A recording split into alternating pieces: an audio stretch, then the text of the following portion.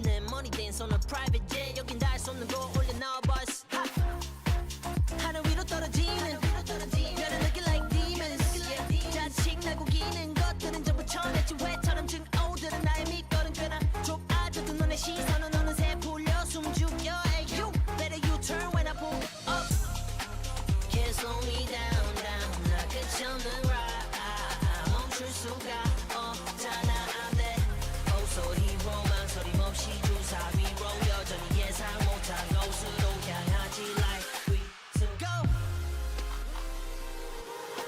Told myself I'm so bossy, I'm so bad. I told myself I'm so bossy, I'm so bad. I told myself I'm so bossy, I'm so bad. I told myself.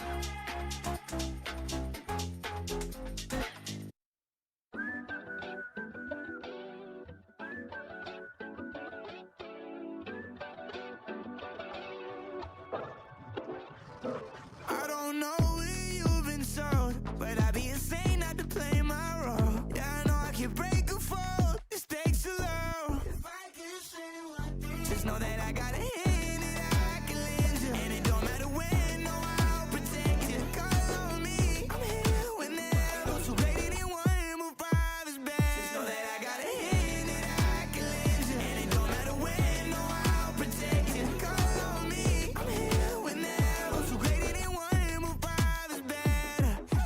Oh, you think you suck? I think that's unlikely. You can keep on looking, but can't find nobody like me. Eldorado pussy, why I'm pressing in a white tee. You know I love you, I need someone who can guide me. I can't do no little bag, I need 3 mil. Shots coming in both directions and like a be real. I've been eating good, just to be lucky to get 3 mil. First place, run it up, care about what you feel. I have you, give you everything, anything.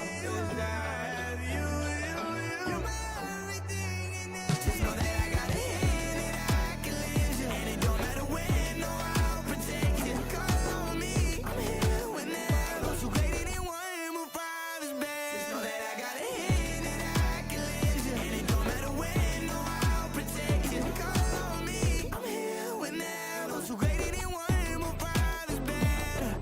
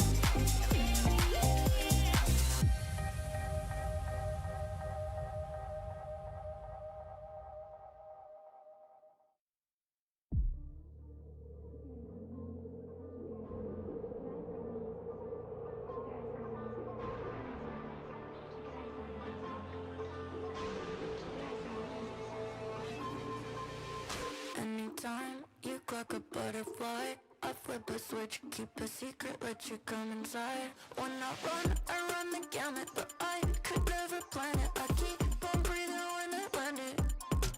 When I run the gamut, but I could never plan it. I keep on breathing when I land it. If you give me a piece of your heart, you keep easy when we are a part of two worlds. It could be nothing, maybe it's something. Keep your eyes on me. Keep your eyes on me. Keep your eyes on me. Me. Keep your eyes on me. Keep your eyes on me. Me. Keep your eyes on me. Keep your eyes on me.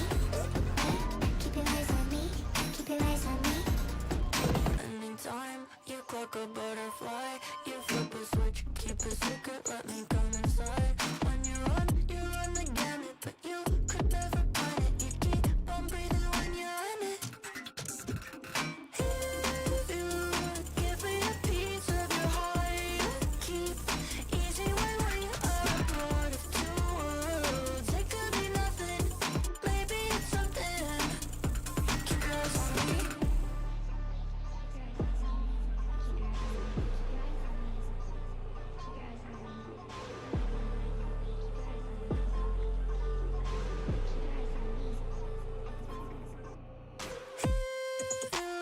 Give me a piece of your heart, you keep easy when we are a part of two worlds.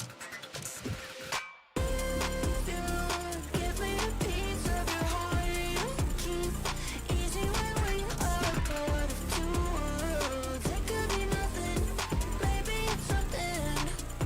Keep your eyes on me. Keep your eyes on me. Keep your eyes on me. Me. Keep your eyes on me. Keep your eyes on me. Me. Keep your eyes on me. Keep your eyes on me. Me. Keep your eyes on me. Keep your eyes on me.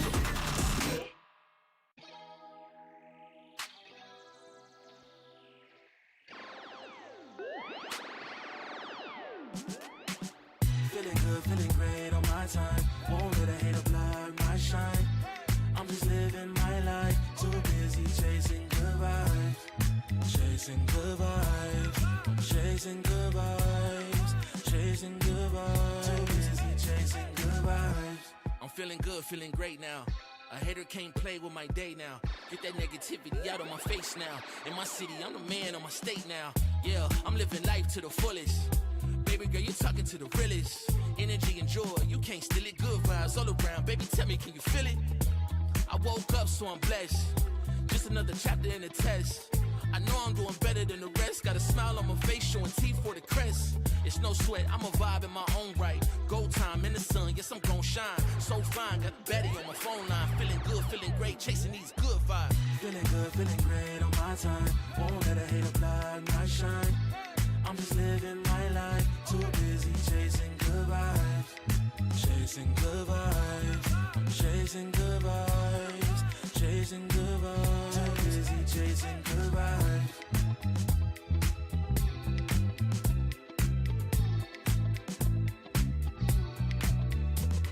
Put my soul on that beat, I'm ready to feast. Margaritas with some divas, I'm pouring the drinks. I'm living life to the fullest, the blessings in me. Don't really care what you say, whatever you think. Nah, unequivocal miracles with the lyrical. With the homies tryna pop like the cereal. Lucky Charms, got a model on my arm. Go watch on my wrist, garlic parm. No alarm, fireworks, I can feel it in the sky. I got love in my eyes, but there's money on my mind. I see passion and pride that despise all the lies. I've been around the world, so I'm down for the ride. Good drinks, good people, and good times. Fast cars, pretty women on FaceTime. More money, more fun in my life. I'm just tasting my shots with good vibes. Feeling good, feeling great on my time. Won't let a hater block my shine.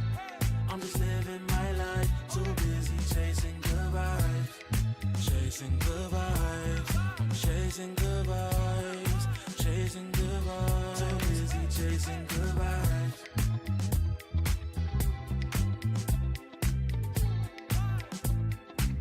Too busy chasing good vibes.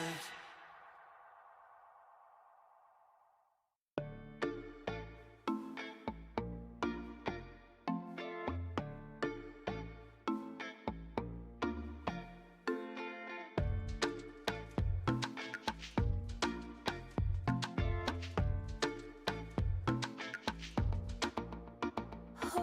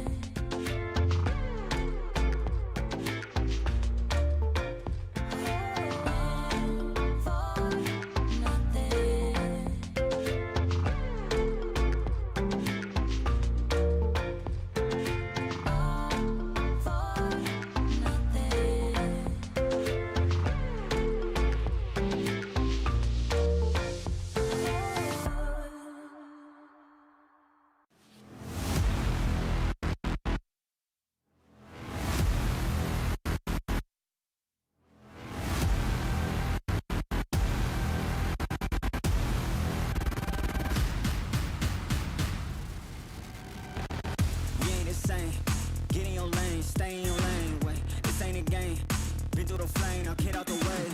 Whole lot of change, still been the same, put that on the name. I had to go through it just to get to it, look what I became. Elevate, level up, way to the top, headed to the peak. All them boys wanna talk, hit them out of law, but don't got receipts. I do it with ease, to you it's a burden, to me it's a breeze. You feel that? That winner's degree, that kickback. You coming at me, boy, sit back. Came out the womb like this, hit the pedal in room right quick. Gotta get it, we going up, way up, might land on the moon. Who step in a room like this? We breaking the rules right quick. They killing the mood, and up in a few, might land in a tomb. I ain't gonna lose it now. Gotta keep it moving now. Elevate, level up, way to the top, headed to the peak. All them boys wanna talk, hit them out of law, but don't got receipts. Elevate, level up, way to the top, headed to the peak. All them boys wanna talk, hit them out of law, but don't got receipts.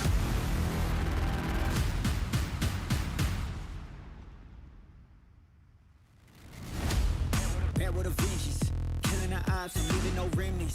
They all in attendance. Gotta go big, I aim for the fences. It's mine, I sense it.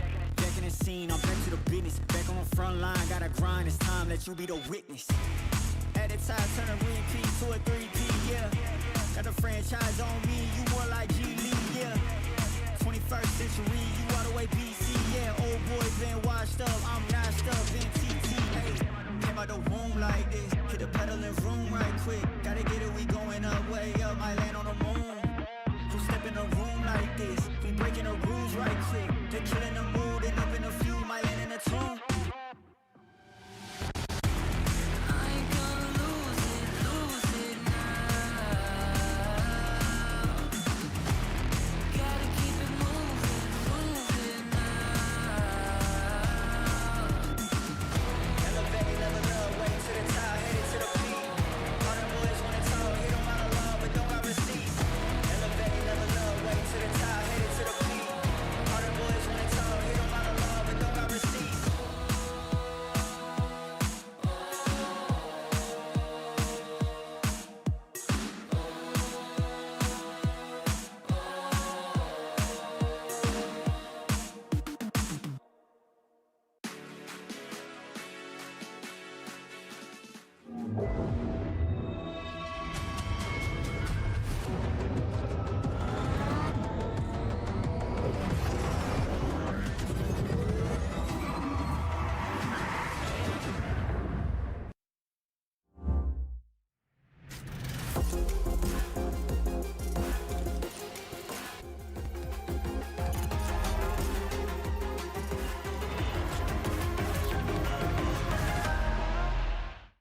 Hey! Hey, Tom.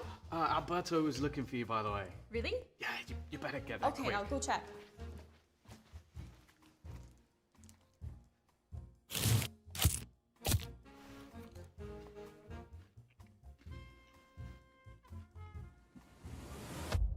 Have a break. Have a Kit Kat. Tom Biz. You've had your fun. It's my turn.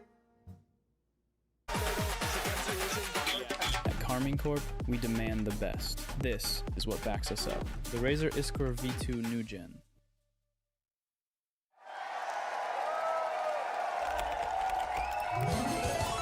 Red Bull gives you wings.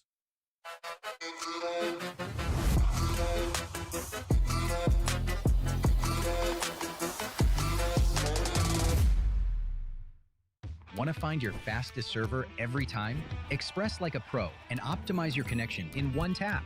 Express and game without ISP throttling. Express and shield yourself from DDoS attacks. Express and choose the VPN trusted by gamers everywhere. Express VPN. Experience gaming the Express way. Fast, stable, competitive. Outplay the world. It's time to Express. Unlock free cosmetics, including Lightning Kicks Buddy and more. Scan to subscribe.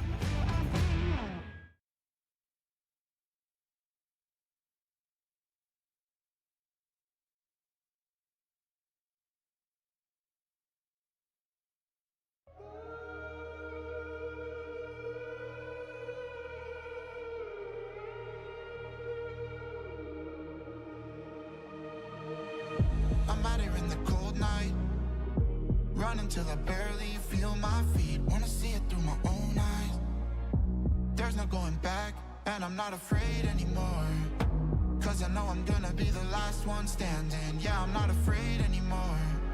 Yeah, I don't wanna wait anymore. I'm ready to fall. I'm ready to rise up. I will do what it takes. I'll run blind straight into the flames. Watch me burn. Alone in the shadows. I'll carry you home on my back. If it's you or me, then I'll take the shot. Still they say I'm the villain. I scream and nobody listens. Still they say I'm the villain. Too bad you can't take me down. See that I'm surrounded by predators. It's critical, they got me in my element. It's dirty how you trying to keep it elegant. Keep my eyes open wide when everyone around me is an enemy. See my life cross my eyes. I'm ready to fall. I'm ready to rise up. I will do what it takes. If it's you or me, then I'll take the shot. Still they say I'm the villain. I scream and nobody listens. Still they say I'm the villain. Too bad you can't take me down.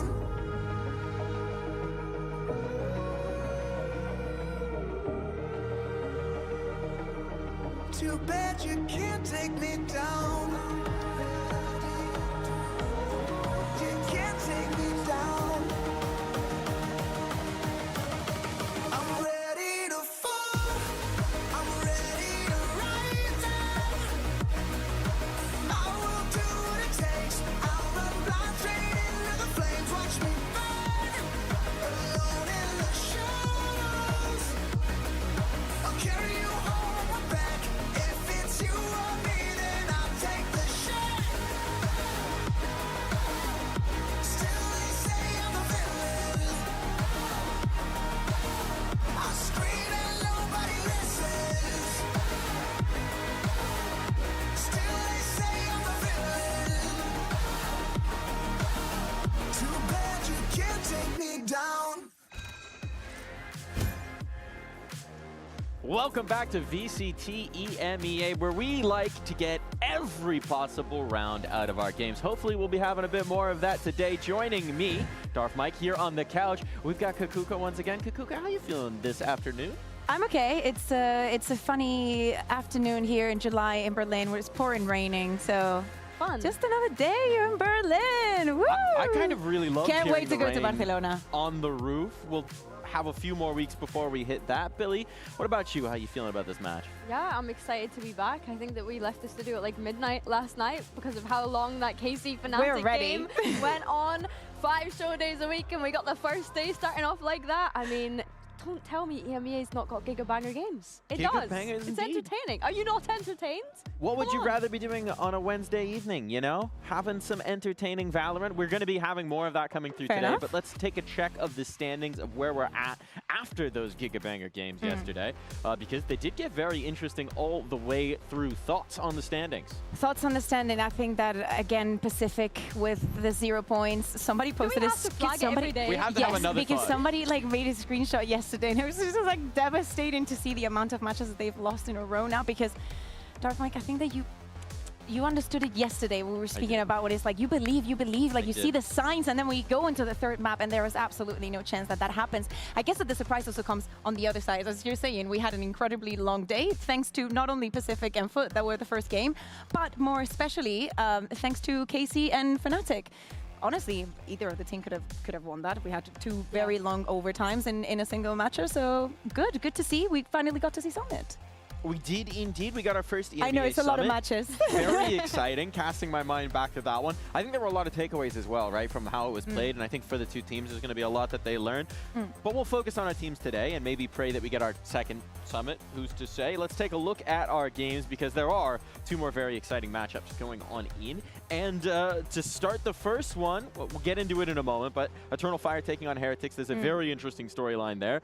And the Mates against Na'Vi as well. Some teams may be looking for a bit of redemption off of week one. I think especially the second one, right? The Mates Na'Vi is more like middle of the teams that have been in the middle of the pack, trying to battle and push through. Because remember, here is, you know, the playoffs are literally just top 1 and 2. So especially this kind of matches are the ones that matter the most, and you have to give your all because it's very evened out against your opponent. Yeah, I think it's one of those ones where it's probably going to be a close game yet again because of the results that they've Today had so here, far. 1 a.m. at least. But the first series I think is exciting because, as you mentioned, Mike, I do feel like both teams have a kind of redemption arc. You saw EF have a win and then have a loss, so they kind of need to be able to bounce back off of that. And then Team Heretics not starting their season off to a great start off the back of coming back from a global event and finishing first place when we think back to stage 1 of EMEA. So yeah, still a lot to prove from this team today for me. Substantial amount. And for EF, right, based on what they saw in week 1, they said not good enough. We're making a change. We're moving things around. We're bringing in a new player. We have a brand new face here in VCT. Spear is coming in, replacing Izzy. This is a very exciting thing. Spear, you heard the name, Bea, and I think you let out a roar. Yes, because when I saw this tweet, I was like, I cannot believe that this is happening. I want to think that because of how difficult sometimes it is to get the visa, this is my personal opinion, everybody, that maybe this was something that they wanted to do for the first week, but maybe they couldn't because time is what it is. But the change, I'm not going to say it makes sense because I don't think that Izzy was doing a terrible job, but then I am so excited to see Spear here because my man shoots. So excited to see. He was in Eternal Fire before. Do you guys remember what happened at the beginning of the year with Ulf and then Eternal Fire and whatnot? Well, Spear was playing with Izzy in that initial roster, but remember, you remind guys, it was the only Izzy that actually made it from that roster into what was made up of that merge between Ulf and them, players-wise. So again, young player. I think he's like 19. To me, he was one of the hot prospects moving into next year. 100%. So yeah, playing in tier 2 for a long time. I can actually throw a little bit of gas on your theory that this might have been the original plan because we'll hear the interview later on, but when I was talking to Neki, he did mention that they had actually been practicing with Spear a little bit in the break and maybe thinking about what kind of configuration they wanted. So maybe this was always part of the overall plan. It kind of makes sense because, as you mentioned, he was part of that Eternal Fire Challengers team, so he's still been able to continue participating in Challengers on the kind of secondary roster, I guess is what you would call it at this point. So yeah, I think for anyone that's not knowing about Spear, this is definitely someone to get excited about. I think more recently in Challengers, he has been jumping onto that Jet, to that Neon, that's what we've been seeing. But historically, this guy on the Viper, on the Cypher, he is an incredible anchor. He's done it throughout Challengers. And I think it's kind of funny because last year when I think about his Challengers performance, this roster that he's now joined was the one that was constantly gatekeeping him out of that grand final in Turkey when it got to stage 3, when it got to stage 2 even as well back then when Ulf had gone into the Turkish league. So he's now joined people that were once his rivals last year throughout Challengers. It's still a great story, right? Like joining tier 1, and we speak about the teams having to be ready and very prepared for what the rest of the year is going to be very short. It's going to happen incredibly fast. So you want to make these changes. I love the fact that you bring up the agents that he's played in the past and the experience that he has, because nothing would make me happier than to see Eternal Fire not being only a team that shoots, but also a team that innovates and that other people copy from. I want to see those kind of players that have that versatility to maybe just throw in a little cheeky double sentinel that we've seen a lot these days here in EMEA, and I want Eternal Fire to also be one of those teams. Early prediction, just based on your read of this team, do you think he's going to be playing the Duelist, or do you think we might see 100%. some of those other roles? Yeah, Duelist? 1 for Izzy. Yeah. Straight Easy. up. Sorry. Okay. No doubts Sorry, going guys. in there. But I think there might be some doubts about the other side, right? Because based on the game that we saw last week, there are many questions we have to answer. So I caught up with Weber to try and do that. Now, Weber, it's been a bit of an unfortunate situation with you, Neil not being able to be here. What's it been like without his presence? I mean, it's not as much of like a damage as what we thought. Like, obviously, we're doing a lot of our preparation online. So, I mean, in that sense, I think we're handling quite well, and he's with us every single day and that type of thing. So, I mean, in that sense, it's been pretty pretty fine. Obviously, we miss him at the studio and on the studio days, which can be tough. You know, he gives a presence in the booth that really helps me, and we help each other. So yeah, it's a damage on match days, but when it comes to like online and preparation for that sort of thing, it's okay. It's okay. And when we're talking about those match days, that tempo, right? Obviously, last week we saw 2 rough maps get away from you guys, big leads lost. What's happening in those moments in your mind? I think it comes down to like preparation, and I think we have got good preparation, but with our schedule, we didn't have enough of it. And I think with preparation comes confidence, and I don't think we had enough confidence either in those moments. So it's something that hopefully with the days that go by and the days that we can practice, we'll hopefully improve on those moments and in those situations. Well, I look forward to seeing it today. Good luck. Thank you very much. More time, more preparation, more confidence maybe for Heretics? They're not going to have a lot of time. I think that, especially, I think Team Heretics is one of the teams that should not require that much of the time. Like, if we cut them the same slack as everybody else. Let's also take a look at the skirmish, because Spear is actually taking on the challenge. So not only he's debuting on the stage, he's also going to debuting against Rians. You want to become a Turkish legend, of course you got to go up against him. Good way to warm up to the stage as well, and probably quite a big test going up against someone like Rians. I think that is, yeah. Oh. Okay. To go back to what you were saying, though, Bea, about like kind of reacting out of the Weber interview, I do find it interesting that it's about building this confidence, because time and time again, we are seeing, oh god, that result is, yeah, he did get cooked. I mean, yeah, too good. You maybe put him in the skirmish to try and build that confidence early on. Yeah. I don't know if that was building the confidence. This is what I'm saying. Like, I feel as though time and time again, we're looking at Team Heretics and we're wondering, why can't these leads be closed out? Why does this choking keep happening? I feel like choke and Team Heretics kind of go hand in hand with one another at this point. It happened in 2024 when we think about the global grand It's starting to become an EMEA thing. Yeah, it probably is an EMEA thing, but I would just love to see them be able to close things out, because this is an experienced team as well when we consider everything that they've been through together. Well, we'll have to find out what the solutions are. We'll tell you that the solution is not going to be Summit in this one. We have Summit out right off the bat here, Bea. This is very good that Rians was able to win this this skirmish, because they were able to choose to be Team B. So you put Eternal Fire in the position of, if you want to ban Summit, this is the moment to do it, and if you think we might have the surprise, because both Eternal Fire and Team Heretics have banned it. So yeah, incredibly valuable. Eternal Fire choosing Lotus again 3 times in a row now, if I am not mistaken. All the maps that they have chosen to play has been Lotus. Team Heretics moving back onto that Haven. I don't know, like, I feel like I've seen so many choking moments from Team Heretics. I think like 4 years ago I saw them turn around a 10-2, but it was a complete different roster. I've just been here for a very long time. Yeah, you're living way in the past if you're thinking about that Team Heretics roster. But yeah, I think it is nice that Team Heretics had the confidence to just kind of like, okay, we're going to see if they ban Summit. If not, we'll ban it. And it looks as though they've been able to get a free map pick and a free map ban out of the basis of that as well. Well, we may be living in the past, but it's nothing like the present, because it's a new dawn, a new day, and new players taking the stage ready for the face-off. They're diving.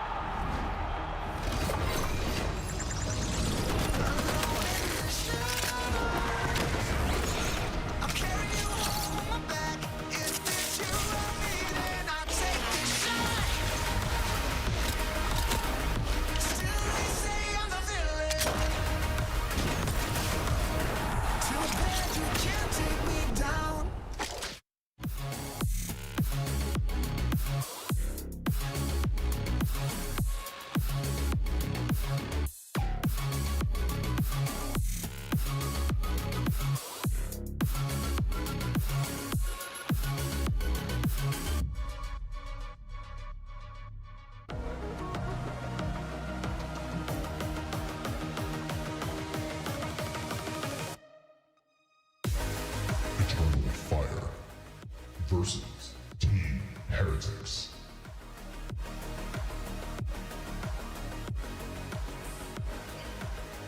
The tip of the spear meeting the enemy on stage for the first time, perhaps, but now they'll meet in the server. And we've got our matchup, we've got our veto. What are your first thoughts here, Billy, seeing these players on stage? My first thoughts is I'm looking forward to seeing Eternal Fire hopefully being able to get that redemption, right? They were one game away from being able to make it to Masters London, and Team Heretics were the ones that kind of took that away from them when we consider things to go on and win that Stage 1 final. So for me, it's a redemption opportunity for Eternal Fire here. I think when I'm looking at this map view, though, Lotus for me is exciting. I think that it's definitely bold for Eternal Fire to be able to pick it, considering the OT loss as well that they had against KC just the other day. I think that I agree with you. This match, I think that I'm going to throw this one. Team Heretics has to be the team now that Eternal Fire has played the most. And we're speaking about very close encounters. As you're saying, one round difference could have been a complete different story for even winning Stage 1, because at the end, Team Heretics managed to do that. And that they were always on the way for Eternal Fire. A new player coming in with a lot of electricity. I want to see Spirit keeping up the pace. And for Team Heretics, what do we think about what happened last week with Liquid? Is it just them being unable to win against Liquid? Because the last 3 times that they've played, it has always gone the Liquid side.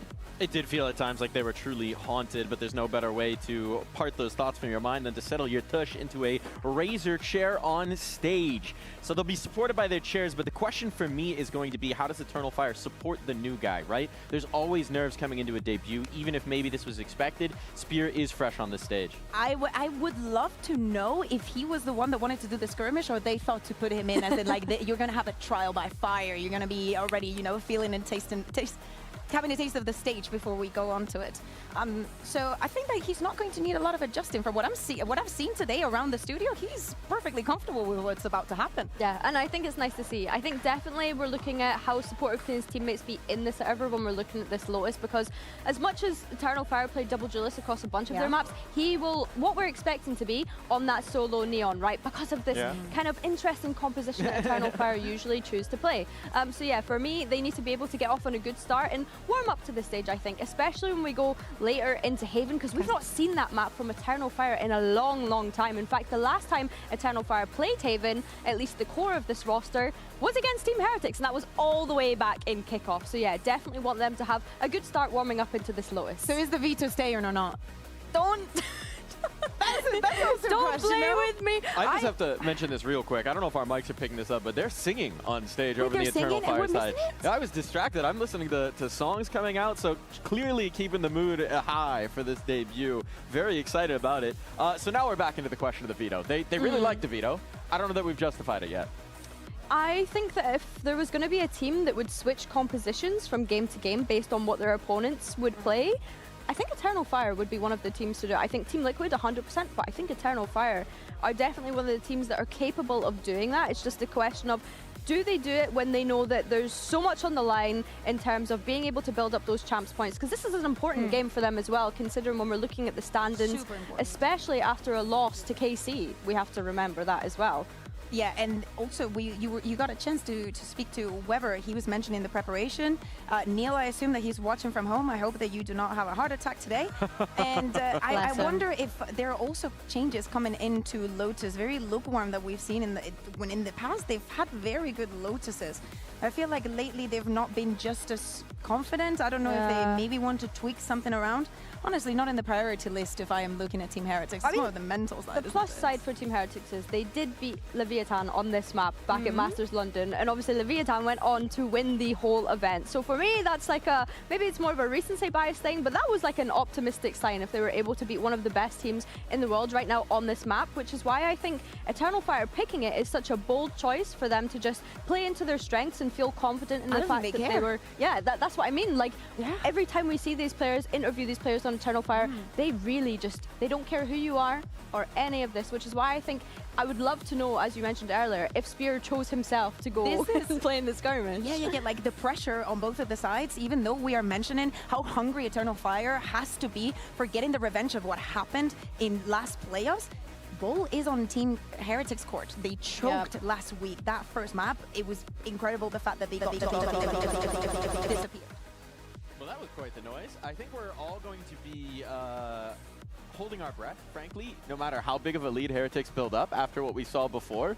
We're just going to be waiting for that winning round to come through, definitely. Yeah, but yeah, sorry, as I was saying, I got distracted there. We got some ghosts in the audio. Heretics might have some ghosts in the brain.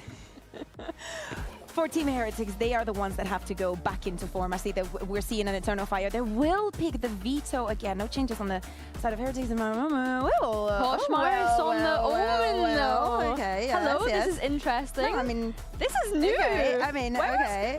On Fate. Okay. This is new. This is very new. Okay. This is the same composition, but of course, Kosh is playing the Omen, and Boo is now switched over to the Fade. Rians is on the Viper. So weird. Rians is on the Viper. But it's so good. This is one of the changes that I would wanted to see. But then now moving also onto the Viper. I mean, to me, I felt that this was wishful thinking to a Spectrum Heretics. You know what? Last week, I interviewed Benji Fishy, and he said, keep an eye on Rians, and I thought he was trolling me.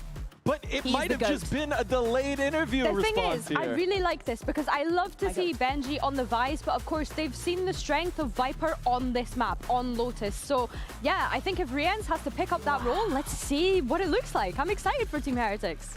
There is a lot to be excited for. We'll see who comes out sharp and ready, but two fellas who are always sharp on the server. We got Mitch and Tom. Take it away.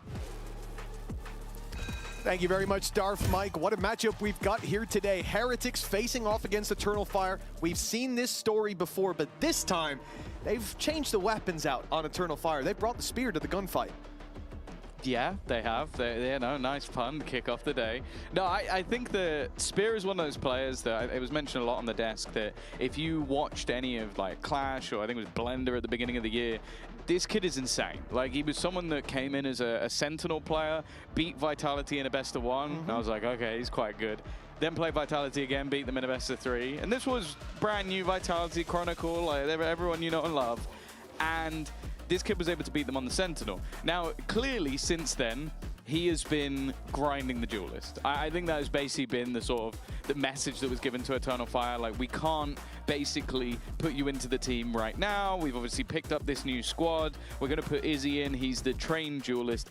You're going to practice while we wait. I think he played a game for Barca down in the Tier 2 and played very well. And basically, he's just been preparing for this moment. Now, the skirmish went horribly. Got absolutely blasted. And the one thing that I will say is a harsh reality for him is he's a young Turkish player who is coming up against the Turkish killer, who also happens to be Turkish in the form of Riens, because whenever he plays a Turkish team, he just decides to farm.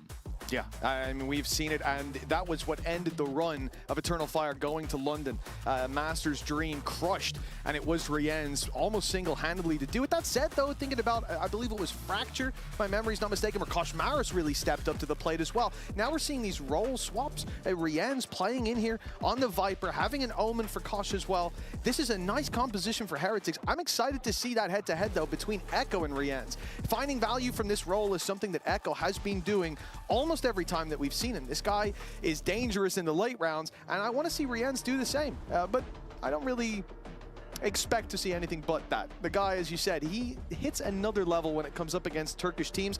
And for Spear, well, then that's going to be the biggest challenge. Can you perform on this stage is already a hard enough question to answer, and he has the advantage of at least he was preparing for this moment. He hasn't just been picked up out of nowhere. He knows these boys. He's been waiting to play on this team. But performing on this stage, at this level, in front of and across the stage from a man like Riens, now that is a bigger challenge than I'd wish on anybody for day one. Of course, for anybody wondering why we are waiting to get into the game, we are just swapping out some inners, so hopefully that'll be a nice quick fix, and we'll be getting back into the game at any moment. But yeah, I also think it's an interesting matchup because you have that same sort of prodigy level talent on the other side of Woot. Like, Woot was someone that came in and was basically sat on a roster when he was too young to even play on that roster and basically waiting for him to come in. Now, that wasn't quite the case with Spear. He was old enough to play, but he just didn't quite manage to get directly into that roster. So there's a lot of pressure. There's a lot of eyes on him. Like, we've seen it. Well, I've said it. Like, Bayer definitely said it on the analyst desk as well. Billy was talking about it. Like, this is someone that all of us are excited to see. And coming in midway through, or like partway through stage 2, where basically everything is on the line. It's not like, oh, you come in at kickoff, maybe kickoff doesn't go well, you go to stage one, or like you miss an event, and like, ah, it kind of sucks, but like maybe we come back in the next. No, if you miss out on champs, that's it. The next year, everything's going to be different. This is the end of an era in Valorant. So he needs to hit the ground running now, and that's a much scarier thing to try and live up to. The one thing I have learned, though, when it comes to young Turkish talent, is a lot of them don't seem to care about the difference between playing at home online and smashing people in the Turkish league to coming here and smashing people on stage. So I'm going to go in hoping that we're going to see the best of Spear off rip, and if they put him in for Izzy, I'm expecting big things. And to build on Bea's point from the desk, Akuka was saying, waka waka waka, and I think that's a really important part of this game. The pistols carry a lot of weight, and we already see Rienz and Echo have a bit of a battle about towards the C site. I think that might not be the goal of Heretics. A very slow start to the attack side. Eternal Fire, on the other hand, are looking to get aggressive. 4 players pushing up on A, and it's Benji Fishy standing against them all. Not standing for very long. There you go. He's on the board. Sometimes it takes players a lot longer than that to get their first kill, but Spear already with that aggression. Maybe the start of what could be a very prolific career. Already the utility denied by the veto. Of course, that is something that players are going to have to get used to, but of course, I think Heretics would have known what was coming when they went into this one, and Wu already just looks to take over. The young prodigy has now been around a little bit longer in the form of Wu, but he hasn't gone anywhere. 3 kills in the pistol. All that stands is Ordaz, and he does not stand for long. That's a nice idea from Eternal Fire to get aggressive into the late round. They're waiting to see that A push come through. It doesn't, so they make the A push happen themselves, catch themselves a kill, but well, there's not really much you can do when Woot decides to show up like this. Spear swung out looking for the trade, but he was not quick enough, and Woot most certainly was. When we talk about Rienz as that Turkish team killer, well, 3 kills for Woot in the pistol. It seems like everyone on Heretics is here to take the dub. For Eternal Fire, a low buy, and you're expecting, and I imagine Heretics are as well, a bit of aggression on this low buy. Yeah, something to note as well, that it does seem like a shift I wanted to talk about when we saw Heretics come back into Stage 2, is do we now consider Woot that primary duelist? Because something that has been, as the in-zone flawless goes through, has been a talking point was when Miniboo left, he said he was in the running to be primary duelist, but that didn't happen. They got Comeback, and they got Koshmaris, and things swapped up. But in recent times, he has been playing the Jet, the Neon, which I normally would put as the primary. Now he's on the Raze, while Koshmaris is on an Omen. It seems like they are switching to make him more of that focal point. And that's a very interesting piece, because when they played maybe arguably their very, very best back in 2024, he was also that piece. Yeah, could be yet again. A 2-0 start. Rifles across the board for Heretics here. Plenty of credits to buy up in the next. It's essentially back-to-back full buys, and for Eternal Fire, no group up, but still some aggression. C-Mound already taken. Fabian has the ability to protect himself from any util thrown his way, or most util thrown his way at least. So they're confident to leave him all by his lonesome there. He's also got his traps out on the B side, so this is a lot of control taken by just this man. And everyone else can focus on A. That's great, if Heretics go that way. B site, at least for now, is the point of contention, but pressing the button puts Fabian under an awful lot of pressure, revealed and forced all the way back. And okay, sure, he'll TP out of there, but he's taken a nasty amount of damage early on. It seems like maybe even part of a game plan. Okay, Spear, welcome to the server. Put a rifle in his hands and 2 heads already gone. A quick double to shut down any pressure on the B site. And now this makes things quite awkward for Heretics, who have 30 seconds to make their move. Still so much ground to cover as well. 20 on the clock, and Spear still standing. Nice shot onto Rienz. He's taking the round by storm! What? A debut ace in the first 3 rounds! Spear is on the server, baby! What a show up! Well, you know, it's not quite the Navira pistol ace. He hasn't quite done that, but round number 3, that's all it took for the young Turkish superstar. If you were questioning like, oh, it seems like everybody's hyping this guy up quite a lot, you now understand why. huge levels of individual brilliance, and that was Heretics with at least some weapons in their hand. Yeah, it's a bonus. Yeah, they could buy back into things, but if he wasn't confident before, he certainly is now. First time he touches a rifle, first full buy, and he's got 5. Spear definitely leading the charge for this squad, but here it's Audaz taken 2. Great shock dart from Neki. That was his second. The first did damage as well. And now Benji Fishy, moments later, is all by his lonesome. Barriers went up, and 4 players from Heretics went down. The spike on the floor as well. And at least last round, you could look and go, okay, Spear had a life round. It's whatever. But the buy round, the full buy, although the last was still pretty strong, it hasn't lasted even a fraction as long as the one before. Unless you still have hope in the 1v5. Look, Benji's been great in the past, but and then look, this would certainly be a return to, or not even a return to form. He'd be hitting a new level. Yeah, for sure. And I don't think I'm a believer in it. And I don't think he is either. Spikes on A. Oh, we know exactly where he is. Maybe hoping to just try and get out of there and hold on to the gun, but instead he is being hunted. We know how aggressive this Eternal Fire defense likes to be. 30 seconds left. Okay, he doesn't have a chance anymore. He had a chance if they kept pushing him. Well, that's also assuming that he's able to out-aim any of the players on the other side, which Benji is very good, but, you know, these Turkish youngsters have been insane. There you go, there's one. Now the other 2 from the seaside are going to look to surround him, and unfortunately, I don't think he's long for this one. One of them was picking up the orb. I love that from Nick. He's like, well, only one of us can get killed, so I might as well just pick up the orb. It's always a little disrespectful, but I quite like it. Yeah, it was a fantastic early fight, though, that we saw go down. Audaz spamming, catching 2. You know, you'll never turn your nose at a start like that. But the utility barrage behind it, the stone that came through from Spear, the shock darts from Neki. Really? Oh, that was his first ace in VCT EMEA. That's crazy. He didn't get one in round 2 or round 1. Now, so here's a question for you, Captain Cal. What's the record from a player joining VCT EMEA? How many rounds until they get an ace? Was it round 1? Yeah, I think it was round 1. Oh, the pistol. Yeah, that's what you were saying. That was his first game. I almost forgot about that. So is he second? Is Unless second, I'm wrong. Or did somebody else? We'll see. Maybe I'm wrong. Round number 1. Who knows? Maybe my memory is fooling me. That might have even been before. I don't know. There was a long time partnership, ago. You think? No. Maybe. Oh, maybe, actually. I don't know, all blurs into one at some point. As these rounds will for Heretics, if they keep losing like this, a few spams back, and it looks like there's still some life on the attacking side. Barely any. 15 health between them. And now the spike down. And it's Echo to contend with. I said I was excited for this head-to-head. Well, Rienz has made the wraparound. But as time ticks on, Echo will become aware. And now he's in a position where his back is not exposed. He can look forward and see both angles of approach. Rienz has to land the headshot. 150 health on the other side. But for him, a swift breeze, a sneeze in his direction, and he is gone down. It's going to have to be quick from the Turkish killer of Rienz. He's coming around, catching him off, but missing all the shots. Echo, the Red Bull clutch, finds a round for Eternal Fire that puts them in the lead. It's way too close for what was invested on the Heretic side.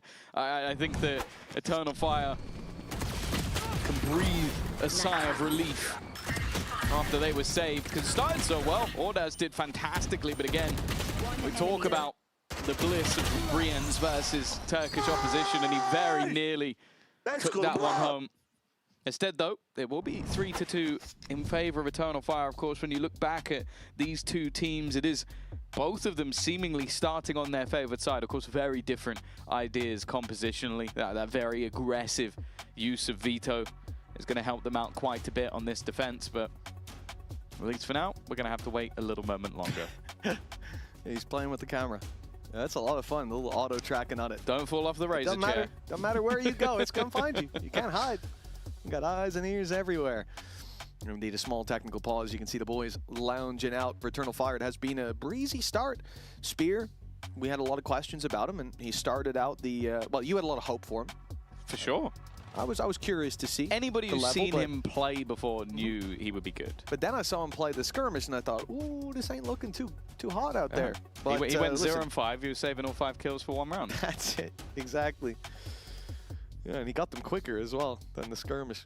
for Eternal Fire, yeah, beautiful start. Spear showing up, odd as, I mean, he got 2 spam kills through his smoke when the whole team was spraying away, but he's been there as well. Fabian, I like the setup too that we saw from him, going up with the veto, leaving his cancellation right above him, so any utility comes his way, he can just eat it up, and having a TP to get out. And TP's a little far back, so you can see he kind of needs to get to the box, and when the door swung open, it looked like Heretics might be able to punish. But overall, I like the ideas of the setup.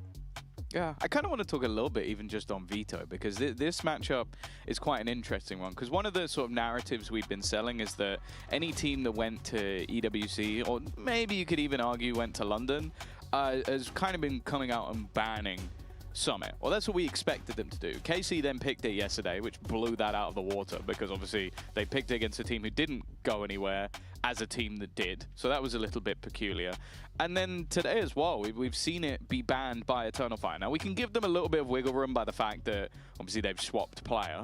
So maybe that's just, okay, we haven't had time to fill that one in. But then what they have done is let Haven go through, which was a map that they've just not been playing, I think, even since like February. So it's been a while since we've seen that from them at all. So to have that as a second map, obviously, if you go off history, Haven was a fantastic map for Heretics. When they were at their peak, they were terrifying. It's not been quite as good recently, but still enough in the EMEA final to beat Vitality. Still played All Gamers recently and won it. So I think that there's still some level there. But then you look at the first map, which is one that, yeah, in recent form has looked pretty good for Eternal Fire. And it's been very up and down for Heretics. Like losing to BBL 13-2 was a big surprise, but then they managed to beat MIBR and All Gamers. So it feels like map 1 could be more of a middle ground. Map 2, I have absolutely no idea, because it's not a map I ever expected to see in this map pool. And then going into Breeze again, it kind of feels like a little bit more of a middle ground. It's been played a lot more by the side of Heretics, but they've not really had any clean victories all the way back until stage 1. So. And even then, like, thinking about the time that they faced off against Eternal Fire, it was a really bad start on Fracture. It was a super dominant first half that then had to bounce back from. Koshmaru's man on the screen right now was the one that was bringing us across the line. Don't make me come down to the studio, boys. I'm a rock, paper, scissors master. Yeah, it was a one-off. It was a one-off. Yeah, you lost to LaRock. Get him next time. I'm telling you. I should have known he was going to go for Rock. Did he? Wait, did he actually? Yeah, I don't remember. He went for. Did, yeah, so LaRock went for Rock, and you lost. Rocked my world. I wonder what Lover's Rock would go for. Yeah. I was very upset, to be honest. That ruined that cast for me. That ruined that day. Just for the people at home, we had a tech pause, and guys were behind us and turned around, played rock, paper, scissors. Some people are saying that LaRock cheated. No one said that. I said it. Yeah. Just now. After you lost. Yes. So, quite possible. There was like a delay. The lights were in my eyes. I'm not sure about him, but I'll tell you what. While we wait for this game to get sorted and get back on track, let's get some inside info from the Valorant devs. Ooh.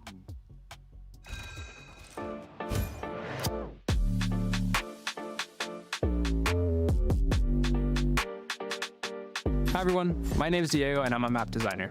Let's talk about our map update philosophy. For new maps, we closely monitor it post-release, keeping an eye on its performance or if there's any major problems with it. This is because when we make updates of any size, we want to target specific problems or unhealthy game patterns. We don't want to change too many things for the sake of change. We understand that players have mastered these maps for hundreds of hours, and changing things too much can cause a lot of pain. No, it's looking too real. For example, we made changes to Pearl in patch 11.08 because we were tackling a singular problem and wanted to fix it in ways that minimize the learning curve for players. We see that post plans from long are still viable, but not the only strategy, and it can be easily punished if teams are ready for it.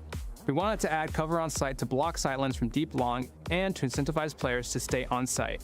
In Old Pearl, it was something we were seeing in our data and observing in both player and GAT feedback. I was personally noticing it and experiencing it in almost all of my games in Ascendant. It's feeling a lot better after the changes, and we're seeing players play more on site rather than falling back.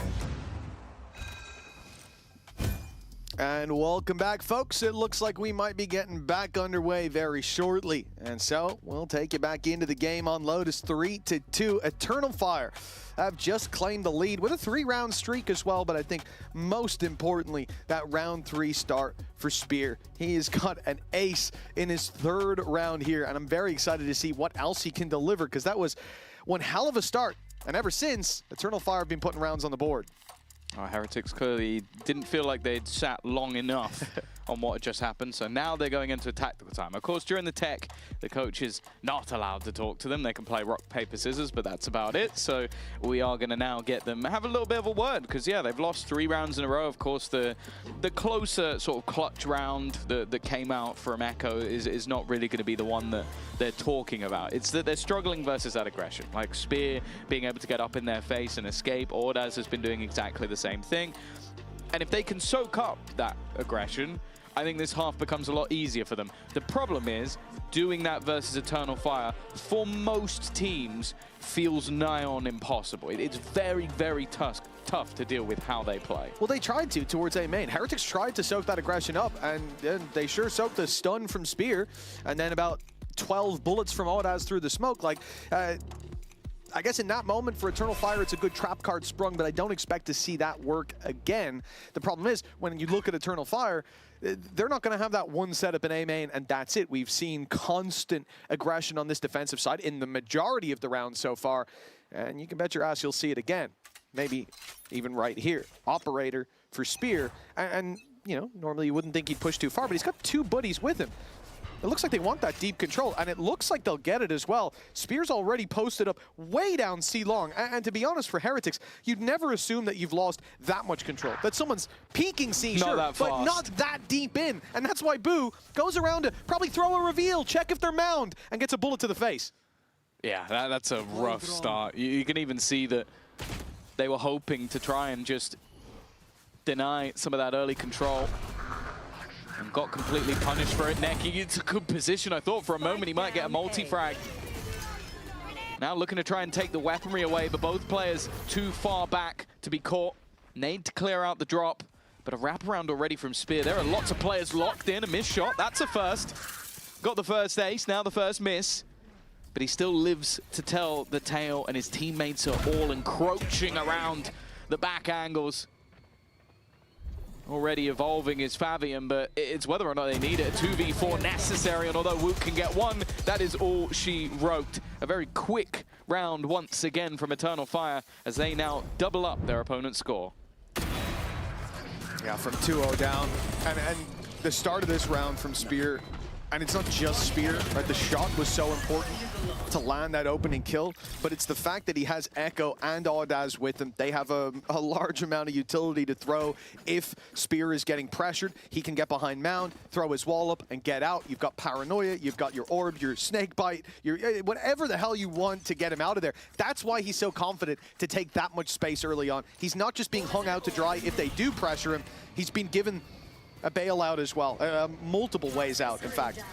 Now we start this one with feigned aggression from Eternal Fire. They open that door towards A, and before this was where 4 players came barreling out, and instead this was concealing the fact they're still playing that C angle, and again have Spear posted up with a ton of information early. And Heretics already will have to use, look at where Boo is right now. Like, if they're going to go anywhere near this angle, I imagine they're going to use utility. They're not, and they almost got a kill for it. Yeah. He's sticking around. He's been caught out. This time Spear is punished. Didn't have any friends alongside him. Of course, things are equalized, but the main benefit, especially with that orb, is that they get Woot, an operator in hand. It leaves just one defender, at least for now, on this side of the map. Ordaz looking to get aggressive around his own smoke. Never mind. He didn't even care about the smoke. He's just shooting alongside it. Again, we've seen a lot of spam kills recently. He's even spotted the player out towards the door, watching to see if anybody looks to go within it. He does get taken down by Kushmaras. Echo also kind of in no man's land. This is a problem. They are fighting individually. And while they're trading evenly, which is absolutely fine for the side of Heretics. That's already a great round. Much better than it looked like was even possible, but a trouble with that Hunter's Fury. Boo. Gonna have to sidestep it. 10 seconds left, and Fabian drops him. Spike down, no plant. And Benji's going to have to do it alone. He's not going to be given the space or the time to do this. All Fabian has to do is cancel the plant. And all Neki had to do was run away. A 3K for Fabian and a 5th round in a row now for Eternal Fire. Yeah, I think, again, you just see the sort of chaos of Eternal Fire, and then the last two players just kind of bring us back to reality. They use the Hunter's Fury to disrupt the plant, and while the plant is being disrupted, the last player just basically goes and spots. Makes it impossible for Benji to really do anything. And while the depth of talent on this team is shining once again, 5 rounds in a row.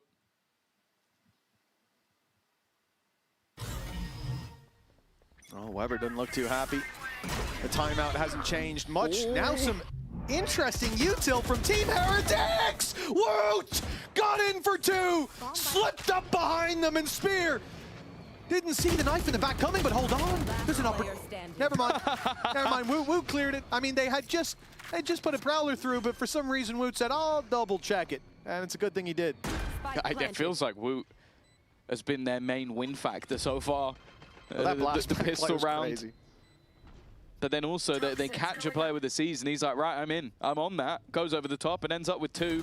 Even wraps back around afterwards. And for Echo, a 1v5. Now they got the credits. He can go for this and it's not going to break the bank. He can try and make this one costly, but maybe just looking to try and exit. And eventually, well, it will end as an in-zone flawless. A great return to the board for Heretics. A good moneymaker. And in all honesty, I don't think they even had to use their ults. A little bit of a taste of their own medicine for Eternal Fire. This aggression is crazy from Woot. The C's nade thrown through. You expect him to be backing off, running away, and before the reveals even landed, before he even knows what he's getting into, he's blind dove in and taking a double kill. Nice! Let's go! Nice! To say he got a little lucky with them lined up is something, but hey, if it works, it works. And in-zone flawless is how they break the 5-round streak of Eternal Fire. And again, that Seize is going to catch. It's in a different position this time, but Spear cannot catch a break. Rienz ends up with 2. And look, for Heretics, A main was a big problem starting out this map, but it seems like that is a thing of the past. Well, yeah, we always used to talk about Boo swapping up the roles. Like, he would go between Initiator and Controller. He's settled on Controller for a long, long time. You can see the value he brings with his utility. Now, Neki has at least been able to find one. The drone is going to reveal 2 players. He knows that they're in this corner, and Echo's going to tuck in. Maybe a slight off angle, but it only works if they break that door. If not, the pressure will be on Neki once again, who's already less than half HP. Very patient from Heretics. Nightfall to clear sight when they eventually go, so time crunch isn't the biggest of concerns. With 30 on the clock, it is probably time to go, especially after that reveal being broken. You can only imagine someone from Eternal Fire's on the rotate. Oddaz miles away, luckily. And that door is still standing in the way of Echo, so he'll have to give himself away if he wants to help out. And it might even be the retake call for Eternal Fire. Nightfall clears the back. Snakebite in. It's going to slow them down. Echo's done well, but it is only the one and done. Time ticking. Plant position is going to be so important. If Neki gets this right, he could just win the round, but he's just off by a millisecond. Woot guarding his teammate's life. And while Ordaz, they're going to figure out very quickly exactly where he is. All 3 players now at the back of the site, and while too many targets for Ordaz to try and correct onto. 2 in a row for Heretics. Another good round in terms of denying the aggression of Eternal Fire, and we talked about the fact they need to soak up that pressure. They've done it the last 2. Yeah, they've done a remarkable job. I think fighting back with some of the seasons of their own. Like, I don't know what Boo is doing to correctly predict the position of Spear twice in a row, but he might be the one man in the studio. I'm not going to challenge the battleships. Let's go! A remarkable job done by Heretics to recover this. But the half's not done yet. Plenty of rounds left to play for, and Eternal Fire, they look to extend that lead before it's lost. They start out with a very spread defense, and not looking for any more A main aggression on that defensive side, and I can't imagine why. Echo's in a good spot, but he needs a multi-frag and he gets nothing. Rien's also look at the spike, catching out Spear once again. Spike not going anywhere just yet. Fabian locking down this backline, but Benji's watching for it. They are so aware of everything that's being attempted now by Eternal Fire. It's like the first few rounds were all just calculating, and now they've started to figure out the puzzle that is this aggressive Turkish side. Of course, for both teams, a victory here almost feels paramount. Of course, there's no elimination in our group stage. It just sends you to the play-in instead, but I think most teams would be hoping for those couple of weeks off. Neki, good position again, but it's so expected at this point. I think every time they open that door, they're going to go, okay, check the left and right side of the door. Neki's probably stood on one of them. Yeah, after such a slow start for Heretics, that 5-round streak, Eternal Fire looking hot to the touch. It definitely felt like we weren't going to get to see the Heretics that we expected today, the Heretics that we saw last time they faced Eternal Fire. But I guess we are seeing that, reminiscent of those slow starts and bounce backs. Pretty much guaranteed at this point for the 5-5 half. 7-5 possible from the position they were in. That seemed like a dream not long ago. I think this is the issue, though, for Eternal Fire, and has been in quite a lot of occasions. When they have momentum, they look like the best team in the world. Like, when they can just keep running at people and headshotting them, they look unstoppable. The second someone figures them out, it's do they have other layers to their gameplay? And I'll be honest, a lot of the time I feel like the answer is no. But look at this round. It was a standard default. They pushed up C main a little bit late, super slow with Fabian, and almost caught the spike. But sitting back and playing the fights, look, it's not their game, and it certainly looked like it. And I agree, you know, because it was A main working for them again and again. It's where they got that first round on the board and really shut Heretics out in the big buy. And it was Spear taking that aggressive control towards Rubble, but as soon as that Fade util started to slow him down, it does seem like Eternal Fire ran out of ideas. Yeah, he got countered very quickly, and probably someone who's going to be learning a lot over the next few weeks, of course. I wanted to bring up a comparison because, as I said, when we saw him at the beginning of the year, he was an out-and-out Sentinel player. Still his most played agent, so another young Sentinel superstar. And we have seen him sort of shift roles, I feel like, as a necessity, because replacing Echo on this team, I don't want to be rude, you're never going to do that. The guy is a lunatic in his role, but also incredibly good at it. So why would you basically cut off your nose to spite your face? So you say to Spear, can you now become that duelist? And these are sort of the stats that we've seen coming out of him. The answer was certainly yes. There's no doubt that he has the individual skill level that is required for him to take over this role.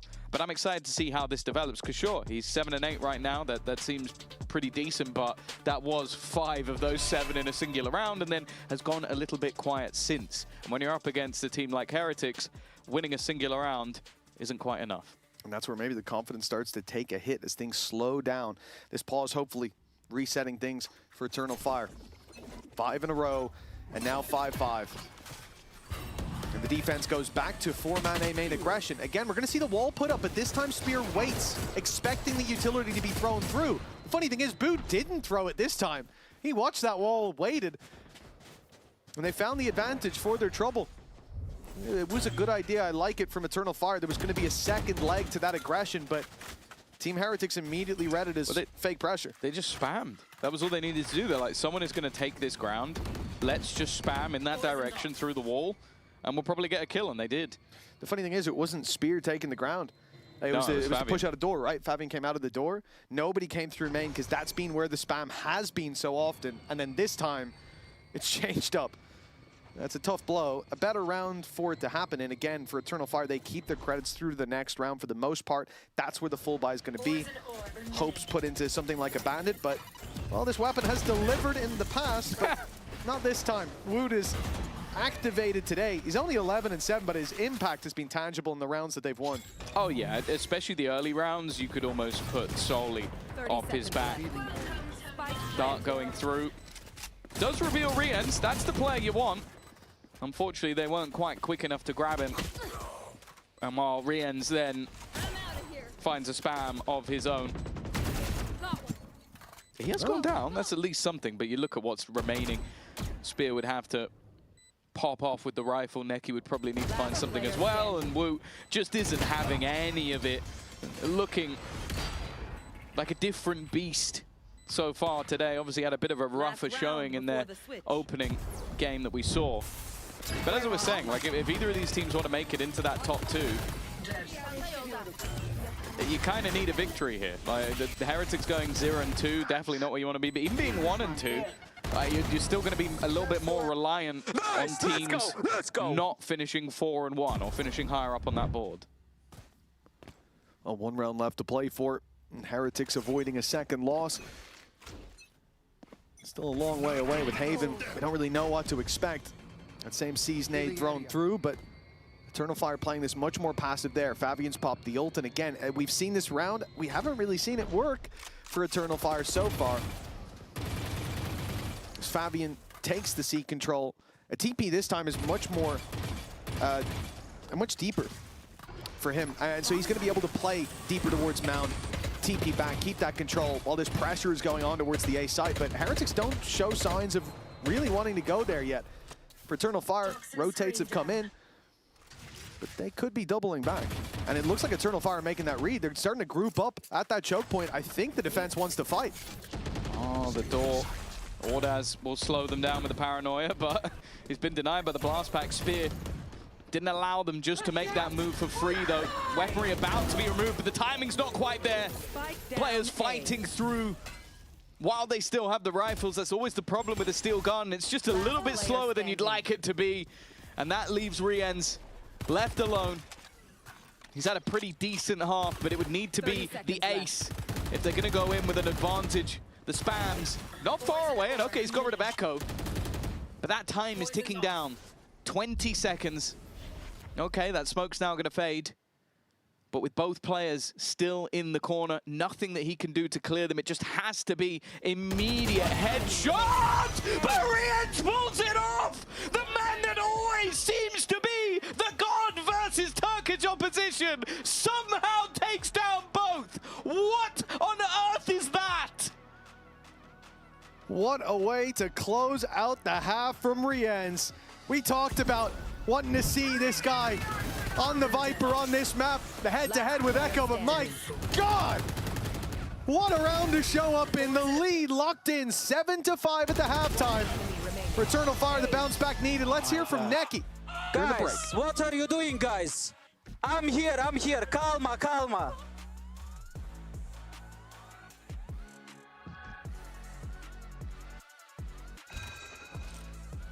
Now, Neki, exciting day here. New player in, Spear. What's your first impression of him? I think he's a too good player. We practiced before the season with him. We tried, and now his time. He will show us. We will show him. So if you practiced with him before the season, why did the move take until now to come through? Yeah, we just tried new squads for us, and we started with Easy. Now we think the Spear will be more good than Easy, and we are trying now. And for you, when you're calling, how do you have to adjust now that you have Spear in? Is there anything you need to do differently with him? Yeah, we are 5 aimers, so we just shoot them. Simple as that, just shoot. Anything you're doing, anything you're telling Spear to make him comfortable in his debut here? Yeah, we are just telling to him, play like a normal, play like a chill. It's easy. Play like chill, it's easy, just shoot, simple as that? Yeah. At the end of the day, sometimes it's as simple as that. What do you think about your opponents here? What do you think about Heretics? Heretics is good. We played on the last season on playoffs, 2 matches. One win for us, one win for them. We will see this today. We'll have to see. Good luck in the server, man. Yeah, thank you. Thank you. Yeah, but the order of those wins is very important. When Heretics took the dub, it was to cut the run short for Eternal Fire, stop them from making it to Masters London.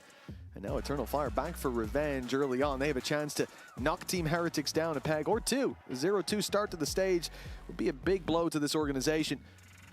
And for Eternal Fire, the addition of Spear, well, round 3 certainly made a big splash. He's been doing decent round to round after that.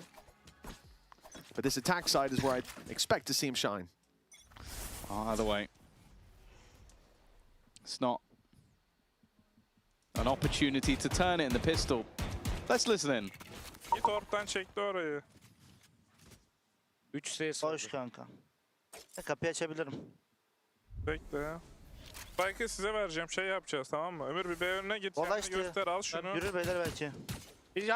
Tamam bekle, smoke at bir daha buraya. Atıyorum, Bekle ya da atma. Beraber pikleyelim, gel. 1, 2, 3. B'den yürüyeyim mi? Tamam bekle. Hala isterim. Tamam ağacı açın, beraber ağaca girin, smoke aç. Ve volunu aç hatta, atma smoke atma. Kapanacak ama hızlı kapanacak. Tamam ağaca 2 kişi girsin, Soner bana kapıyı kıracaksın, kapıya drone vereceğim, sonra A oynayacağız, tamam mı? Tamam, Ömür sen de gel. Başlarım. Bekle klasikdeyim kanka, bu zor kılıyor. B önüne gitti Fate. Oynayalım Aya, tamam ağaca girin. Ağaca gir, backside paranoya da girelim. Atıyorum backside paranoya. Hemen smoke soldan geble, hemen smoke soldan geble. Hemen smoke soldan geble. Vame verdim. Right boş retake oynuyor adamlar. Arka Hemen alabiliriz, arka Hemen aslanım var. Hemen kur. Hemen kurdum. Beyler arkaya alsın birisi. Ben alacağım. Dönüyorlar. Now plant secured for Eternal Fire, and Neki hearing a lot of steps jumping up top. He knows exactly where they are. That could be a very early flank coming through, but he's still expecting someone to come his way, not fully believing that the forces have gone elsewhere. Now they're starting to realize, great stun goes through. But they only get the one off the back of it. Fabian still standing strong with a third and a fourth on a sliver of health. He should have been dead to rights there. I thought we were about to get our third ace of the game. We're only in round 13. Well, we've already had 2. I'll be honest, I'm still not over the Rians one from the last half. I was about to say when he got the kill on Rians that one is worth 3 kills alone. But what a great cleanup from Fabian. Nice! You can see. Means a lot to him to kick off this half strong. A half that was going fantastically well for them at 5-2 up, but then, Woot, I think Rians especially, starting to step up to the plate. It's not going to be much invested into this round, although a paranoia used immediately by that defensive side to try and gain some control outside of A. It's not something that they can really hold on to other than just leaving a player there for information. I'll say that Spears' stuns have been on point all game long. Like, so many rounds I can point to. Especially the first ones they were winning towards A main. You saw it there in the pistol as well. That we used to kill him. Yeah, exactly. It was a trade out of valuable utility. And this round sees a very, very light investment, as in 0 credits bar utility for Team Heretics. What we've seen in recent memory from just Valorant in general, I don't think you can count out these kind of buys, but normally there's at least going to be a little bandit or something. Tree on his own and there's just no scoping people. It's just silly. Like, it's the Marshall for you in an anti-eco. It's very strong, but it's like his teammates were just stood outside the door waiting for him to do that. And then, yeah, an in-zone flawless just with the Sheriff at the end. Like, the stronger weapons didn't even need to shoot a bullet in this round for the side of Eternal Fire. It's a smart play. Why risk the rifles? Send in this madman. If he finds some kills, great. If he gets killed by 2 or 3 people, probably after the first kill, then fair enough. I just don't like how Let's go casual elsewhere. he makes it look. Nice! Yeah, it's a double swing, how quick those taps come in. And he just looks so calm, cool, and collected. But he knew going down there to find the information to send the boys away from the forces was all that he needed to do. Now, 7-7, full buy for both squads. And see Eternal Fire coming into this. 5 Vandals to play with, plenty of credits for the next.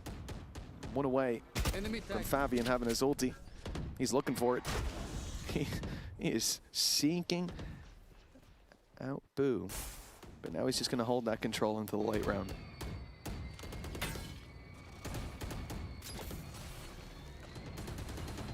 First real test. Of course, with how much they were able to do in the last round with the weaker weapons, it's full rifles across the board for Eternal Fire, so it almost feels hard to compute which of these is the bonus and which of these is the full buy, because they're on almost identical footing. Woot in an aggressive position, but he is alone. Manages one, but it's very quickly traded out. You've also got Boo attempting to be a little bit cheeky from above, and although the reveal is there, the players are too far ahead. Spear now as well, converting onto Rinza. Orders just goes swinging. I don't know if he expected that to be clear at this point, but that's given a footing in this round for Heretics.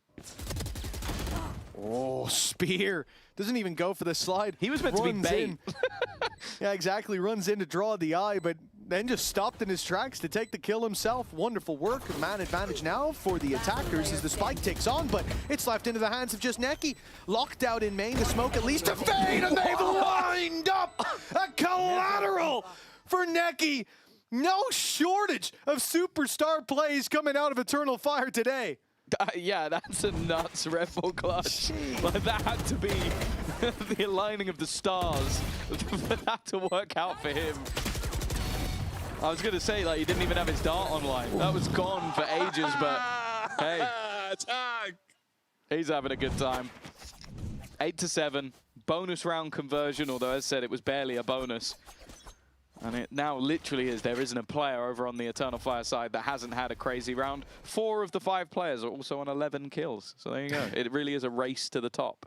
And the one who isn't is Neki, who just clutched. Well, 1 round to the good now for Eternal Fire. You know, I never know what to expect. That first half, the streak from EF, the fight back from Heretics, and the amount of individual plays that have come out already. Around 16, I do expect Eternal Fire to walk away with very low buy from Heretics. Stack up towards the A site that Eternal Fire are already leaning away from. And we haven't seen them explore this C site all too much. I think it's a good idea to pull it out on the eco here, where Heretics are obviously going to enforce part of the map they've seen the most challenges on. Toxin screen down. Yeah, the problem is this has become pretty much exactly the same as what they did versus the anti-eco. They've sent Echo with a sniper. Now, 2 players have actually bought full shields over on that defensive side, and it's the 2 players most likely to look for contact versus him. Nice shot already from Wu. They're trying to put the pressure on. The problem is the actual take is going on the other side of the map. That's where the spike is. Okay. Both Boo and Riens quickly find a couple, and then Boo turns on his wall hacks for a second and removes the head of Neki. He body tagged him first as well. It was a double tap to take him down. Benji's got another. This could be an end zone. This is an end zone flawless. Somehow out of that. Or is it an Emoda Thrifty? What takes priority? Yeah, which one? Emoda? Is it you? Is it both? It said Thrifty. It's an Emoda Thrifty. There you go. It was also flawless though. I shouldn't have spoken at the start of the round, and I do feel like that might be my bad, but like, oh my god, this shot from Boo. He double look at this. 1, 2. And again, go on. Oh, okay. Like, come on. That's incredible. And look, I guess that is karma. Neki got a collateral last round. He's just like, and this time he gets double tapped through the smoke. Fair enough. Perfectly balanced. Yes, that's how the world works. Everything is fair and balanced. Everyone had fun who's taking part. Poison's off. Well, because they won the bonus, the attack side are going to be able to buy back in, even getting an operator for Echo. So it didn't work out with his last sniper. Well, I think Wu has just learned that maybe they've invested a bit more into this round than he thought, because that was 2 shots of the Outlaw for him to get that pick. A good advantage for Heretics in this round. Of course, they've just made an incredible amount of credits over the last, and they have Showstopper online. So they're in a pretty good spot.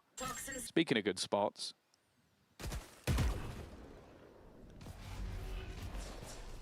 Oh, 55, and it's time to go. Eternal Fire take that control. Benji shutting down Echo at least, but they won't keep control of the site unless Woot can fly under the radar. He's not got the best weapon for being up this close with the Outlaw, and Fabian will put him in the ground right away. Any damage done, if it was, which it wasn't, but be healed up right away.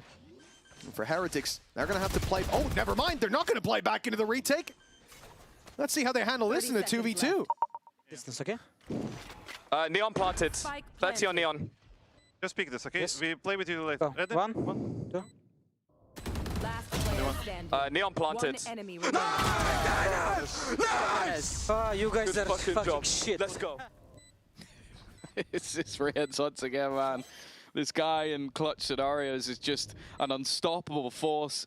They need him, and he turns up, he delivers, and he does it almost every single time. He'll put Heretics into the lead. And it looks like it was going to be Fabian that was able to turn this one, put them into a pretty good position initially, but again, One enemy put this man remaining. down at the end, and of course he hits the shots. It's even the timing on his little swing at the end there. You can just see how confident he is in those moments. Always backs himself, especially against Turkish teams. A timeout now from Eternal Fire as the lead has been lost. Something that they were holding control of through a lot of that first half, but Heretics did manage to snatch it for a moment towards the end of the half. Now it's back in their control, but we are getting towards the end of the game. And more importantly, that last round for Eternal Fire was a big investment. 9 rounds for Heretics, likely to become 10. And this does come off the back of a very, very weak purchase from Heretics and, frankly, a lot of BS going their way. Yeah. You know, they are one of the founders of the BS machine. They have been doing it for years. Ever It's usually since not Boo to go through the smoke for 2, but... No. I would say that the players at the top are normally the ones that are pulling off the majority of the BS. I think Rien's might be the king, but Wu definitely has a lot of that double BS blast moments. back earlier in A main was that set the BS meter off the charts. Yeah, that was pretty good.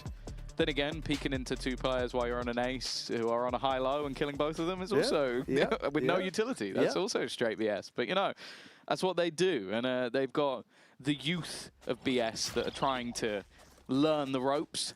And maybe Eternal Fire can try and do the same here. They've got at least a little to invest. I think the overdrive from Spear is going to be the most interesting piece. And he's going alone.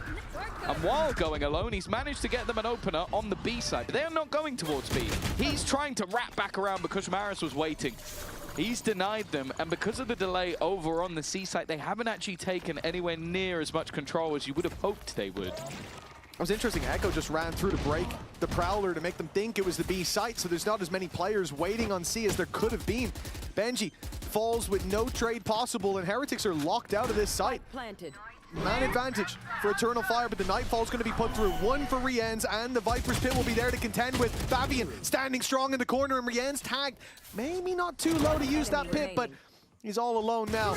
It's not looking likely, and it's no longer possible. And a Moda Thrifty for Eternal Fire, answering back to what Heretics dealt out just 2 rounds ago. I am going to have to call you out and say you need to stop saying, like, it's probably going to be 10, because that seemingly doesn't work.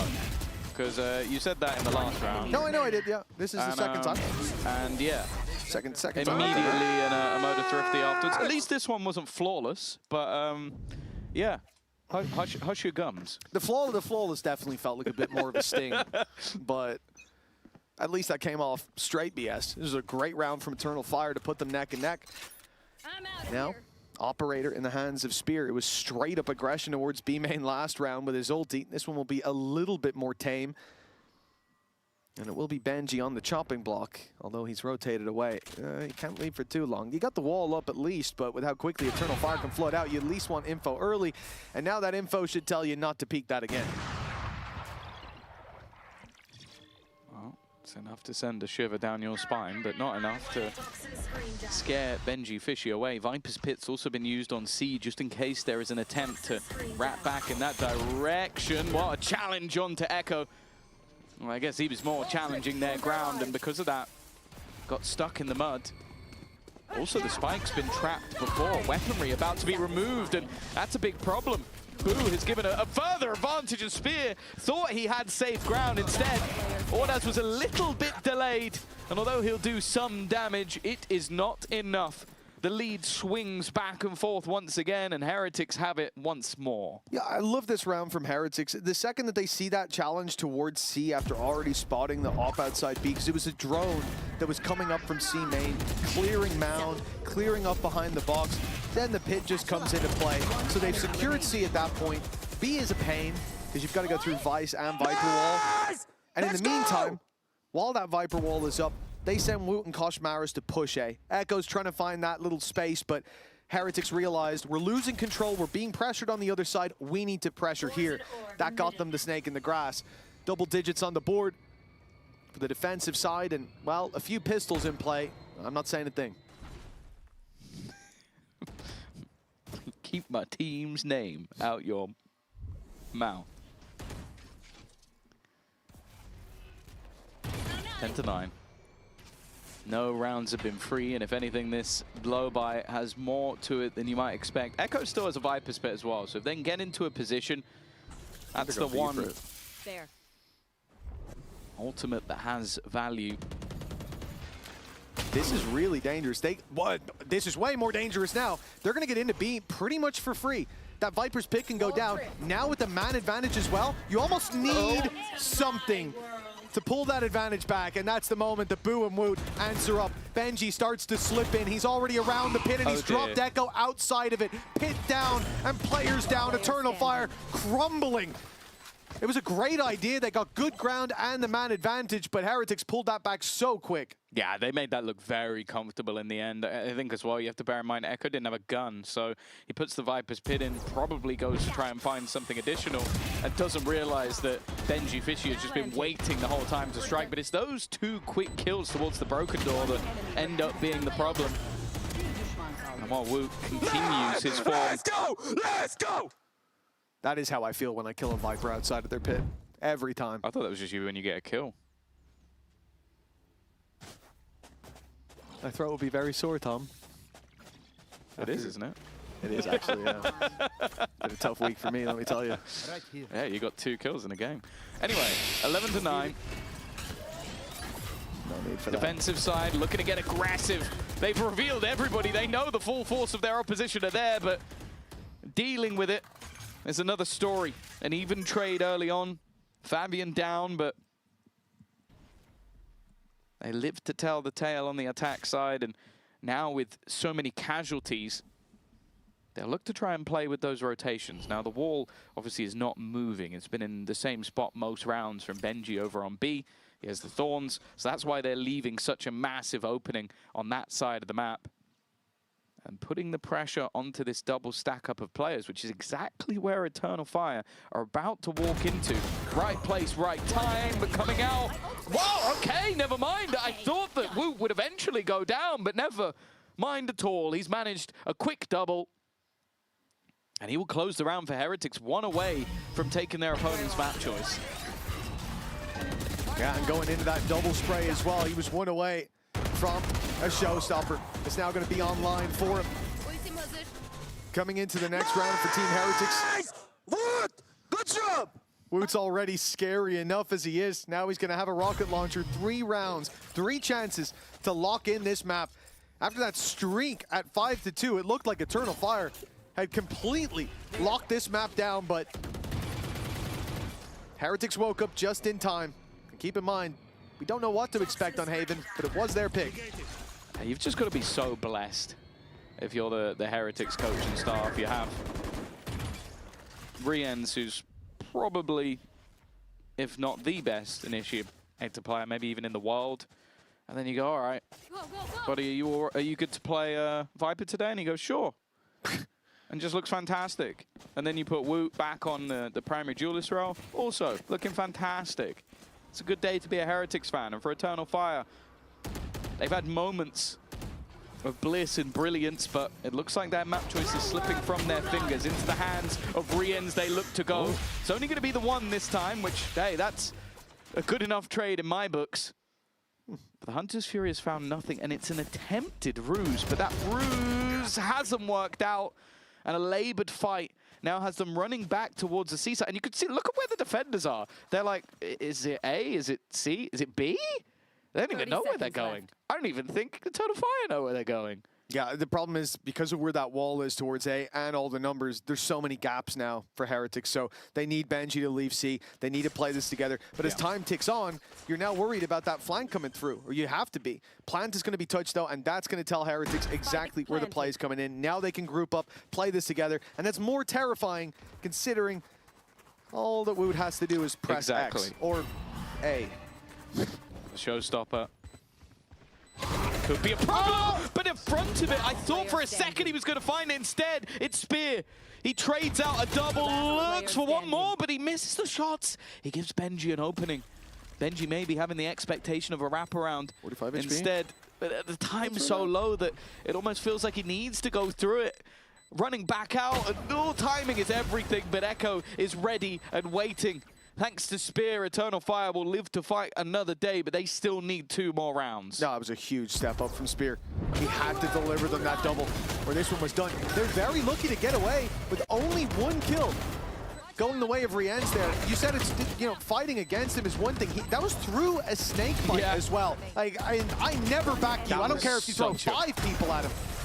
But for Spear, he showed up in just the right moment. It did, I agree. It looked like Wu was the one to get headshot there, but I think Boo jumped in front to take the bullet just in time, literally. But the showstopper not used, and that is to the benefit of Team Heretics. Maybe it would have won them the round, but 12-10, 2 chances to close it. Now ulti starts to come online on the other side, though. Fabian especially. Yeah, he can evolve. He can survive a lot of that utility. But the final pause of regulation is going to be taken. Of course, we learned yesterday that we are in for some overtimes. That KC Fnatic game was a nice long one, so we'll see. Maybe that's going to be the same case today. But the rounds in this second half, other than, of course, the bonus victory, have been few and far between. Heretics have been able to find an answer. I think they've looked like the more informed side in this map, at least individually. I think Woot and Rien's especially, but we have seen moments from everybody. It's whether or not Eternal Fire can win this one, and it's not even a case of really breaking the economy. Like, you might make it a little bit lower going into the next round, but I think there should be enough anyway for a buy from Team Heretics. Yeah, if it's needed. Aggression from Eternal Fire right away. Ult pop by Fabian, and they are making noise towards this C site. But take a look at Echo. Just peep his position. He's got a little gap in his wall to hide behind. Thank you, Zilf. They are putting the pressure on to hopefully drag those rotations, but we're seeing a very patient display from Heretics, and having this Vice util and Benji solos A is a big reason for that. They can still make those rotates, they can still play retake on C if they want after that first fight, and for now they've got a high-low, with Koshmaris able to TP across the map to back them up wherever they go. Heretics don't really have anything to panic about, and the Prowlers just fully cleared C. The wall has been baited. TP into the back of the site. Why? It wasn't actually stuck. And instead they're going to pressure onto Benji, but obviously for Fabian that's a little bit easier said than done. He can go through those thorns, no problem. Showstopper doesn't quite connect, and ooh, for Echo, he's just about going to get out of there, but he walks straight into the hands of Rien's. From above, Woot will catch another with a gap in the smoke. Advantages now starting to look more and more in favor up until they meet Spear. He will quickly find a couple, but even more caught. They look to go for the swing. Now the Nightfall leaves an impossible task, and of course, it's Rien's to close. It's Heretics taking their opponent's map choice, and who but Rien's to be the one to finish things off. Yeah, this has been a spectacular display by Heretics, but we also saw Eternal Fire making it extremely close. But for their map pick, no doubt they had higher expectations. Now Heretics, they go in to map number 2 with 1 under their belt. Haven, their choice, is where they can close this series 2-0. Yeah, for sure. I think ultimately it's not the worst for the side of Eternal Fire, but there's only one man we really want to be hearing from, and that is Rien's down with Kukuka. Thank you very much, guys. I'm here with Rien's. Rien's, what a map one. I just heard you say to your teammates, give me Viper every map. Now, the last time that we saw you playing on Viper was in Ascension 2023. So tell me a little bit about you going back into the Agent and how different it was from playing with Fate to playing with Viper. I mean, Viper is like one of my favorite agents. I would say maybe even, like I like to play Viper more than Sova maybe, you know, like it's top 2 for sure. So like it's fun to play. Also, like when I play like full initiators every map, like having a different role is so fun and so exciting. Like it's so fun. It's refreshing. Rien's, I do not know what you're going to be playing on Haven. I pray that is the Viper, but we're going to take a break and we'll find out after this. I'm going back to 505. It's a 7-hour flight or a 45-minute drive. In my imagination, you're waiting like... Okay, shut the f*** up. I think I need napkin. My ears bleeding because of their singing. Yeah.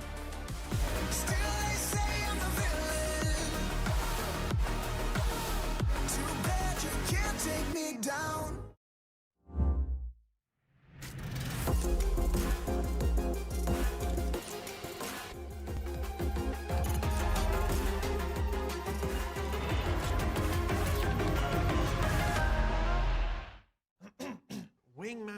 world while Wingman world while what?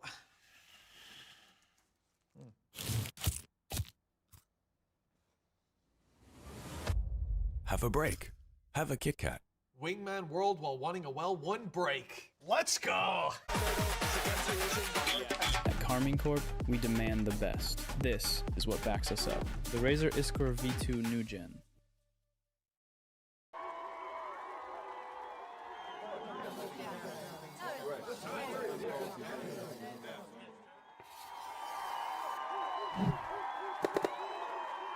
Red Bull gives you wings.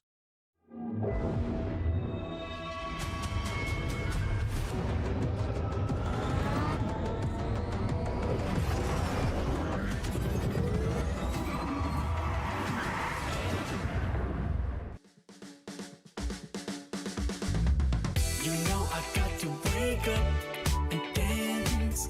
You know I got to get up and dance.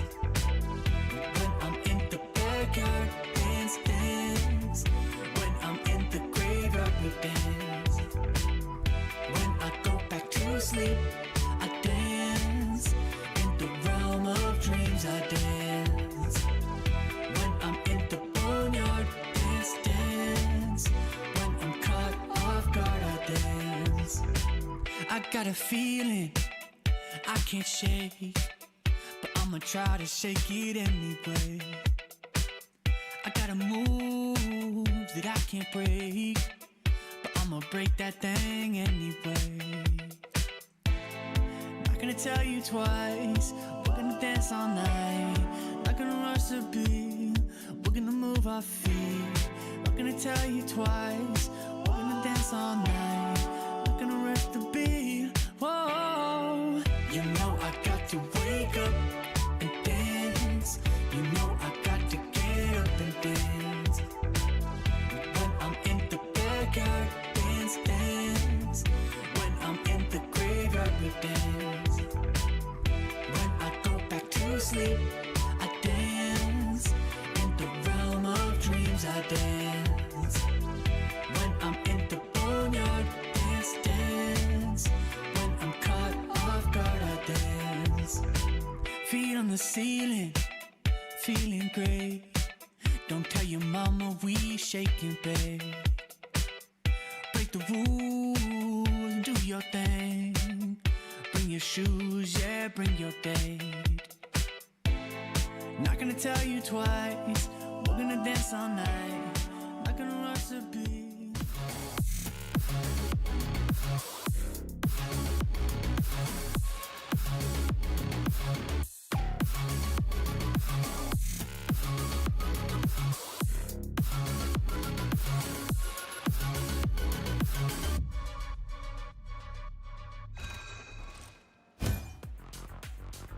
Welcome back to the couch here on VCT EMEA, and what a map one that was. I'm just going to let you take it here, Bea. Immediate reaction to what we just saw.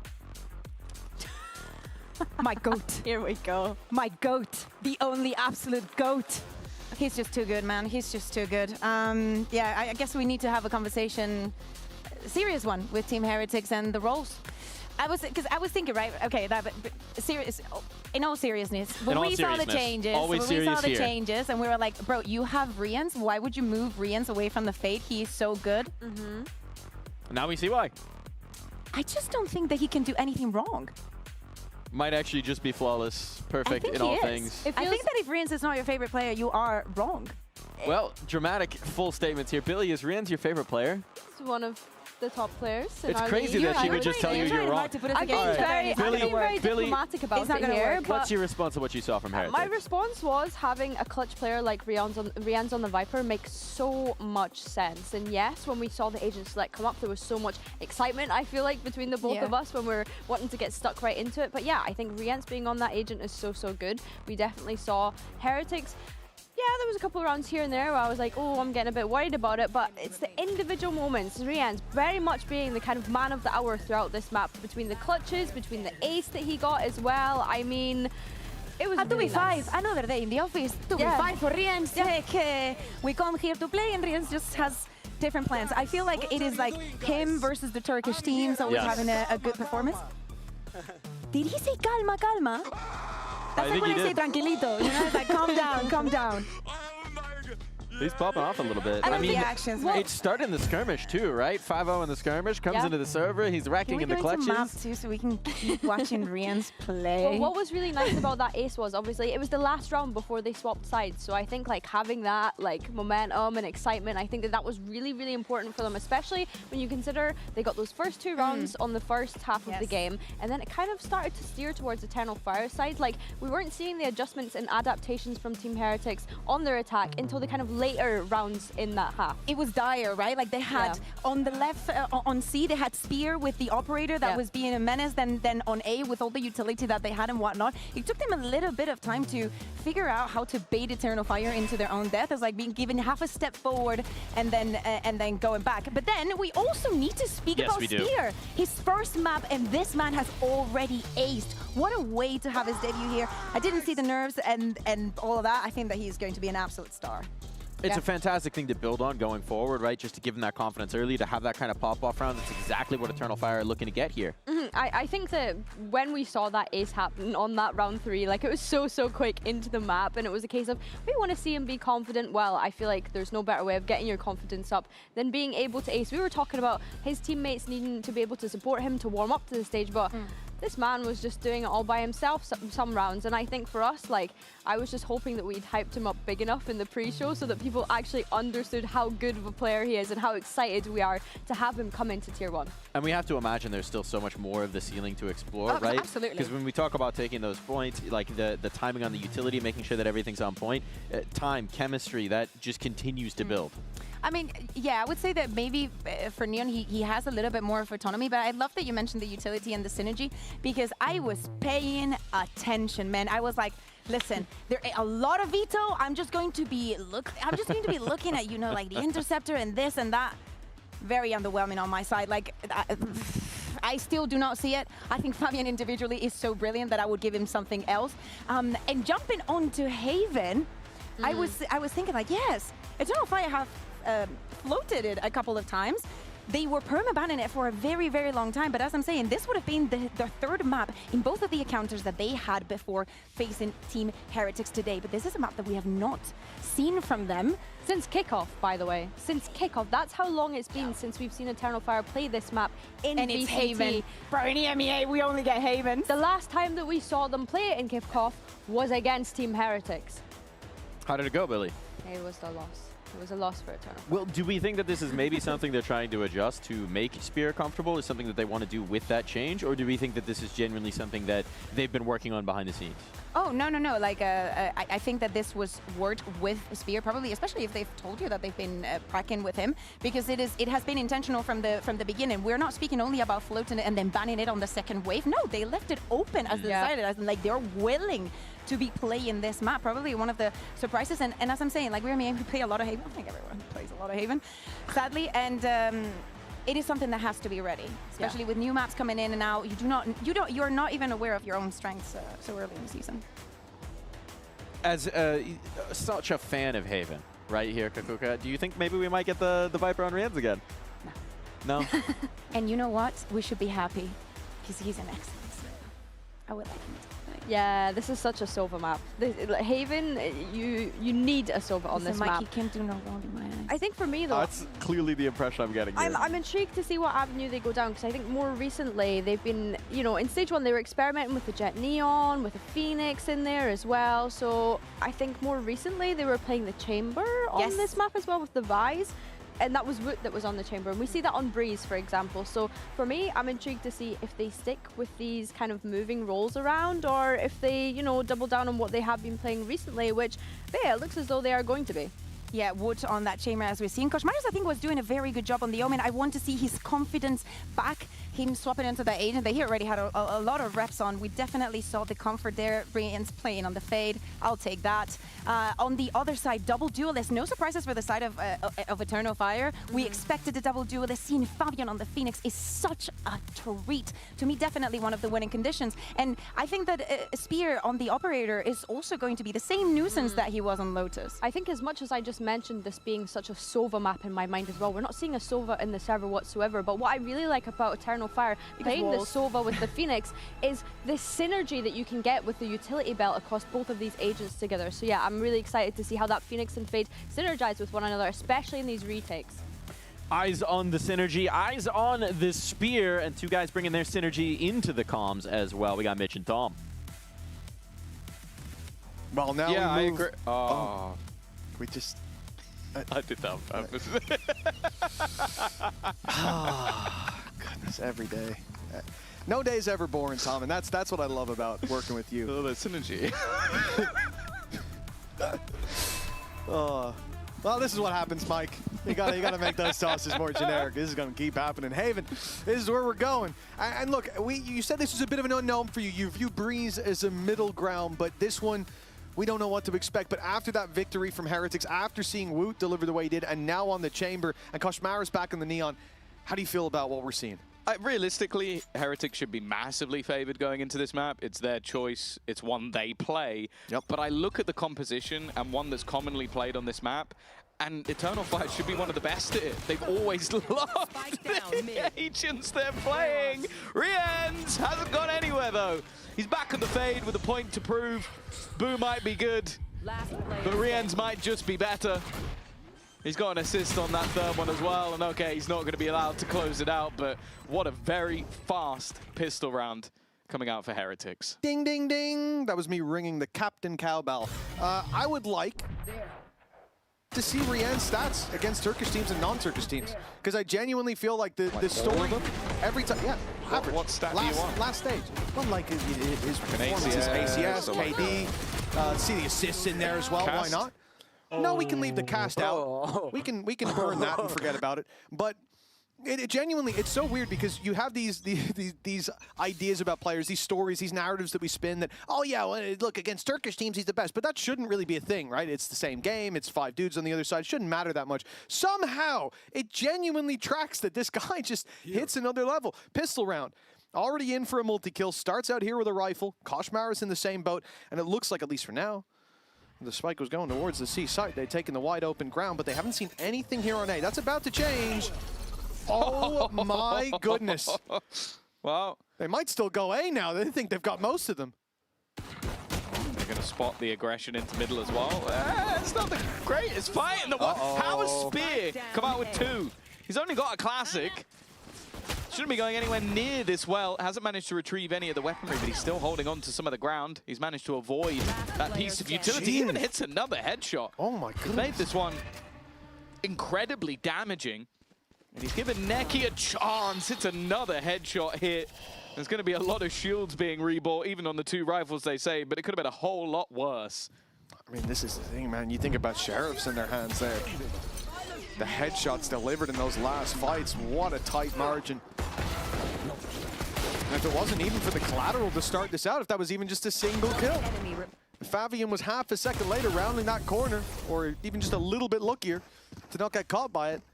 We might have seen Eternal Fire walk out with that win, especially having the Phoenix for those close pushes. But 2-0 for Heretics. And look, they had 2 rifles in the last round. It wasn't the biggest of investments. So still going to be a pretty healthy round here. Spear's been so good, but that miss is costly.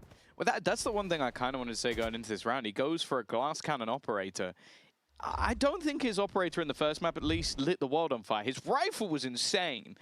And his instant headshot capability almost makes me think, is there a need? It's kind of like when Zeus plays the operator. You go like, is there any point him playing the operator?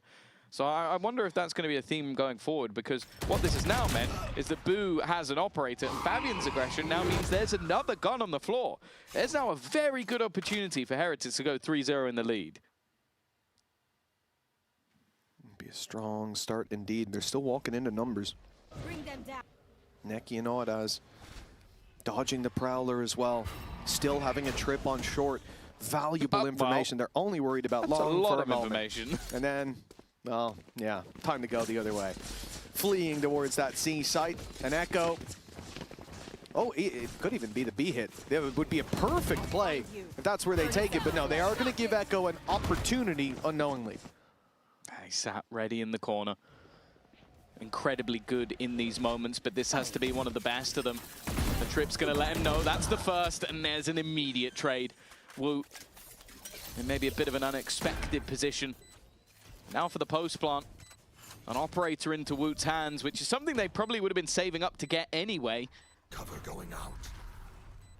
That chamber up has been nasty, and well, they're not even going to be able to challenge for this, and that's definitely a bit more of an issue. Like, as said, I've not been massively, it's very, very small data size, of course, because we haven't seen much of Spear whatsoever, but the fact that he misses that initial shot gives an operator over to the other side, and then the round kind of tumbles down from there. You see Fabian goes, okay, well, I'm the Phoenix, I need to get aggressive. He gets caught being aggressive. And with that two-man advantage, you kind of expect from then onwards for Heretics to run away with the round.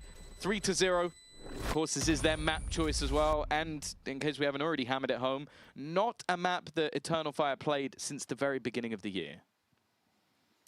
And that's not the start that you want with all those things adding up. Rienz and Kosh, immortal for the time being, yet to die with 5-0 and 4-0 on the board. 3-0 on the scoreboard with 4 players alive. An op gifted to Woot as well. To say that the credits are in a comfortable spot for Heretics would be an understatement. And then you consider what Eternal Fire have here to do damage. To keep that economy modest will be a big challenge. That said, they managed a lot with classics and a couple pistols. So maybe we shouldn't count them out. Contact play.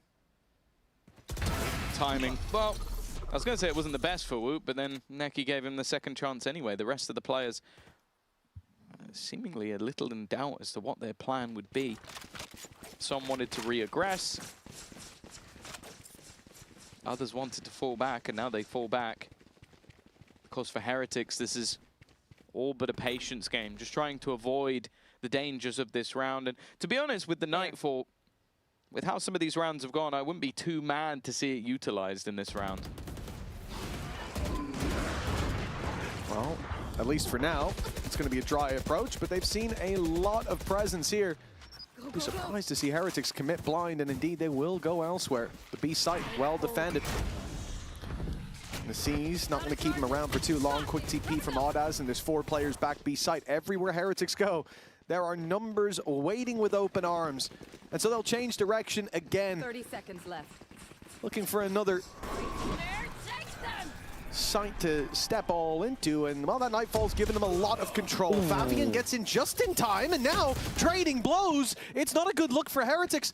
They've got the advantage at least, and the plan possible, but 12 seconds, it has to be found soon, but with Fabian on 30, 10 seconds left. maybe there's no need to fear. Spike planted. He's got nothing to heal himself back up with either. Ultimate not going to be a possibility. It just has to be onto raw aim. And well, that's a damn nice shot on the first, but he was expecting the swing to come through from short. And instead, it was Rienz once again. He started off another map with a bang. He's 8-0. Genuinely, there needs to be something tested with just him versus Turkish. I just don't understand it. It is just like, of course, Rienz is always good. Yeah. Like, he's the most consistent player, definitely in this team, but maybe even in the league. Like, he's very, very consistently good. But it just seems like he goes from consistently good to just insane the second he steps on stage versus another Turkish squad. It really does feel like that's the case. It shouldn't be. And I doubt in his head it's any different. But maybe this. Maybe there's some motivation there. Echo, nice work. He's taken down Rienz, the first death for the fade of Team Heretics. And indeed, Koshmaris will not be able to strike from the shadows. Good work early on for Eternal Fire. And with Woot down, that's most of the danger removed. It looked like Woot was going for a trick shot. Trying to jump past that. And well, yeah, it was a tricky shot, we could say. Even still, though, Eternal Fire have to be careful not to take too many casualties. The economy of Heretics is incredibly good in this position, and Echo is low. They don't have any more ultimates to play with either, so the clear out should mean we see a gamble rotation. They've just used a Prowler deep on that A side of the map. You can immediately see the switch up to at least double stack B, but that will also give them quicker rotations. It looks like they're just planning for the retake, but that does leave me a little bit more nervous. You've got Spear on an operator. You also then have Echo, who is 11 HP. A wild spam could take him down. I don't know. I have a feeling that this round might not be over just yet. Well, they know about the Vice Wall. I'm not sure what you do about that, though. Going up to bait it is risky. Especially when you're 11 HP. Yeah, exactly. Like one single shot and the chances of him holding it might be decent, but I think he's going to wait for the rest of the squad. He can just run through it himself. Of course, the wall doesn't matter if it's behind you, and that's the idea. Benji caught him, and the Thorns have bought time. Out for more was Benji, but he's shut down. Boo now has to do it on his own, and the angle, it's not great to try to get this spam through. He's going to have to fight for the round, and he's done well with the first, suspecting that it's a fake too. And now it's too late. It would have already been defused, so he knows that time is on his side again. He spots that this is not being defused, and Neki calls for the save, running with the operator.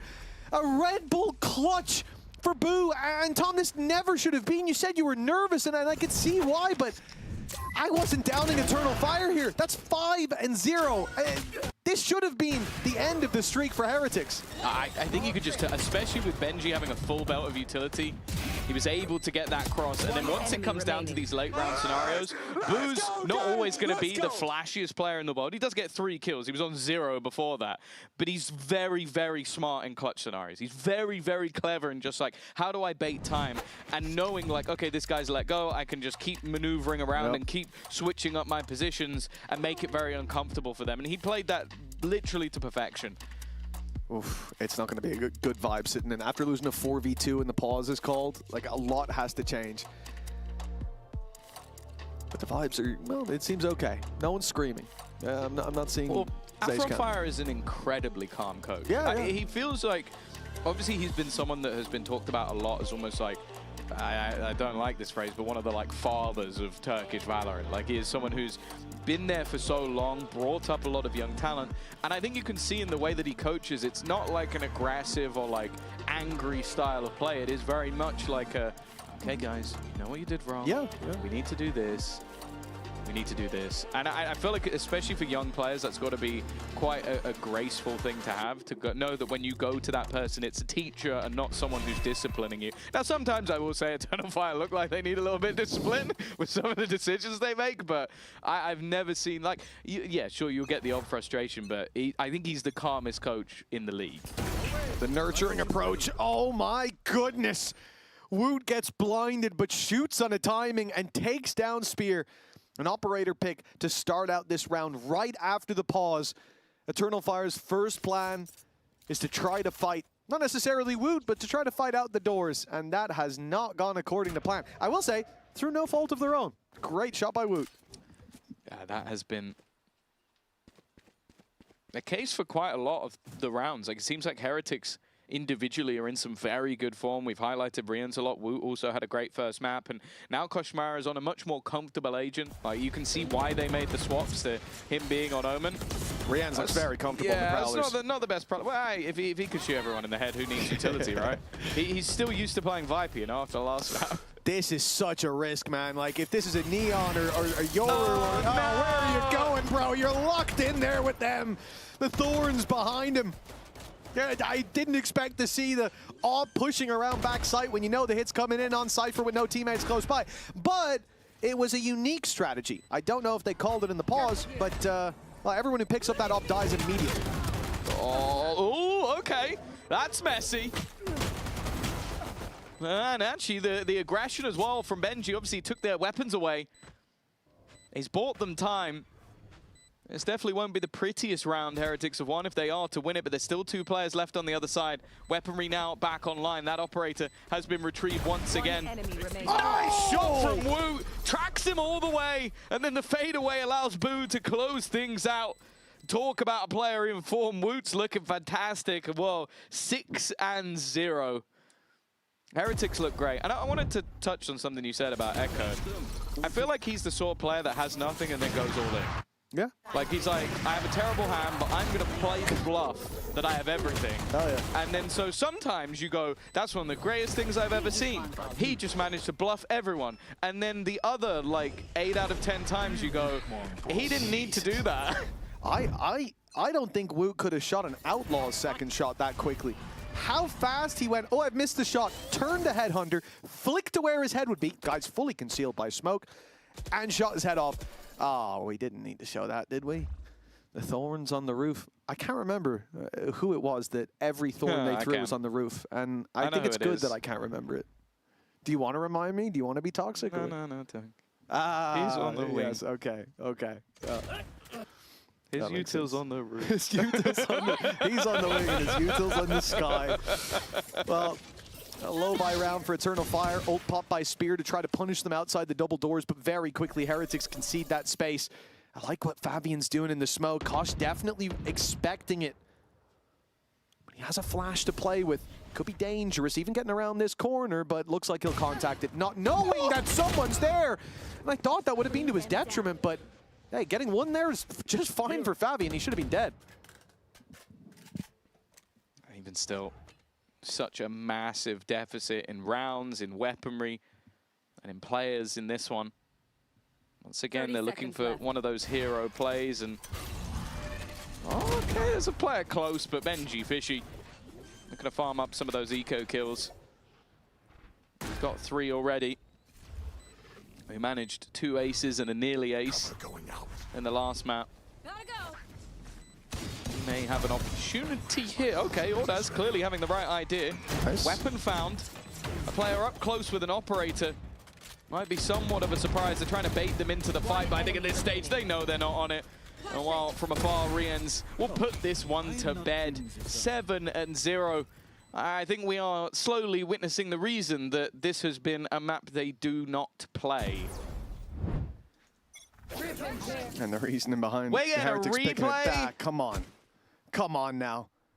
There's absolutely no need The to worst thing is as well Benji is you're Fishy gonna, that dirty. you've added that into a highlight reel of him basically winning the round of his shredding team. people. It's like, look at this ass piece of utility. Now frag movie, like that's not cool. I hope in the end of day replay, they're going to just cut in Rienz's Prowler right before his ace. That'd be a beautiful little transition.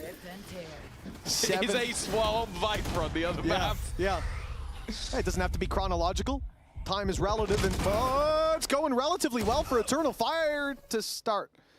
But maybe not in the midsection. Good return by Rienz. Ult online for him. They can clear a site. They can get the plant. And a very slow round being played out by Wood. He's not had much to do so far. Let's watch Echo. Where's Echo going to go? There we go. Right to his death. Who could have seen that coming? Me. Anyway, Ordaz. 1 versus 3. But it's not really a 1 versus 3 because they're going to try and go the opposite way. And they've also heard the same. The problem he has is if there was like 15 seconds left, him throwing that paranoia, he could bait them into going the way he wants. With 52 seconds left, they can really take their time. And then they've also gone in that direction anyway. Thorns. I've actually really enjoyed Benji's Thorns. He seems to hold them so often for those post-plots. And then, of course, you peek even for a millisecond, and Riens takes your head clean off. What's even his utility there, you see that the wall is used in post-plants as well. Like, pretty much every Vice in your ranked games is going to, well, either not put any utility down ever, or put that wall down at the start of the round. Just a Cypher trip to protect your back in whatever side you're not pressuring. But Heretics are also pushing and pulling the map so much that it does mean you cannot peek. You're gonna die. It does mean that when it comes to taking control on one side of the map, if you're not leaving someone there, there's always leaving someone behind, there's always a risk that you can't come back into that space. But the value that it's bringing in that late round, even in moments where, okay, Echo ran through it in Garage in that one round, you get the info. A little bit firmer now. Well, they are He's still calm. He's still calm. Like I said this before, gentlemen. Let's listen this time. yeah.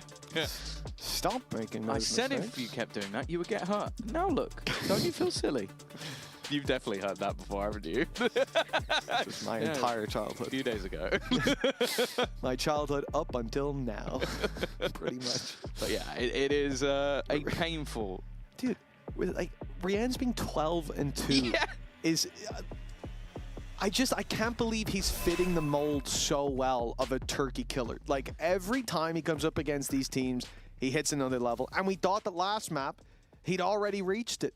Remember a point where he was 14-7. I was like, wow, how could it get better than this? He wins a 1v3 ace. Yep. In an impossible scenario. 100%. High-low, played well by the other side, but he won that round. That's the thing. A lot of the times when you see those big advantages lost, it's like, oh, the other team threw it. And yeah, you capitalized, but they threw it. There, that 1v2 part was just fine. Now, that's a great start. He won it with the Marshall. He lost it every time he took that fight with the AWP, and then he... Guys, has he thrown the thorns on the roof again? Spike drop. Or did we just show a replay I looked down and mid-round? coughed while that happened. There's no way. I think he has put them on the roof again. I don't believe you. So how about that? Okay, cool. If it's a replay, I'm going to say it was last round. Blitz in from Kosh. He's going to find nothing, but Boo and Rienz are picking it all up around his wall. He popped his ult to try to get involved. And in the end, I suppose he did. He drew the retention. The laser pointer showed the buddies where to aim, and that TP is being well and truly heard. Benji Fishy, is it going to be a case of misses util get a 3K? No. This time it's only going to be the 2K. I'm sure he's not going to be too happy with that. 9-0. Maybe he's using the scream molly tactic. Right, yeah. Oh, come on. Yeah. That's a nice shot, though. But yeah, you know, it's like they see it on the roof, they're like, what's that? And then you kill them. I love that you're like, was it 1 round after or 2 rounds after? You're like, I really love Benji Fish's utility. It's fantastic. Well, 2 rounds in a row, it's on a roof. No. He holds it to the end of the round. It's great. He's using it too early. The time you set it on, his utility's been dog water. No. One of those was after he threw it on the roof. Right. I said it after he threw it on the roof. Okay. Then he did it again. But when he uses it in post plants, I really like his utility. I really want him in a post plant to chuck one on a roof. It would make my day. That would be impressive considering most of the time he is standing, looking exactly and just throwing it. I really like him, how he activates the thorns once they land in a good that's position. it. If they hear them and they can't see them, they might not push anywhere because they'll be worried. Yeah, smart play. Love to see it. 9-0. This is getting pretty grim for Eternal Fire. That said, Heretics were 9-3 down, Fracture, bounce back. Said that before. It was Kosh having a big game. Who is the hero for Eternal Fire? In this round, there must be one. It's a full buy. Audas, back sight, still fully armed. They've heard him now, but he'll still get one before going down. He's giving them a chance. A lifeline. Echo answering up with another. Trades for now, but Benji Fishy is going to find a double. Fabian's ult traded out at least. So the numbers in the 2v2 look good. Nightfall through, so there's info there for Heretics. They know where both players are, and the spike's still not planted, so they are just looking for this duel, waiting 30 seconds for that walkthrough from Neki, and now he's been spotted in the corner. 25, not enough time to go back, but they used the plant to bait Fabian out. Playing as individuals is not benefiting Eternal Fire for now, and Neki has no choice but to continue the trend. Yeah, I feel like play as a team had to be one of the points that was coming through from Afron Fire. That shot landed as well. He knows where both of them are. A chance to spam, but of course, Wu is just better at this point. Even the chef's kiss coming out from Rienz, and wow, he's been chefing them up all game. Third demon too, yeah, absolutely has. The guy is the GOAT against the Turkish squads and Heretics. You know, they stand unopposed at 10-0. I have a question. Yes? How bad was Eternal Fire's summit?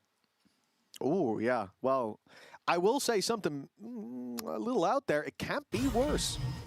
No, at this point. Yeah, at this point. 10 rounds in, correct. I couldn't imagine it being any worse than what we've seen here. So maybe, just maybe, I think they should stick to, to banning that. Also, like, there wasn't that higher odds that it was going to be picked by their opponents, so. I will say that I always respect teams for trying to expand the map pool, but up against Heretics here maybe wasn't the time. Also, it doesn't look that expanded. You need officials, Tom. The things that work in practice don't always work in officials. Yeah, I can tell. Well, we haven't seen the practices. Maybe it was 10-0 down, and then that attack side, baby. 12 in a row. Yeah. It could be. Maybe they are the greatest attack side almost we have to hope to seen. God that it will be. Yeah, or hope that they get one of these. No, I think they need both. Yeah, they need both, and they're starting out with just exactly what you want. 10-2, you know, that's the new 9-3. That's what all the cool kids are saying. I don't think anyone said that. No, at any point. I've said that. Yeah? Recently, because we have seen 10-2 comebacks. Yeah. There's one or two people. I don't believe them. I don't agree. But, like, it has been said. It happened once or twice, doesn't mean it's a trend. For Eternal Fire, they'll certainly hope that it is. They've got the numbers in the right spot. Heretics are pushing into the stack. The weapons not looking great. Echo, Judge in hand, that corner. They might think it to be cleared. They try to spam him out, get him after just one. It's a good start. 12 seconds to get that plant down, and Rienz again!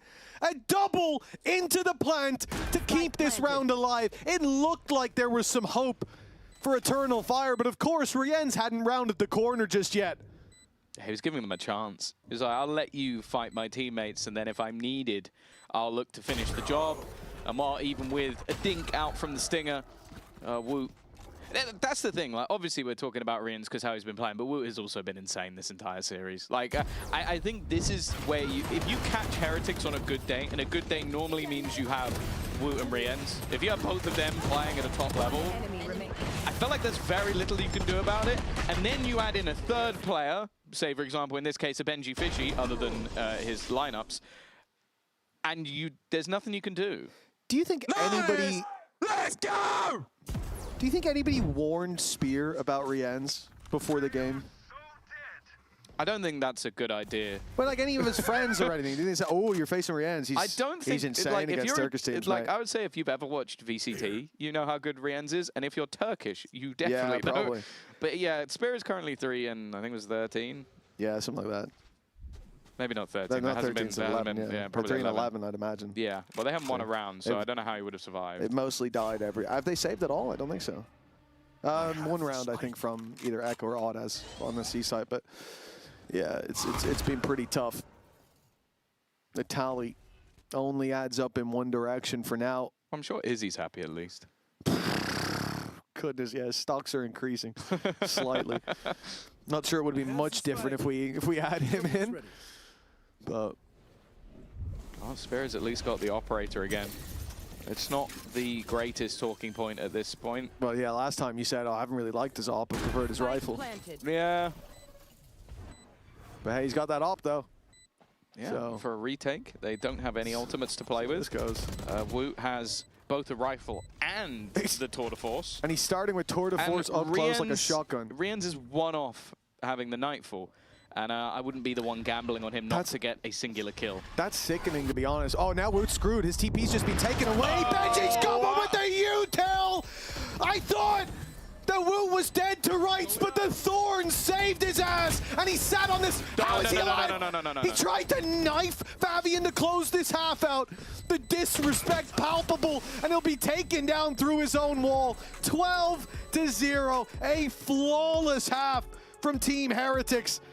An Eternal Fire, that is a tough pill to swallow. Oh, well, thank God that for this halftime, the interview is actually with somebody from the Heretic side, because otherwise this would have been a nightmare. We're going to be going off before the match to an interview that was with Boo.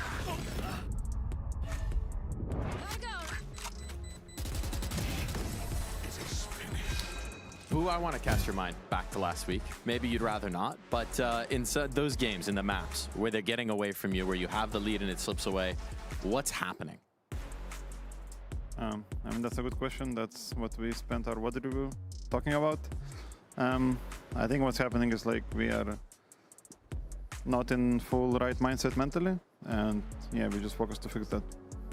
And how does that express itself? Is it the communications? Is it the individual decisions that are going on? What is the actual error in your view that's happening? I mean, yeah, the things you mentioned. Communication is not right. Wrong people are communicating, taking the lead. I think it also influences decision making. Really small details go a little bit another way, and then it's like a domino effect. So, I mean, it's nothing like too serious, but if we don't fix that, then it becomes serious. And it was a quick turnaround for you from EWC getting in here, right? So have you had now maybe a little bit more time to look back to maybe adjust things? I mean, not much more time. I think it's similar. I don't know. There is not really much time to prepare between the games in the schedule as well, but that's fine. I mean, we're comfortable with it. Yeah, no issues there. Looking at the other side, they're bringing in a new player, Spear. Do you have any thoughts on him coming into the roster? No, I don't know much about him. I mean, our Turkish guys said some things about him, like because they know him, like who he is and how he plays, but not too much. Well, good luck today in the server. Okay, thank you. Thanks, dude. Well, it has been quite the show so far for Team Heretics. 12-0 up. Rien's 15-2 coming out of the first half. And if you want to get to see some of these players live in Barcelona, scan the QR code right there and get your tickets. That's right, our Stage 2 finals, our last weekend before Champs, will be running in Barcelona. I can't wait for the road show to see the Spanish audience. We got a taste of it before, and it left me hungry for more. If Heretics play like this, I'm sure they'll be over the moon. And what a performance it has been to deny Mix while making a tweet. They need to win this pistol round and many, many more. And Boo's already started off with a bang! Okay, Kushmaras swinging in to the blender. It is done, it is over. We were back for one round. 13-0. See you later, Eternal Fire. Get out of here. You have been dominated by Team Heretics. And wow, what a quick day at the office that has been. 18-2. That's what Rien's finished this game on. A 3K in the pistol round to close out that second half. This is a ridiculous showing from a squad that was pushed 13-10 on the first map. They bounced back with an incredible showing. And, well, to be honest, I think the admins are going to be rushing the stage to check Rien's PC after that. I don't know what else to say. That guy, if you're Turkish, you better hope that he's not playing. You better hope they got a sub. All you need to do, got the flu. If you are Neil or Weber, is just convince Rien's every week that he's playing against a Turkish team, and they will win champs without blinking. Like, that is the most dominant performance you may ever see. A 13-0. We were a little bit worried about them after their first defeat, the close game versus Liquid, but that additional bit of time seems to have made all of the difference. And well, yeah, we've got a final highlight from the pistol round, but it was pretty much just a highlight reel throughout the entirety of the game for them. Look at this little double tap to finish it out as well. Incredible work from this man. Yeah, it is. You're going to see these guys on the international stage. It'll be like up against NRG. They'll be like, you know, these guys actually have Turkish heritage? Yeah, lock in, Rien's. This was an incredible display from Team Heretics. Let's hear a little bit more about what made today happen with the interview with Wu. Incredible display indeed. A quick day there on Haven. What's on your mind right now?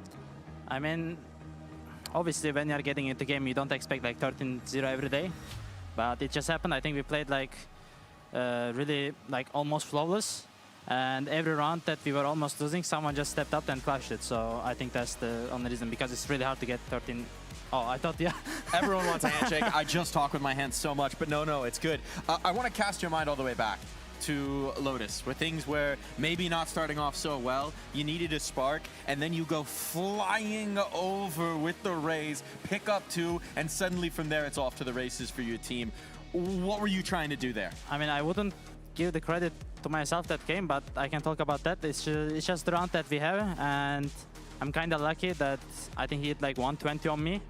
So it was a bit lucky, and then a bit just me satcheling in. Sometimes a little bit of luck, a little bit of skill goes a long way.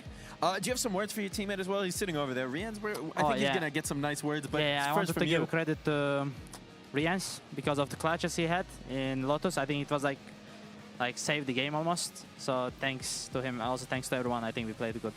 A fantastic game from you, a fantastic game from the team. Congratulations. We'll send it over to the desk for more.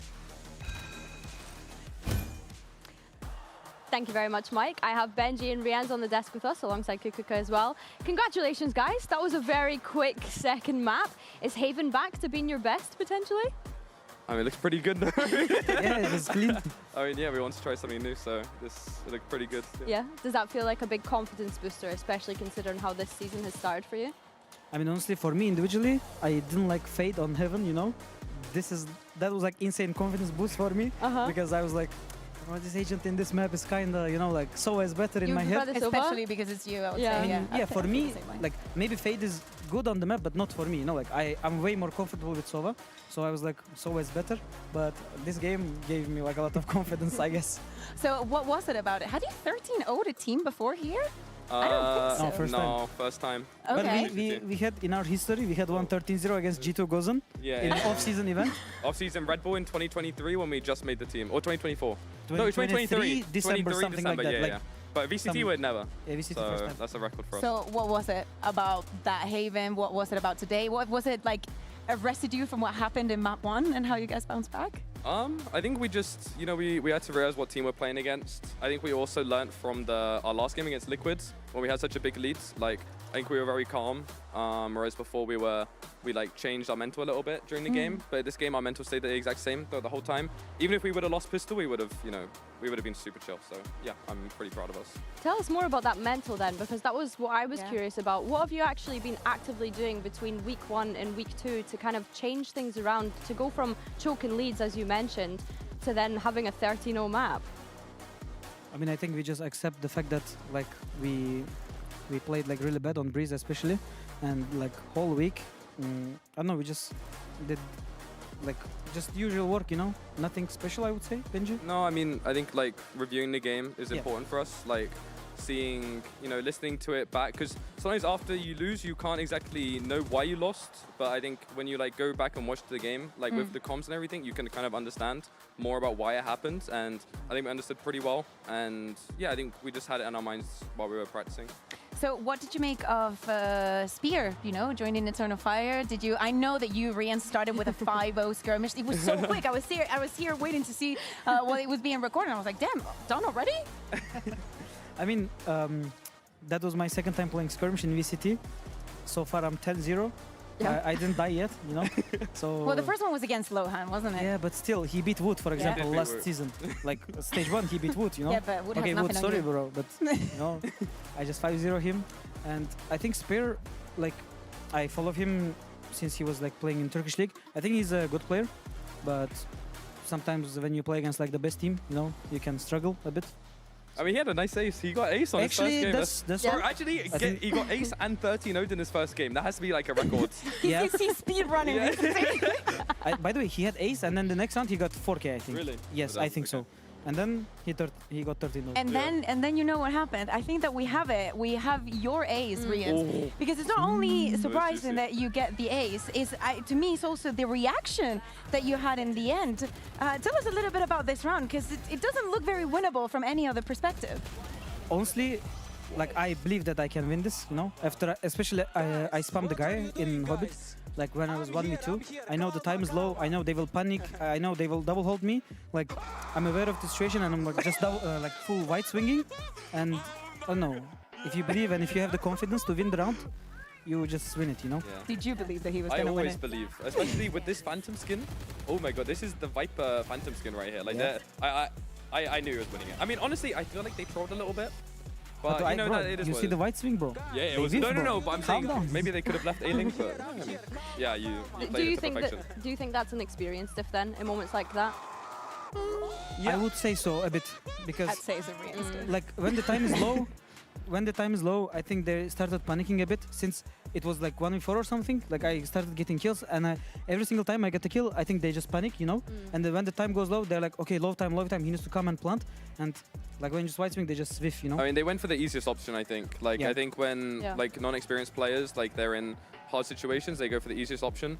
Even we do it, but I think we've gotten better at choosing like the best option rather than the easiest. So, yeah. That makes sense. Benji, I want to ask you about the Sentinel role as well, because we're seeing you back on the more kind of traditional Sentinels. Have you been enjoying the Vise gameplay that you're getting to do?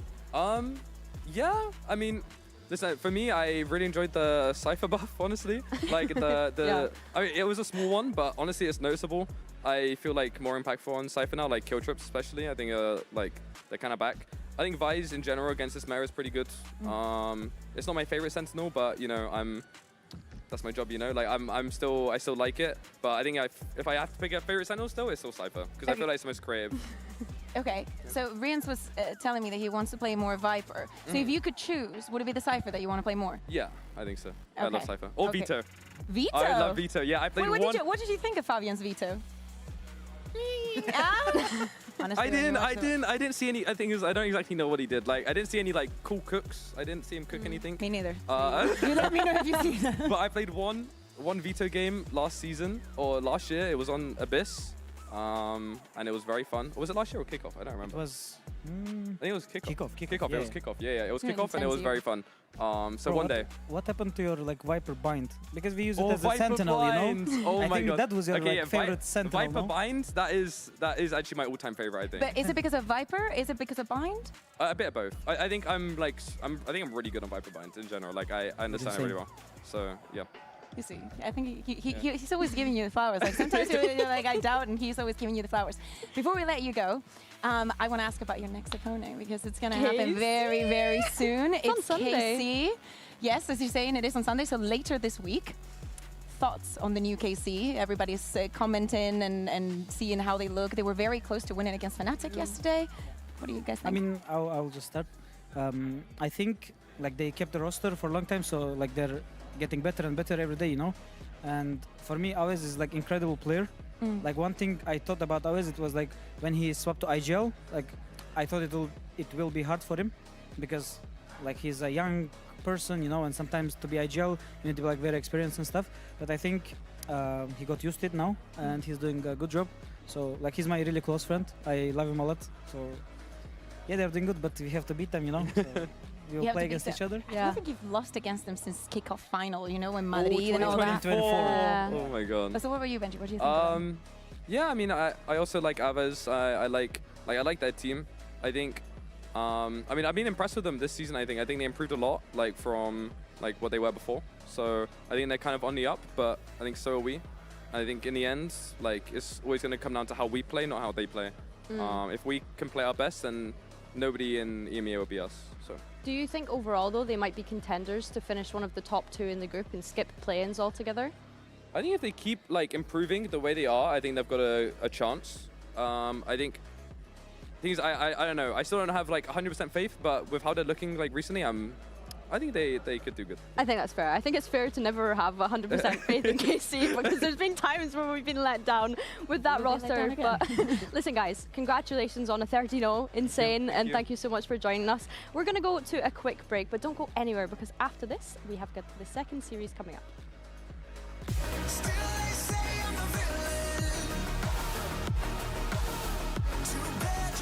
Take me down.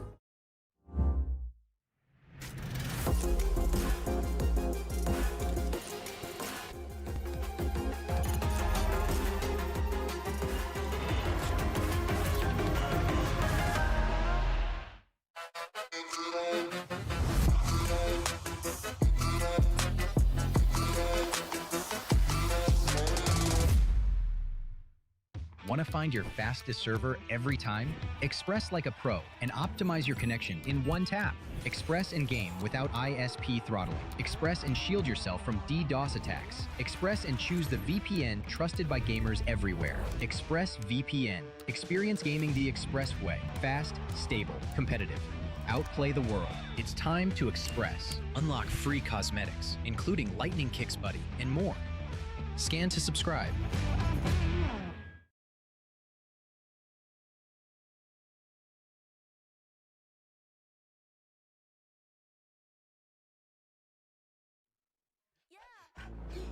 Yeah. Let me get a punch. Let me get a punch. Let you feel the punch. Let me get a punch. What a hoop, don't sleep, oh yeah, yeah. What a hoop, don't sleep, oh yeah, yeah. What a hoop, don't sleep, oh yeah, yeah. What a hoop, don't sleep, don't punch me. Don't keep getting me pissed before I make you bleed. Pray for your rest in peace. It's the only peace that you need, even a punch. This is the purge. Everybody please your perk. Your perma kick these people with my kitty pound. Play with the wrong gal pound. Put when they put get my pop on out. Pop on now. Yeah, I'm a kite ying my pow pow pow pow.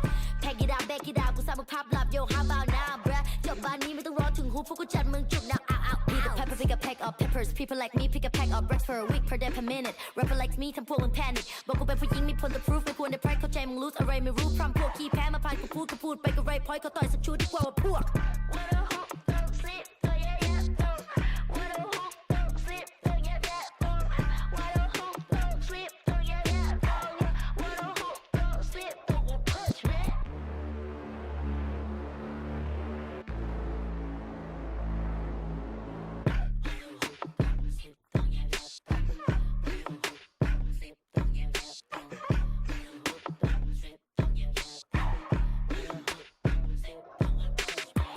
problems are proved in one punch. All battles are beat in one punch. Put you to sleep with this one punch. ไม่สะเทือนกูสักนิดกูขอสกิลด้วย one punch. You wait ที่กูโดนมามากกว่า one punch. วันนั้นที่กูช่วยกูสักคนมา one punch. One day, one life, one dream, one punch. If you have one shot, better have one punch. Eminem said, Millie Rabbit, I'm the world short. You just catfish. Kevin said, พ่อแม่คือความจริง Separate from the competition. ผลลัพธ์คือ I'm the best, right? What a hook, don't sleep, don't yeah, yeah, don't. What a hook, don't sleep, don't yeah, yeah, don't. What a hook, don't sleep, don't yeah, yeah, don't. What a hook.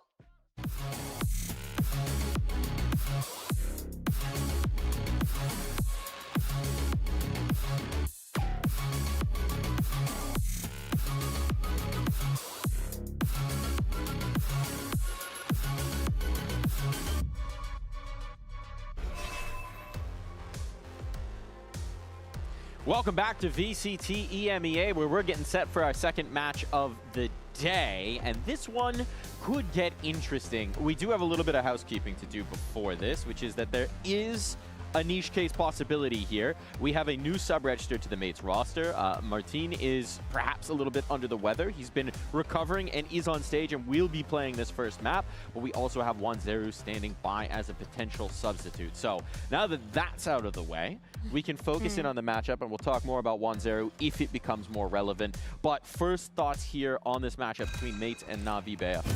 First thoughts, a lot of things on the line, as we're seeing. Well, this is the tweet from mates clearing up the situation, because there was a lot of conversation online. Oh, what is happening? Who is it that is not going to be able to play? But you just put it perfectly. I say that we just, W team manager. We see, exactly, we W team manager, and we see how it goes. If once there is a player that comes from Team Liquid Academy, like he's played with like.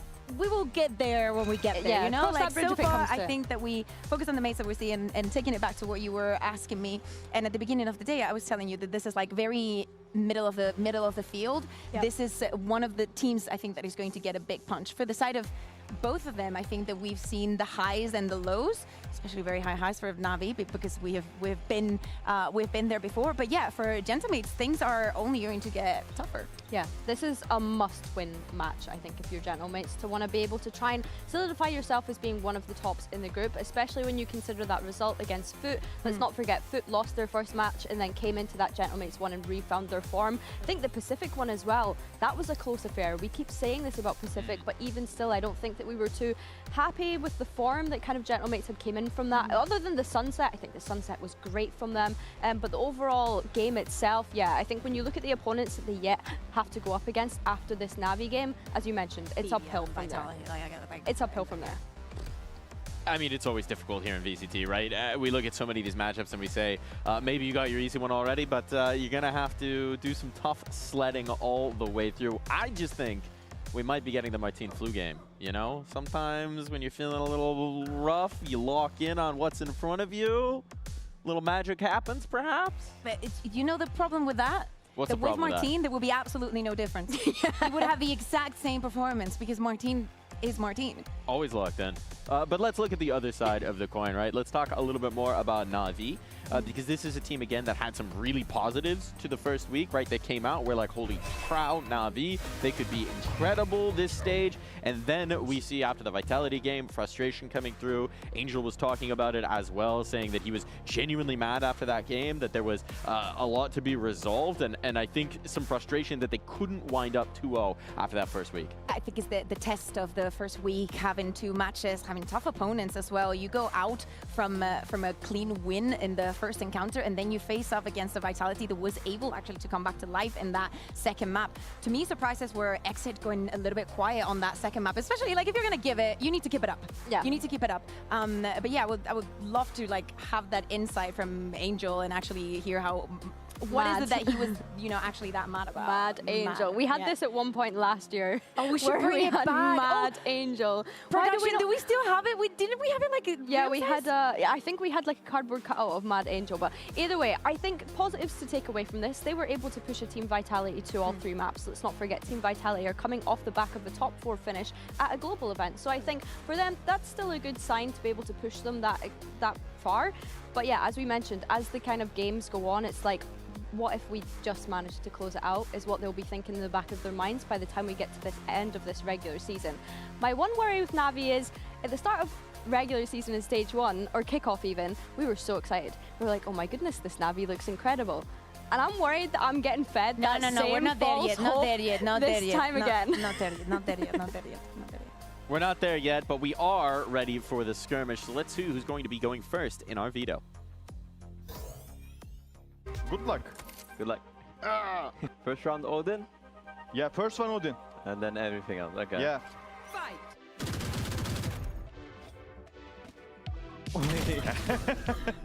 Where are you? Hero. Okay. Bro, this guy seems so good. Okay. No. No.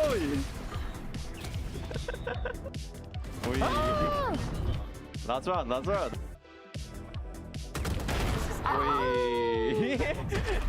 It was close. Yeah, no solid. Good luck. A nice little hug at the end there. All friends after the skirmish, but will they be friends after the match? Oh, with Hero, absolutely.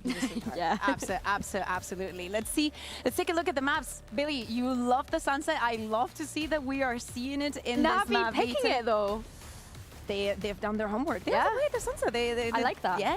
They did pretty well. I think that it goes very well in the way that we've seen with them, the Sage, how Sibov is actually fitting in so well 100%. into this roster. To me, that is also a big test for him. We were seeing, oh, Sibov, when he joins the team, first match, super good. Second one, he actually had a very, very good match. Third time's the charm. Like, we can get our conclusions after this one. And I think Sibov is definitely part of like that core identity that Na'Vi are starting to make, that we're getting so excited by being on this stage on a lot of maps. So yeah, I'm really excited by that. Haven as well, I think, is an interesting pickup from Mates. Intrigued to see how that's going to turn up. And then Ascent as a decider, good old Ascent for us. Good old Ascent. Bay is upset because she'd rather have a Ascent Haven, no, of Navi, course. clean theory. She'd Like, rather Angel have that as a knows how to decider. play this map. He's been...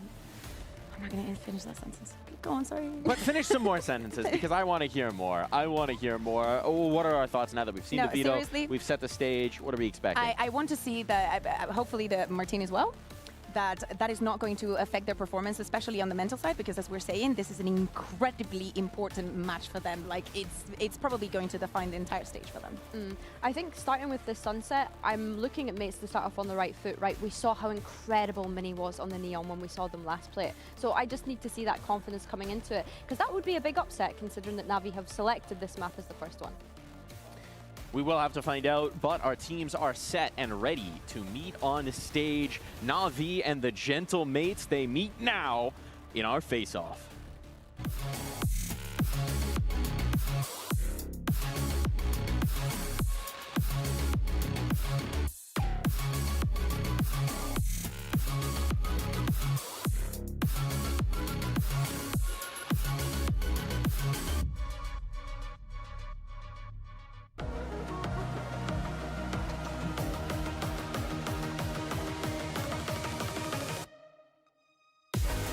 Gentlemen versus Na'Vi.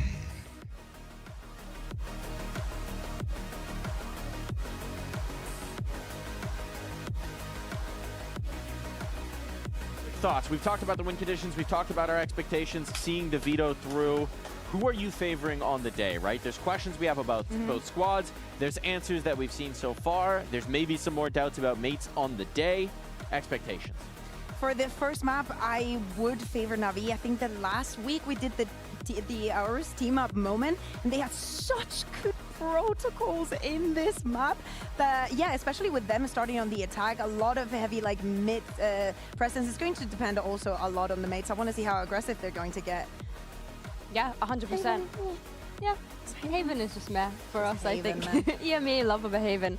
Yeah, I think for me, it's hard to say if there's a favorite when we look at the map veto or even coming into today, because as we've kind of set this up, this is a crucial match for both teams, right? Where we're going to figure out who finishes where at the end of the table by the time we come to the regular season. Yeah. I think for me, I'm looking at Na'Vi and Mates and trying to figure out who has the most preparation coming into this game and how is that going to affect them, because I think that there's still more to see from Na'Vi. I'm getting excited, I'm getting on the train. but it has to be maybe on the Haven, you know, like to bring out some surprises. I was thinking we're just coming off of a 13-0 on Haven, and I kind of don't want that to be the situation. It's been a very long time, and God knows what Navi's going to have cooked on this second map. I doubt highly that it will be the same thing as we just witnessed in the first match, as it's going to be that one-sided. And I think that might be a trap at the end of the day. They might not be knowing what they're getting into, but that's just me daydreaming. Thinking that there might be some surprises in store, but we won't need to think about that just yet, because it's a map on the way before we get there, and anything that you might be expecting in terms of the agent comps. Any curveballs that could be thrown here, Billy?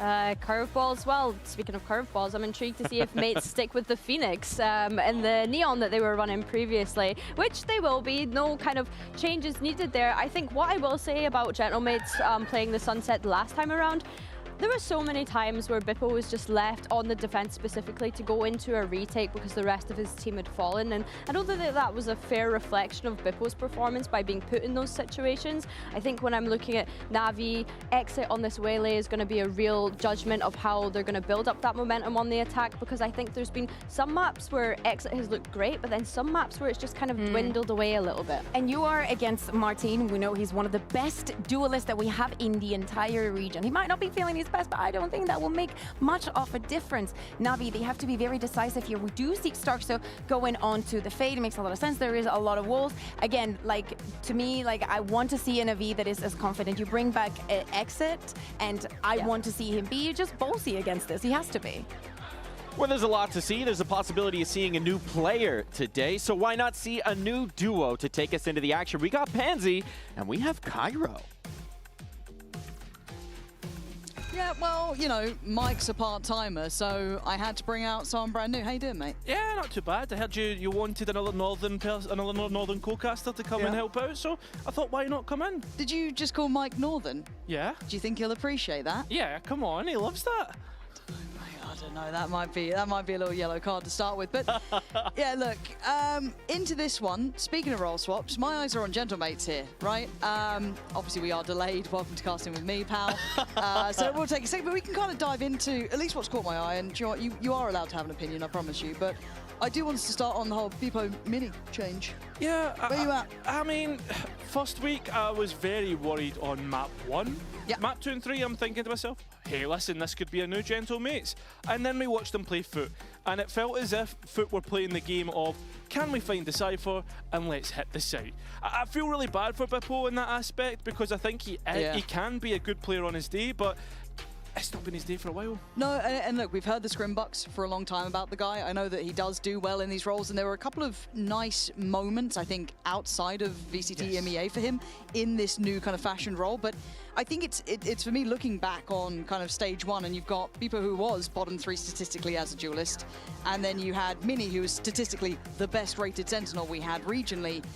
Now on the Switch. Now, and this isn't just looking at Bippo, it's also looking at how well Mini fits into this sort of system now on that Neon, especially on this map. Do you like having the Neon and Phoenix there? Is this, where do you kind of lean towards on it? Do you know what? I mean, I'll be honest, I'm probably not the expert opinion here. I don't hate it, because, I mean, you can really quickly capitalize off the curveball, which is the fastest flashing piece of utility in the game. It's fair enough. But, I mean, at the same time, there was a lot of talk about the jet rays and stuff like that. I think that, to be fair, talking about this matchup right now and looking at Na'Vi versus Gentlemates, I think the double Sentinel, which they typically play, is really, really good. And I'm very excited to see how it works with the Sage and the Viper and how they try and stop this Neon Phoenix. Yeah, again, for me, all eyes go on Na'Vi, the team who's been carving out this new identity for themselves, quite explosive around Exit in what he's been doing as well. That top mid crunch that they pulled off before with Sivov joining in, a lovely Paranoia set. There were some really nice pieces looking at them on this map, so they've set a really good bar for me, and I think, yes, they met a bit of a brick wall in the form of Vitality, but it felt like they just ran out of steam, ran out of variation, but within their wheelhouse, they're still quite comfortable. Let's see if it continues here. As, of course, Na'Vi starting out on the attack and Gentlemates on the defending side. Nice little stack of players here for Gentlemates, and started off perfectly with Starzo, who had a tough couple weeks. Ends up going Mate's way in terms of the man count, and Navi's starting to retreat.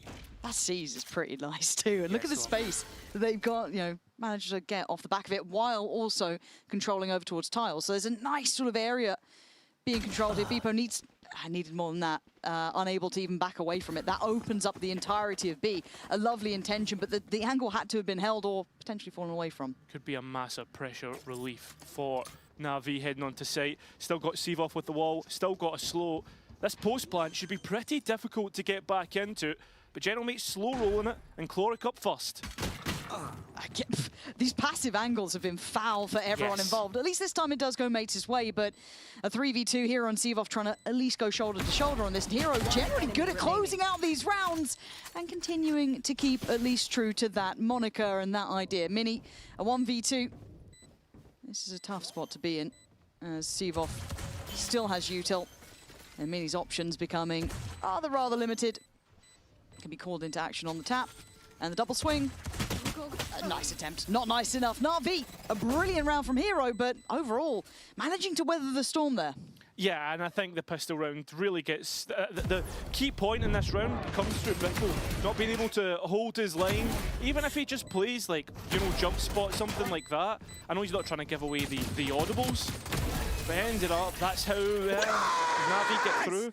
Hero! Glam! Yes! Nice.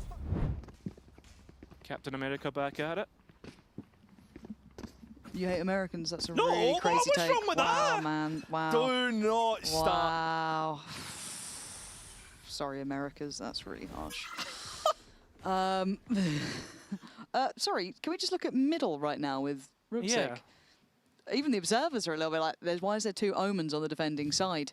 Ruxic's managed to walk the entire map. I think they've identified there was a gap somewhere. Yes, it's going to be a gamble anyway at this point, but you just let him work for a second here. Martin's too late to the party. Going to be heard and found. Yeah, beautiful work from Ruxic.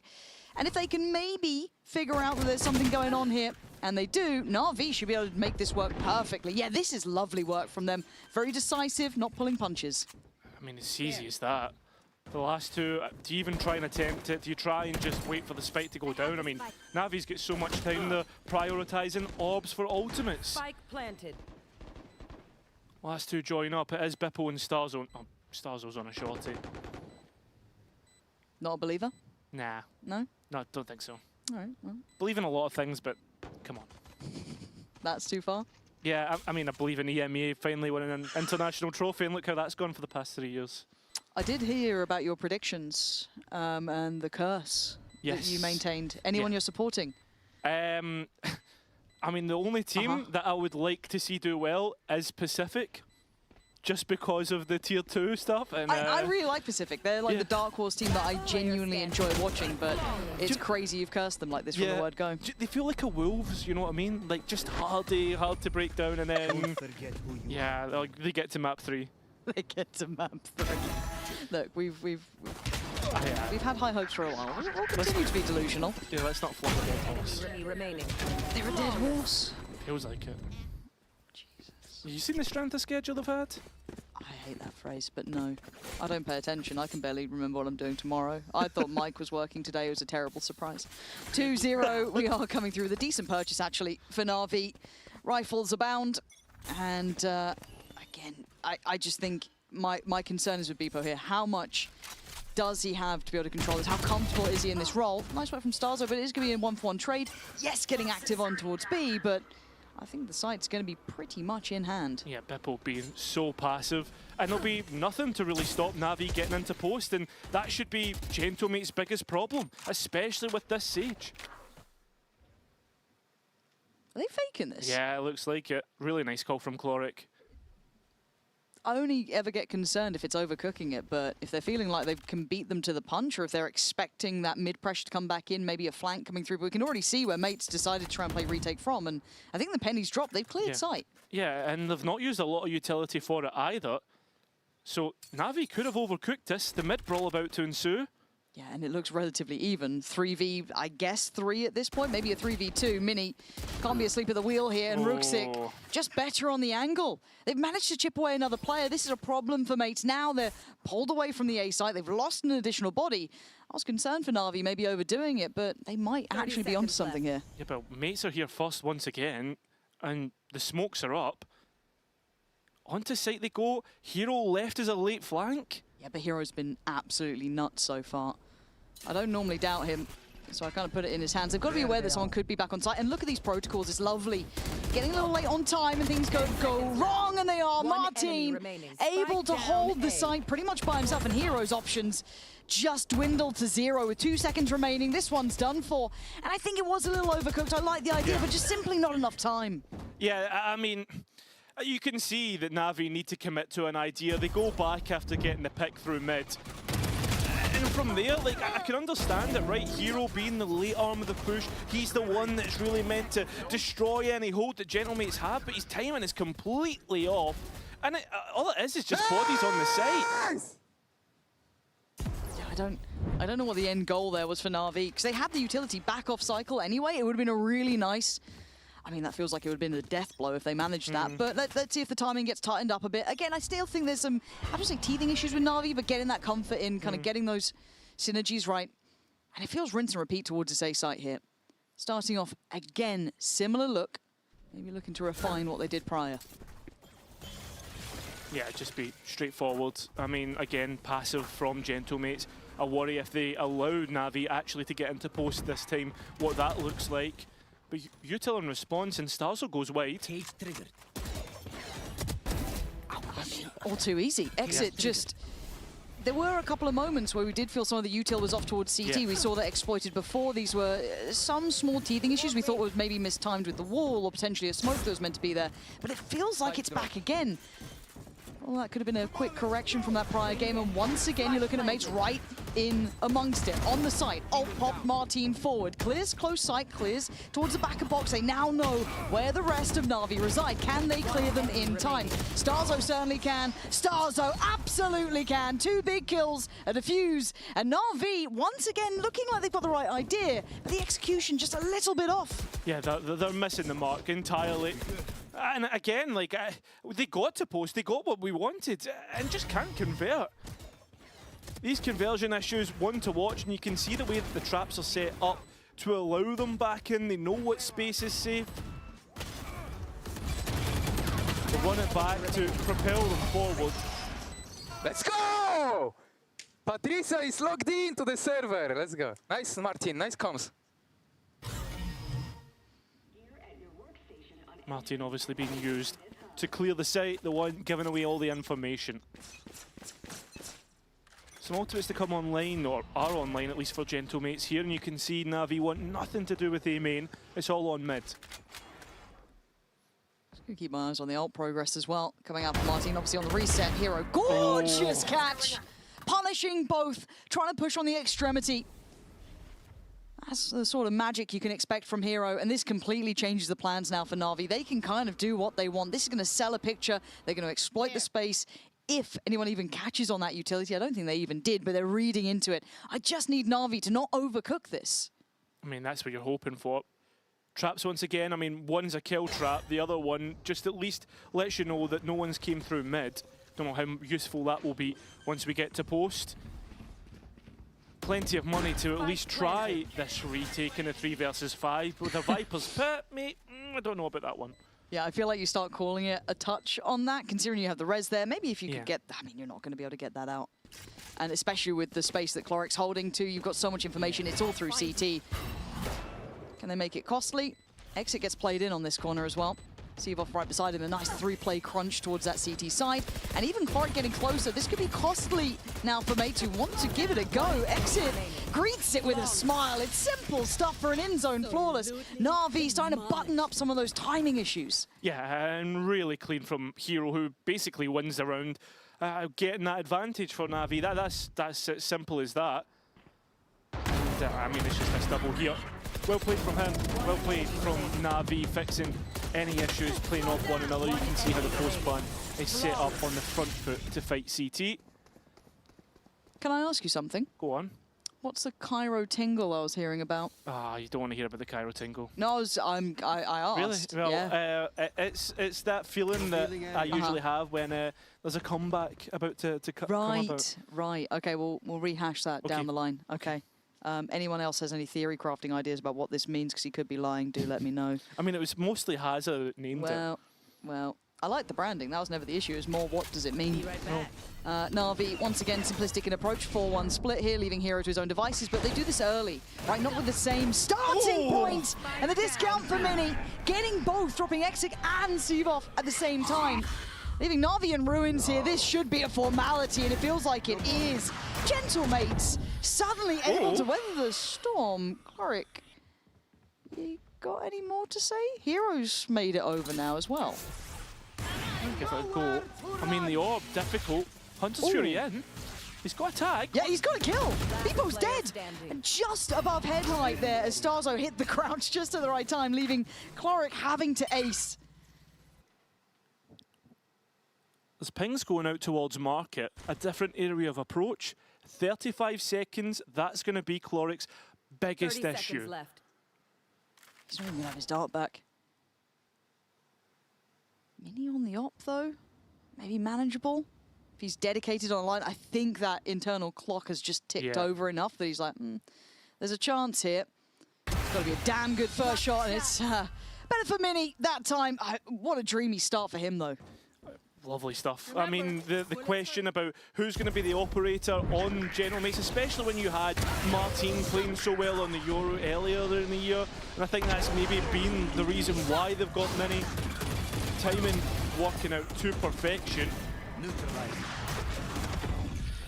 nice work by Cloric. Nice to see him at least still keeping that fragging IGL title. I will be their nightmare. But just getting caught up in the chaos. Cover going out. Scanning ahead. 3-play mid with a completely open B site. No ults to initially bank on, barring Beepos there. Mates. I like this though, right? You give up the site, you go to play on the flank. Mini's already deposited deep mid. Na'Vi have been given this as a plan by Gentlemates. Well, I guess we get to find out if the retakes are up to scratch. I mean, they have been in previous rounds. They've been solid. I feel like it banks a little bit on Martin here. He's been good for it. Just getting that timing right. Everyone now in the right place. You can see that slow work from Mini. So don't forget about him. Keep your eyes on him on the mini-map. But it is majority CT, 1 through market. Smokes go up. Smoke towards CT and Exit trying to get active on this. Dealt with instantaneously. Starzo with the swift dispatching of him. And Seavoff unable to really get much going for himself here. Rez not going to be viable at this point as Mini closes in. They seem completely unawares of this possibility. And he's just got a target-rich environment. Ult comes in. He's just going to mop him up, if anything. It doesn't matter. These retakes have been absolute money for Mates. 5 standing. It is poetry in motion. Felt a little close, but it's job done. It's like watching the new Minions movie, an in-zone flawless. You get excited to watch the Minions, and it ends up being disappointing, and it's not exactly what I thought Na'Vi were going to provide for us early on in this series. Why are you looking at me like that? Sorry, do you want to explain what you're talking about there? Na'Vi, excited to see them play against Gentlemates. Yeah. They've let me down so far. No, that's not, no, I mean the Minions part. What about it? The Minions movie wasn't great, I didn't enjoy it. And I was really excited to see it. Do these references work with your normal co-caster? Yes. Well, he entertains it. Right. Do you think our audience are up to date on the Minions movie? I mean, come on. Oh, fair enough. You've played ranked. Too many children. Yeah, fair enough. Okay, we do have a timeout coming through, so it still feels like a close affair. I just feel like Na'Vi haven't got that rhythm right. There's a couple of missing pieces. In some of these executes, I feel like they're a little bit one-dimensional in approach as well, and it's just the layering to this. Hopefully they can identify that this strength in the retake is in play, but what do they do now? I mean, the thing is, though, Na'Vi has been so slow moving around the map. Sure, we've seen them be a little bit quicker on the execs and whatnot, but overall, I would say that the pacing is so much slower than in the first week. And that's where the real issue has been. Gentlemates have not really struggled to get a read. And I think Na'Vi have struggled with, for instance, the proactivity in the last round, not identifying that the likes of Mini is walking down mid and punishing the fact that Na'Vi haven't accounted for different angles of approach. But I feel relatively frustrated just seeing that Na'Vi have so many of the fundamentals right. It's just that final punch to it. It's like we've done everything right here. We've got the side control, but then it's like, okay, how are we going to disrupt the retake? How are we going to pressure once we've caused these rotations, they're doing everything right early game. I just want to see that end game line up here. Yeah. Now, in this round, do you have a name for these sort of things? We go for Shiko normally. Shiko? Yeah, Sheriff Eco. Ah, I like that. There is a Vandal in there, but we ignore it. Yeah, I mean, no, we don't normally have a name. No, you just go for minion references. Yes, exactly. Cool. Well, Mini going. Oh, he's missed his shot. And X has been caught. At least they're going to get the site though. General makes their game plan still to be playing for the retakes. Yeah, but Hero's trying to get involved here. That Prowler, ambitious at best to reach that far. And the flash just gets oh my god, that was so close. Hero can't quite connect it, but he does a bit of chip, but it doesn't really matter. Martin can get the heal going anyway, so he's fine off the back of this. And Na'Vi looking to try and maybe be a little disruptive, but you just don't have the players to do it now. It would need a miracle from one of these three. Well, it's the fact that Cloric's hiding in the corner, and Gentlemate's slowed by the orb. There's now a crossfire established here. Do you believe? I don't know if I do. I give it a chance, though. Okay. Can someone bait him in, potentially? It looks like they're trying. Yeah, definitely are. Oh, missed his shots. Rooksix hitting his, though. Yeah, Sivov got one as well, and only a classic. So that is going to be swept aside nice and cleanly. For Gentlemates, this is fantastic. Yes, you lose 2 on the playback in. That's fine. For Martin, 1 step closer to the ult anyway. This is all good stuff. I've got to say this is the most on-page mates kind of executing game plan that I've seen so far. Yeah, and I think like Na'Vi haven't done anything to really disrupt that in this round here. You can see that there's Hero trying to play forward. She's not hitting the shots like he normally does. That's fair enough, right? I give it like, I'll put an asterisk on this round because it's Sheriffs and not like a full buy, but they need to show me the goods here in this next one and what they're doing, as you said, to disrupt these retakes. I mean, you look at the ultimates, they should... Sivov's been sat on that for so long now as well. Give him an opportunity to get this online. I would love to hear this, as we are going to be getting a comms check from Na'Vi this round. Let's tune in now to see what's going on. Revealing area. Flink, you guys keep walking. Remember, do the paper X. I'm gonna pick. I'm wall up for you guys for you can hear. I break camera. We need to go now. They saw us. Go now. You guys need to go. Yes. Come follow me. I'm going to well done. Well done. Ready? 1, 2. Make sure you wall. Please, Gen, Cypher. Yes, go plant for CT. Yes, go plant for CT. That's short. Hero, play your life. Hero, play your life. Top CT. Go top CT. I don't hear. Stop back. He drop. I got the slow. I got the slow after. I'm gonna slow. Listen carefully. I have full ult for side. I have your elbow here. Guys, if they break wall, I'm gonna ult full side. You fight them. Yeah. Bubble up. Yolan. I'm ulting it now. I ult them. They can't do anything. Done. You have heal? Goose. You have heal? Flashing side. Coming in sight. I have some for spike. I'm living. I have some for side. They're still. They're saving. Last guy saving. Already ran short. Let's fucking go, baby. 4. Nice fucking round. I love that. Wash out. 1 second. Guys, stop waiting. That's got to get you going a little bit. Yeah, of course.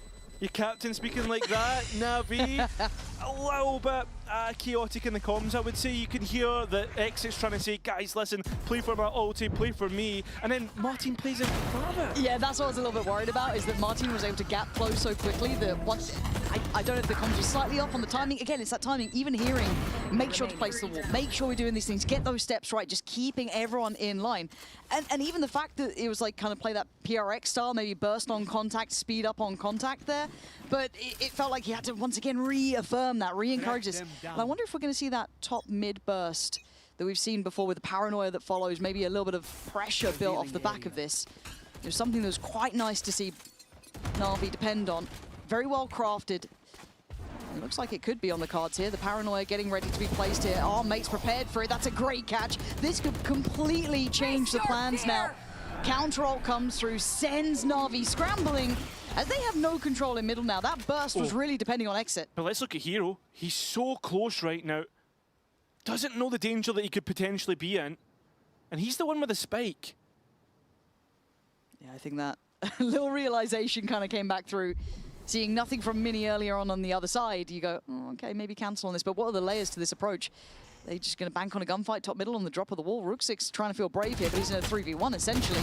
Making a 3v2 now. That's of some help. They managed to pry away Martin. Wall goes up. They're still trying to do the same sort of thing, but without that same tempo pressure towards that B side. Wall break looked for from Starzo. People's got to be careful to not overstay his welcome here. There's a potential that he gets pressure from B main, but the right assumption made to slip back through this side. Yeah, but they're going to be facing up in towards the CT re-clear. Mini and Starzo there, but Hero could be the undoing. He's got to know about this now. Hero waiting to strike.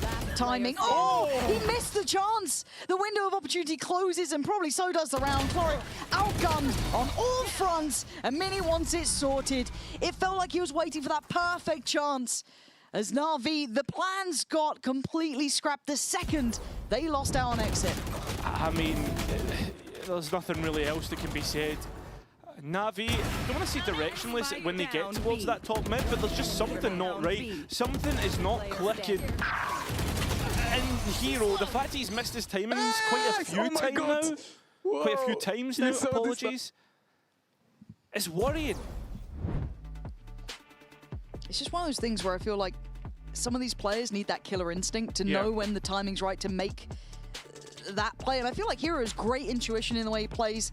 I feel like it's a lot of structure from the Na'Vi side, a lot of the intention. You can see how well mates on these rounds are, right? But it's once it gets into that kind of, I don't even say mid-rounding, but late round because of how mates are playing, it goes a little off script. And we're not seeing them be adaptive or be able to call up their own number enough. I'd love to see a little bit of that hit into place. I'm seeing Seavoff quiet. I'm seeing Exit quiet. And if they're just trying to be a tool to get them on site, fair enough. But they're just not being active enough towards that later stage of the round. You've got Starzo doing brilliantly. You've got Martin being such a great piece to depend on to create that space on the playback through. I think, like, when I'm watching this, and when I watched Na'Vi the first time round when they had their play out against Foot, I felt as if Exit was brilliant, but he was always kind of being that one step too far, and I felt as if that's how Vitality really adjusted their game plan. This Whaley being far in front and adapting to that. And I feel as if that's maybe a reason why we're seeing right now him being 2-8 against Gentlemates. Remember, there's been a week's break. This is them all coming back in for the first match of the week. There's been a little bit of time now to actually prepare for this. These players are better than being one-dimensional. That's why I want to see that ability to call up your own number in these moments. It's all good and well to have that structure initially, but you need that ability to just free play off the back of it. At this point, though, just kind of playing out the default. Trying to just sit deeper on tiles. No contact on the Prowler. Clark with a deep drone as well. That paranoia about middle. Sky high, nothing towards the Petra box. Oh, but Mini, this is the biggest issue. They've not been able to get rid of this op or deal with it. And I mean, the drone just got used. Darts off cooldown. Are you trying to contact into an op? If this is the Paper X approach again, it is going to be, I mean, thankfully based on a missed shot from an operator. Mini is going to be able to get out of there. It's taken pretty much the Hunter's Fury to clear him. But again, you're looking at Martin. There's Exit gone. This scaling is incorrect. The scaling is off timing again. And I mean, they've got full site control. There's now site anchors. Na'Vi forced away, and there's not a whole bunch of time here. How are you going to pivot on 30 seconds? Yeah. You're hoping for mistakes, and Starzo's not making them right now. I was a little bit concerned when I saw mates on this map last time. They got a little bit shaken by the mid-rounding themselves, but here, it's perfect. Seavoff does get a catch on Prox, but this is still hoping for the best, and you're going to see that Na'Vi beat them towards his B site. Mini here again. A missed shot, though. This is rough for him. A couple of chances going wayward, and this could give Na'Vi a way back through to this map. Mini just not quite landing those same 2-for-1s he was before. Plants in play, and numbers up for Na'Vi. Hero at least gets another shot back in. Martin still not dead, still going for it. Wins out against Seavoff. 3 now with the runner back online. This could just be dismantled. Cloric taken off guard, but still Martin alive. Damage being done. And I mean, both players low now. Martin on for his ace and does it. How does Na'Vi let Gentlemates back in? In fact, not even Gentlemates, Martin. It's unforgivable at this point. You had so many opportunities. Mini missing a couple of shots here and there. Opportunities given, pivot timing in play. The fact that Martin got to run rampant on the playback through, well, as we were talking about, these sort of things, isolates the first, finds the follow-up perfectly, and the scaling looks wrong, they look disjointed, and he will punish you on every single individual fight. This man is a mechanical monster. Oh, I mean, you give him an inch, he's going to take a mile. We've known that. I mean, it's been going since kickoff. Sure, he's had dips here and there, but since we've hit stage 2, hasn't put a foot wrong. No, good to see him finding some comfort, right? Because it was that, I don't want to say fall from grace, but he was such a high achiever. Yes, of course. Earlier on, stage 1 kickoff sort of side of things. and seeing him kind of dip down a little bit lower, you know, you're wondering, okay, can he bounce back? Does he find his form on the Phoenix? He has. I mean, right now, Gentlemates have cleared all of A main, so they know what parts of the map could be suspect. Wanting nothing to do with mid, and Mini got an idea about a B split, operator on the line. Mini, you've got to get these shots landing. Made a God. lot easier work, and he's not missing now. Able to switch over to the Phantom, chill towards CT, exit. Just trying to get towards site here. Beepo then teed up. Where's the support? Where's the system around it? Rooksik does get there eventually, but you can see the re-clear of space. Mini coming back through. This is just wonderful work coming out from Mates. Down to Rooksik and Hero to pull off some rather, I guess, over-delivering results at this point. Where do you go with this? You try and find a pick towards CT. There's 4 bodies there. You try and recover the spike. It feels like it's so far away. This is going to be a stern talking to, I imagine. It's a frustrating one, but Hero left to his own devices. Still a talent, still a problem, but just not going to be enough to get across the line. 8-4, and it's very deserving. Gentlemates look so locked in. They're excellent so far, and the retakes, and I think we can, as we've said, I think the biggest issue has just been the scaling. The fact that they've been struggling themselves, but with that being said, we caught up with Starzo before this match, so let's see what he had to say in the interview. Starzo coming into the game today, what's on your mind for the Gentlemates? What's on my mind? Excitement, I think. That's on my mind. That's it? That's all locked in? Yeah, I'm ready. Anything you guys have been working on since week 1? A lot of things that we've been working on, you know. That's all you're going to give me? Okay. Some examples. Are we going to maybe see a little bit of mix-up in the map pool, mix-up in the agent pool? I think our map was really strong, you know. We've been practicing at EWC, you know, many maps. We've been opening them, you know, and playing them there. So I think it's really looking really strong for now. So yeah, that's it. And then thinking about your opponent, right? Na'Vi, they had some really good showings last week. They had some less good showings. What's your thought on them right now? I think they're a scary team, you know. They showed some good games last 2 games. I think they look pretty strong, you know. They have new players, new play style, you know, new IGL as well. So we'll see how it goes. And then for this matchup, we know there's maybe a little bit of doubt. Martin having some trouble the last couple of days. Is it a little bit more challenging for you to figure out how you want to set things up when you have some doubt over who's going to be in the server?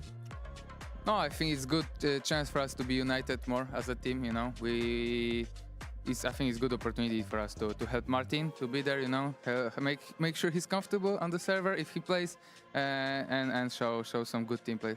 So all about the unity today? Yes. Good luck, man. Thank you. Thank you. Wow, he gave us absolutely nothing there. Yeah, man of many worlds, Starzo. Yes, yes. Honestly, just say playing our own game. Yes, Do you know exactly. what, you might as well at that point. But in the server, I guess the action's speaking louder than words at that point. Towards the top end of things, actually beating Martin out scoreboard-wise, which is an impressive feat considering the man just pulled off another ace. Yeah. So already an exceptional start. I'm concerned about Na'Vi. Again, I'm looking at Sivov, I'm looking at Exit here. I want to see them comfortable. It didn't feel like a good first half. I mean, on the defense, it should be so much easier for Exit to hold lines, you know, make it work for him. But Gentlemates, how does their attack look? Because we've seen it a few times before. Starzo maybe getting caught up and having to call the numbers start to drop. Camera taken out. And trying to break through a Viper and a Sage can be very difficult. It can be a completely arduous task. But for now, Mates, the initial approach was to clear middle. You saw where the Haunt went. Starzo checking on that early. No one slipping closer.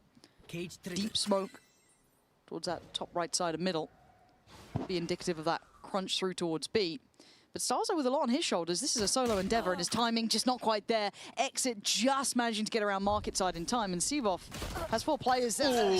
Just on the drop of the smoke, they burst. This is beautifully done by Mates, just on the simple timing of it. But catching that kill is everything. Yes, Hero's behind the wire, though. Yeah, that's the big thing. Hero has big real estate here to hold on to things and make it difficult to hold on. But Gentlemates at the same time, they take CT space. I mean, they're getting active, and I love this. Already just trying to be proactive in approach. It's going to be a 1-for-1 trade, but 1 by 1 sign lose out on players. Exit still standing. Cloric there as well. Dart ready to go. Hero deep on position. Proxo on site with the paranoia can slow this down. Timing's good enough. Waiting for that dart to come in. He will be noted. Needs some support from that CT side to punish the cross. And, well, Exit's cleared it. That's sensational from him, but Prox wants his name up in lights as well. Down to the 1v1 hero, finally shows himself here, and Na'Vi will get the ball rolling. I mean, Starzo going on an adventure himself. I don't know about that, and that's the question that we said. Is Colin maybe going to be too much of an issue if he keeps doing mistakes like that? Like the kind of counterplay, the mid-rounders from either team, or I guess at post, the fact that you see Gentlemates take that extra space, Na'Vi propel off Hero, and then the individuals show up when they need to. I'm in the game, boys, come on! They will be able to eat into this lead for Gentlemates. Good with your words there, mate? Thank you. Yep, you're welcome. Just checking. Just checking. Judges. I knew that you were gonna. I don't know what you mean. Round's live, mate. Focus up here. Come on. Brooks are going farming. Yeah, this should be simple stuff. Ooh. Do you like the judge? I'm not a judge, man. No. It's nice for a Castellane, isn't it? Yeah, but it's a Judge, jury, executioner. It's the classic. Yeah, it's not the best. I really need to work on a variation, but that's all I think of. I mean, I think everybody uses it at some point. The only thing is, though, I mean, do you know what the judge is? The judge is like that one enemy remaining. Misfire, you know, like a mistake waiting to happen. You can see it coming, and you're like, well, time to get loud, you know? All right, so this round we are going to be checking in with Gentlemates. We already heard Na'Vi's side a bit. Curious about that late round calling, but mates, with the advantage here, weapons galore.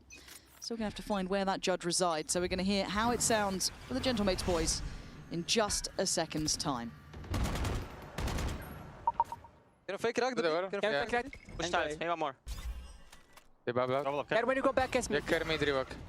They vault on A. Okay, market. Okay, let's end on A, Let's clear mid, Martin. Go. Pick slowly. You're top of the wall, guys, when you come A, okay? Let's clear it. Running B, Sava. Running B? Or mid, I don't know. I don't hear anything. Let's come together, fight. Yeah, running B. Can you fake A? Can you fake A now, guys? I'll go back. Okay, come, you pick this. One. And come one more B, guys. Come B. Yeah, I'm coming. One is rotating. Ping one elbow, Yusuf. Ping 3. Wait, careful close with the judge. Can you start faking, guys? One is backside B. Let's pick him. Wait. Come break the wall, Yusuf. Wait for B, wait for B. Break the wall. And pick us together. I'm with you, I'm with short, guys. Ready? I'll play. 3, 2. Maybe headshot. Pick headshot. 3, 2. Ready to smoke market. Come left. Backside, Viper. I cage left. Close left, close right. Judge stance. Slow scare. Come play. Just come running. Stay 2 on A. Break market, bro. Break market. I cannot. I'm running A. I'm taking space on A. They are here. There should be heroes, so nice.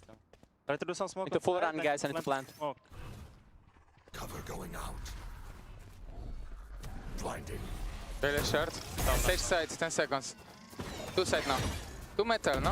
Pushing back here. 10 seconds, guys. 10 seconds left. One more Sage. You have time. With 8 seconds, there's not many options here. 6, you heard it in the comms, full run, can't stop. And Na'Vi getting away with it. Their mates spreading themselves a little too thin. Far too thin. And overall, Na'Vi now within one of their opponents, and it's an equal round to try and defend that lead. I think overall, I mean, Gentlemates got caught out by so many. The fact that Rooksy is in a corner, the fact that we saw was it Chloric in a corner, and nobody's clearing these simple mistakes. And Gentlemates on Sunset, their stronger side is always defense.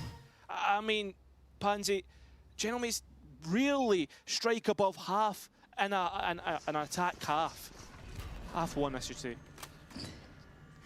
Yeah, I think my concerns only really start if they continue to fumble on some of these fakes, just not feeling all that potent if there's any of those problems. I actually quite like the idea to kind of pressure towards A initially, but they seem to scale off from that. But I play on the same page here. Deploying drone. Sheriff's out, some bits and bobs. All 5 standing next to each other. Right place though. Yeah. I mean, Na'Vi just so ready. This should just be orb farming, really. Feels like that. Does. As it stands, 4 alive for Na'Vi. Ooh. 3 alive for Na'Vi. And I don't want to say an open site. It's kept secure by a cage, but Starzo's got a Vandal. 1v3, no armor. No plant yet. This would be the biggest bottle that we've seen so far. Spike planted. I'll find you. Or a really good clutch. Okay, yeah, that's fair enough. Here we go. Obs to Horn CT. Gets no one. He knows they're all coming through from short. Here we go. Wait till you see what Starzo does. It's mad. He's got a good plant for it. He's got a great first kill. Just couldn't quite reset in time. Hero there. Lovely opportunity on the swing. And Sivov still yet to update his spray. They had no right to do this. No, he's just shouting at all his fans. Like, what do you mean? Poor Clem. 8-8 though. I mean, Martin's got ult. This should kick into effect. It's just finding that rhythm to this. I feel like they haven't even really explored these sites too much. They haven't managed to get past any of those starting hurdles. And they haven't given us just a straight sight hit that can really convince us and put the fear of, hey guys, we're going to run at you at some point and you need to deal with it. And it's going to be another defaulty round, especially with the run it back. I don't know about this. I'll find you. Yeah, I just hope they keep time in mind. Looking a little similar to the start of the pistol round, but Starzo trying to imply B is the end goal. But you can already see Na'Vi sitting pretty deep. You're looking at where Exit's sat. You're looking at Rooksik's position. You've got a very deep drone through middle. They're just trying to early identify any of those tells coming out from mates, but mates aren't really moving yet. Again, this fake's doing not all that much for me, and there's no one really biting on this. No, there's not. And Na'Vi are just ready to bunker down on that A site with the Sage and the Viper.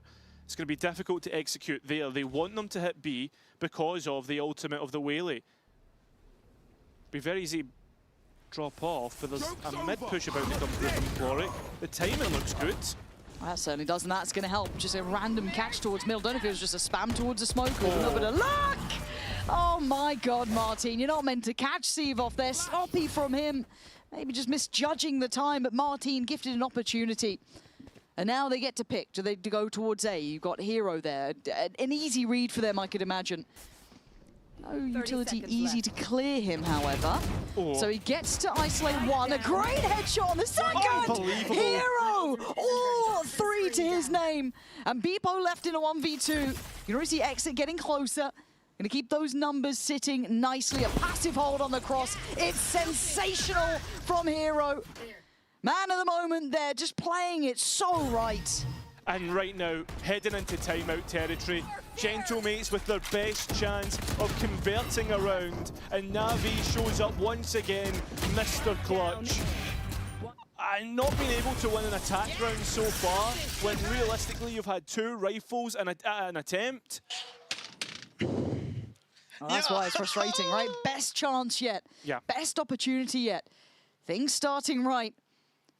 Yeah, we're all a little taken aback by Hero's impact there. But for mates, this is concerning because I think this is where I look towards the duelists. I'm seeing Martin looking fine there in that round, right? Yeah. Great ult coming in. Got a little bonus on that. Sivov getting caught. It's not been a great game from Sivov, if I'm honest, in my eyes. We know his highs. It's certainly not been here today. But I'm also looking at Mini. How much is he getting done on this attacking side? How well played in is he with Starzo? I feel like these fakes aren't landing. They're trying to pull these rotations. It's not really making much discomfort for Na'Vi. No. They're happy with their anchors. They're happy leaving Hero on these islands because he's so good at it as well. They're being very reactive. Na'Vi looking much better on this side of the map, even with Sivov being a bit quiet here. Exit's starting to activate. Everyone's starting to come online. Mates are hitting a brick wall. I think for Gentlemates, and I'm just like eye-checking this off the top of my head, we spoke about how Mini was great at open and how he was providing that. I mean, sure, you get the quick rotates with the Neon, but how much different would it look like with a chamber or something like that, right? Yeah. Something different, or even a jet that would be very simple to work with if you're Mini. The buy, not great either. 2 stingers in the mix, perhaps playing a little bit more of a sprint style, but that A site looks very vacant. And you've got to challenge Hero of all people. Nothing really coming from the Paper X play in B main. Not a lot of info, so this is going to signal this A plate, and you're hearing all the noise. Yeah, you've got to get yourself ready for this. It seems just direct in approach, trying to be pacey about it, trying to get in their faces. Hero has to respect it to a degree, but Sivov's fallen. So they've been given maybe more access than they'd imagine. They need to take space back because Hero, as much as yes we can see he's tagged, he's still a threat, still a thorn in the side, but this ult could be huge. If Exit gets this right, and it looks pretty on the money, they are looking in trouble. Fortunately for Mates, Hero was low. Rooksik goes down and Beepo's right there. Exit left now with a 1v2 to handle. Mini's got ult and he's got the Phantom. Beepo up on the rifle now as well. Trying to just wait out that neural theft. And he's going to be caught. Just stacked up on the other side. Simple stuff. Direct in approach. And Mates finally break back in. See, we were saying they need to show that they can just hit a site and show the pace that they have in their comp. Very well played. And I like the fact that they tried to play on the front foot and looked for the kills as well. They didn't sit on the laurels. It's over. Compliments the post plant. Again, in my eyes, I am looking at Mini here. This is the first round. He's had some nice impact on that first half, sitting at 10 to, I think it was 10 to 7, second half until this prior round was 12 to 12. So already you can see him starting to get a bit more involved in this. If they can keep that sort of stuff up, I'm all aboard. I just need to see him involved in this. I know the caliber of Mini. We've been singing his praises. I know Mike loved watching him when he was on that Sentinel role as well. Sorry to bring up my ex, obviously, while you're here. That's really unfair. But again, it's one of those things I'm like, look, when you see a player has these highs, love to see him continue that. If this helps now that they're trying to gather up a little bit earlier, play a 4-1 in, this is fine. Sivov having a quieter half here, but Hero solid on the back lines, already going to dissuade them doing this direct approach. Yeah, looking for Beepo to be the relief as he starts to work through mid, but I mean, he's not got a whole bunch of space, and you can see Chloric and Rooksik holding on to top mid should he move up there. Here. Is this looking to be a B split, but the wall's going to be an issue and an early signifier? They look a little bit, I don't say lost, but yeah, looking for answers and not getting the ones they wanted. The timing here, also far from ideal for Martin. Not sure if they noted Beepo trying to play through from tiles, but it's Starzo on the trade, opening up the potential towards B. They already know that Hero's here, though. He even showed his hand earlier, so working with less. You see half of this site gets cut off and denied. It's gorgeous work from Hero. Just denying space here. Good tag as well on the follow-up. Starzo, great swing though. Rooksik falls, tap on the spike. Trying to ignore Hero on the site. A bold claim here. And the time though being a continuing factor. Starzo is somehow finding his way. Oh, the timing! Oh, it's heartbreak for Exit, but still Mates getting away with murder off the back of Starzo. Yeah, and I mean, it looks as if Hero's got the sight hold himself, but as you say, Starzo the one to really hold things down all by himself. 20 and 11. I mean, leading by example, sure, but I mean, should never be given the opportunities. Bippo having his impact, played in by Starzo. The coaching staff of Na'Vi feeling the frustration. Yeah, polarizing scenes there, because again, it was a one-man show. And Mates now stacked up. Speaking of stacks, this stacks on both sides. Do they get away with it? Martin up for the fight first of all, but it's Rooksik on the trade. Mini gonna pop ult. Nothing there for him yet. Looking to try and catch Exit here on the deeper angle. He's done that. Now Rooksik kept behind the cage as Mini starts to tear up the site. They've won out the brawl, they've won the site. They should win this round. Yeah, it looks to be the case. This is Navi's pick, and it looks as if it's fallen apart. I mean, right now, Hero to come back in, placing all your hopes and dreams in a 1 versus 4 clutch. Jeez. The bar is excessively high now for Hero. He did well to pressure him in the prior round, a great anchor on the B site. But sadly for him, Starzo was able to isolate those players one by one all around him. I think Hero's noted. This one's out of reach. So for Na'Vi, time to consider. Time to go back to the drawing board here and figure something out fast. There are problems afoot here. Mates, keeping it simple and punishing some of these individuals. Yeah, and I think right now, Gentle Mates, and a massive momentum boost. Na'Vi need to get a stop to this, need to get a hold of what's going on. And right now, your money's not great. You're going to try and deny 12 with whatever you have left. And after that, I think it's going to be money broke. They're going to have nothing left to try and stop Matt Point. I mean, this main fight as well, just so disjointed. And here it is. The last of the money for Na'Vi, probably in this half. Yeah, and you're looking at the ults coming out for mates. You've got Starzo sat with his, Martin now got that ready to go. This is going to be an issue. Sivov, I feel like he's had that res from both halves at this point, but no opportunities to invest. 4 kills to his name. Gentlemen, starting with it looks to be just a straight B pop. Hero was able to deny, was able to slow things down last time. He's the one you put all your hope in once again. He's so good at it though.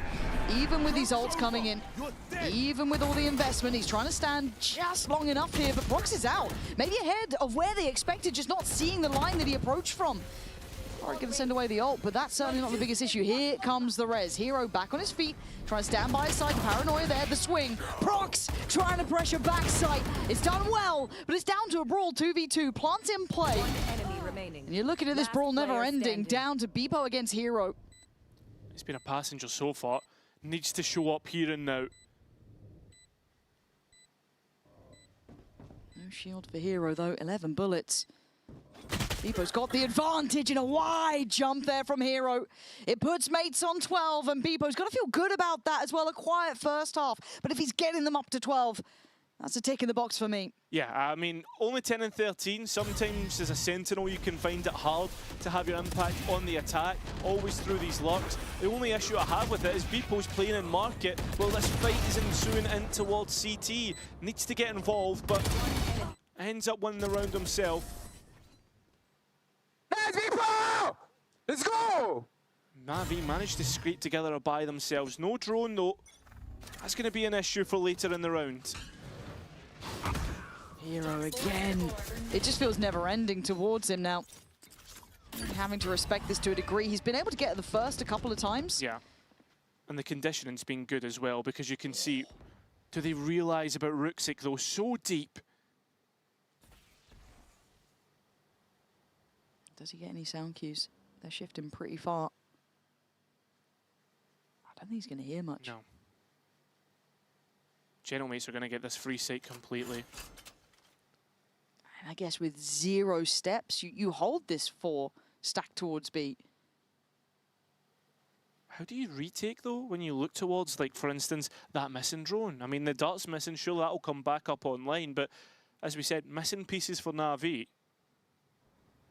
And it's going to look pretty difficult, especially when we know Gentlemates, once they get to post, they want to take that space away from you. You got to clear every angle, every corner. This could be so late. Yeah, Ruxic's clearing towards B main, but this is the freest sight of their lives. I think even Mate's going to be a little bit surprised by this. Could get the deck chair out if you wanted. Spike planted. Yeah, and I think Ruxic's probably going to be a little bit frustrated with that. I like the mid walk, but as I said, the shift through spawn just kept those audio cues so far away. The concern about them being late in B main. And as you said, they're happy to take a bit of a deeper brawl, try and posture up a little bit here towards short. And what tools do they have to try and pressure back in here? Paranoia primed. Ruxic, great connection. Proxer goes down and now the site feels small. Martin fights back towards CT. Doesn't quite get the pressure from Exit, so Exit actually a bit of a disadvantage, but gonna get his man. Martin falls. Mini and Starzo. Actually, it's just Mini now. Diffuse already started. Does he get there in time? It's Mini up against Hero. And Hero just about holding on. Double digits made by Na'Vi. Mate's gonna be held at 12. I thought the Gentlemates would have went further than what they did. Really made Na'Vi re-clear everything. I mean, sure, it goes down to 1 versus 1. It could have gone anyway. Yeah, I think Ruxic on the pack lines does so much just to create a different issue and distract the hold of Gentlemates. Well, that stops the rot, right? 4 in a row. The mates were managing to figure out. The buy going to be shaky coming back through for Na'Vi, though. This has been a brutal string of rounds. No massive ults to bank on. Exits 1 away, so could get that. Maybe Heroes. Are they going for a walk in middle? Oh, I like this. Something different. I guess fortune may favour the bold. Let's find out. Stalzo's run elsewhere. And remember, Sivov goes for his fight. Chloric needs to play safe. He needs to be the foundation. Yeah, and I think he knows it. He's backed away so far. He's trying to play safety on this. Ruxit desperate to try and get ahead. I don't think he'll be challenged by the running back. Maybe not even seen on the reset. A bit of chip on the way. They need value here. Spike planted. They do. But you've also got to be looking towards the flank of the Whaley. When does exit activate? I guess right about now. Time to go. Clears close, but swung on by elbow. Great impact from Beepo there, but a 4v3. Ruxit, Cloric, and Hero. And Hero trying to play the timing. It's Ruxit to do the damage, taking away Mini from the equation. Down to Starzo. Hero's won it, and suddenly the numbers getting a little closer, but Cloric left in the 1v2. His damage was taken earlier on, and now it's all uphill. Time determining he has to move forward. Martin to close the account at 13-10. Things got a little close. Yeah, far too close. I mean, it takes 23 rounds to finish out this map, but overall, it feels as if it should have been done sooner. And the way that Gentlemate's just let Na'Vi back into this game, a string of 5 rounds, and then a course correction with those direct hits, actually conditioning the B side of the map. And since then, Na'Vi never really showed us any adaptations from there. And I'm sure it'd be frustrating. You had some key players having some impact for Na'Vi, but not enough to change the outcome of these rounds. And I think we're actually hearing from Mini himself, so let's hand it over there right about now. We are indeed some strong impact coming through. Some rounds maybe that you guys shouldn't have gotten away with. What's your first response to that one? I mean, they also won so many rounds they shouldn't have won, you know, so it's kind of the same. It's VALORANT at the end of the day, and Hero, you know, he's playing incredible, so we also dominated a few rounds. I'm happy we got through for the first map. Now we're ready for the next one. And some words for your duelist duo, right? We know he's not feeling so good, but you couldn't tell in the server, could you? Yeah, I mean, we're all not feeling primed up right now, you know, but we're all fighting. We have the fighting spirit today, and we're just like refusing to lose. We're all fighting for each other, and we're just gonna keep doing that. Well, best of luck going forward, and it'll be Haven right after this break.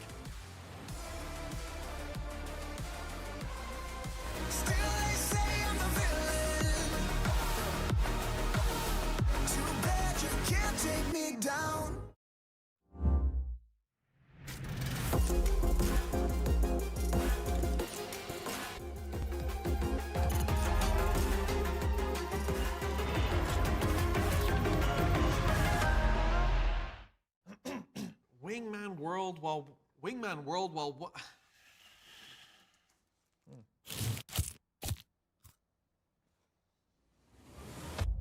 Have a break. Have a Kit Kat. Wingman World while wanting a well-won break. Let's go! At Carmine Corp, we demand the best. This is what backs us up. The Razer Iskor V2 New Gen.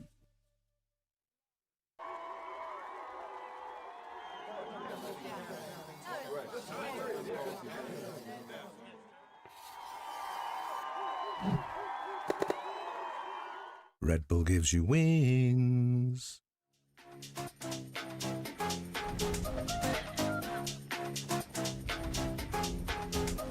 나의 속도가 돈이라면 벤소미 더 세게 괴롭혀봐 나를 rain on me 다가서면 뱅뱅 전부 걸어 게임처럼 너의 고개를 떨굴 때는 댄서니 모두 몸에 걸어 눈이 빛나는 걸로 전부 걸치고 난 이 노리는 것들일 거야 발밑에 쫓아와도 너는 절대 못 껴 넘어질 배포도 없는 애들은 no 따라오지 못하는 건 얄바가 아니지 그래서 the boys not my type 아니 거리동이 틈에 판이 바뀌지 이기는 건 당연하니 cause my type 시시하게 겉으로만 판단하겠지 웃는 얼굴로서 저렇게 잘 받아 멍청한 애들이 여기 차고 넘치니 바가게 선이 목숨 내못 가 짜증나면 질러도 let me cool at least night to night girl들만 불러 money on the fool I'm a boss be or she 뭐든지 다 내게 cruise 말했잖아 내가 뱉는다로 내가 다시 look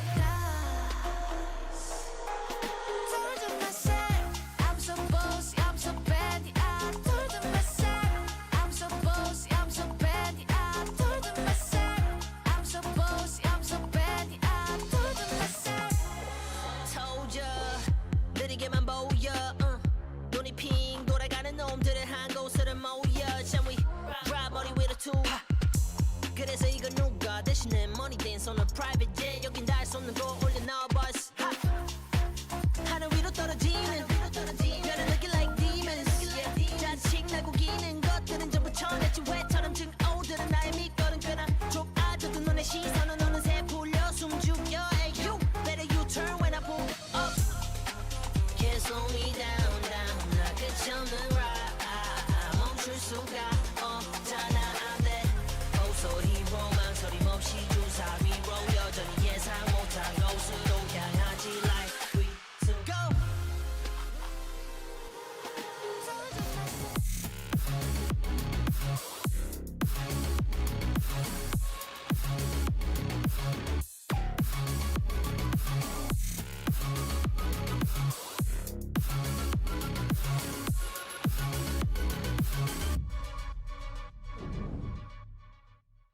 Your retakes have been on point from you guys so far. Is that something you have been focusing on recently? Yeah, I mean, we have been practicing them, dry running them, putting a lot of effort them. Also, I think against their comp, retaking is very good thing to do. So, showed today on the server. When we talk retakes, executes, everything is easier. Well, it's certainly showing up on the server for them. I mean, maybe the mate's not feeling so good outside of the server, but inside, yeah, I'm it's sitting looking closer to dang Bay. nice Listen, indeed. we don't have enough people here, Mike, so I'm just gonna do this. No backups. No backups needed for the mates in this one. No, absolutely not. I love that we asked them about the retakes because to me, they were a massive highlight from this defensive side. Just look at this one. Martin has the ultimate. Look at all of the utility that he's just following up. The way that they were setting him up. You were saying, oh, he's gonna have a flu game, and as we said, Martin just doesn't need it. But it was so many other circumstances where I'm like, you know, like, are you aware of some of these things? Like we know that this should be like a little bit more difficult for them, but I think that the way that, for example, Mini just comes here, like they do lack the awareness. Nobody's looking in this direction, and there's no utility also that they can use. Love the fact that Kundi Kundi speaks about the preparation and how specifically they wanted to play against this comp. Yeah, I think that more so on Mate's attack side as well, we were starting to see moments where they were struggling to play against Navi's composition. When I'm looking at those stage slows, when I'm looking at the waylay stun and that kind of utility as well to be able to clear out space, they had so much delay potential on the side of Navi. And Mates on their attack, I was getting kind of frustrated when I was watching the amount of slow default rounds that they were doing. Yes, you need to do that to be able to bait out this utility, I completely understand that, but I kind of almost wish that they had upped the pace a little bit in moments, especially when they're running a double duelist composition and you have Martin and Mini popping off in the way that they were. So yeah, little bits of moments where I was like, okay, Navi might be able to close this map because of Mate's approach to the attack, but all in all, they did a good job to be able to string those rounds together, especially at the end, I think. And to be fair as well, I think there are some rounds at the end where we got a little frustrated with what we saw from Na'Vi, but we also saw some greatness, some phenomenal moments from them. And this one in particular is our team up moment presented by Aorus. Let's go ahead and give a listen to this lovely bit of team play. Guys, keep walking. Remember, do the paper X. I'm gonna pick. I'm all up for you guys for you can hear. I break camera. We need to go now. They saw us. You go now. You guys need to go. Yes. Come follow me. I'm going to well done. Well done. Ready? 1, 2. Make sure you wall. Please, Gen, Cypher. Yes, go plant for CT. Yes, go plant for CT. That's short. Hero, play your life. Hero, play your life. Top CT. Go top CT. I don't hear. Stop back. He drop. I got the slow. I got the slow after. I'm gonna slow. Listen carefully. I have full ult for sight. I have your elbow here. Guys, if they break wall, I'm gonna ult full sight. You fight them. Yeah. Bubble up. Yolan. I'm ulting it now. I ult them. They can't do anything. Done. You have heal? Goose. You have heal? Flashing side. Coming in sight. I have some for spike. I'm living. I have some for side. They're still. They're leaving. Saving. Last guy saving. Already ran short. And following in Navi's example there, we're enhancing our team up moment here on the couch. You two are getting very cozy. Yeah, you need to get better at that joke. Well, we need to teach you some. I don't know that anyone has ever told me that as the problem in my life. That's usually the opposite issue. But let's talk about it. For Na'Vi, we see that moment. We see that we're inspired. We're thinking they've got it locked in. The team plays on point. And then later on, we're seeing man-up situations get away from them. The advantages, frustrating them, similar to what we saw maybe in that Vitality game. Yeah. Going away from them. Yeah. I was like, I don't know where this is going. Sorry. Well, I'm asking you to talk to me. What are you seeing? What do you think's going on for Na'Vi in those moments? I really like that round. I really like how every single individual had their little plans throughout the round. You hear Cloric, we're going to do the PRX, right? So you know they have their own way of being able to plan these things out, but then you also hear Exit in that moment saying, I have my ultimate ready whenever we want to do that. Once they do this, I'm going to do that. And I really love hearing like key components of the round that they're trying to execute. Plant for CT, for example. It was not micromanaged in a way by Cloric, but more everyone pitching in their ideas to be able to make them have a successful and listening. round. That's very important. And you know, we hear them say, I broke the camera, you need to go in now. Like, you need to go in now. It's and really nice there is no time for hesitation. But I think that this is also very very good. Last week, we chose Na'Vi and Sunset as well for the team up moment because they have very good protocols. The problem is they needed them. Mates were playing so incredibly well that they needed this kind of rounds to kind of face up against them. Cloric was incredibly happy because that was a very clear execute. Now, my question is, how excited is he to play his first Haven here, I would say, in EMEA? Yeah, that is exciting. I think to touch on that, though, like the excitement going into Haven, obviously, we don't know what to expect for Na'Vi.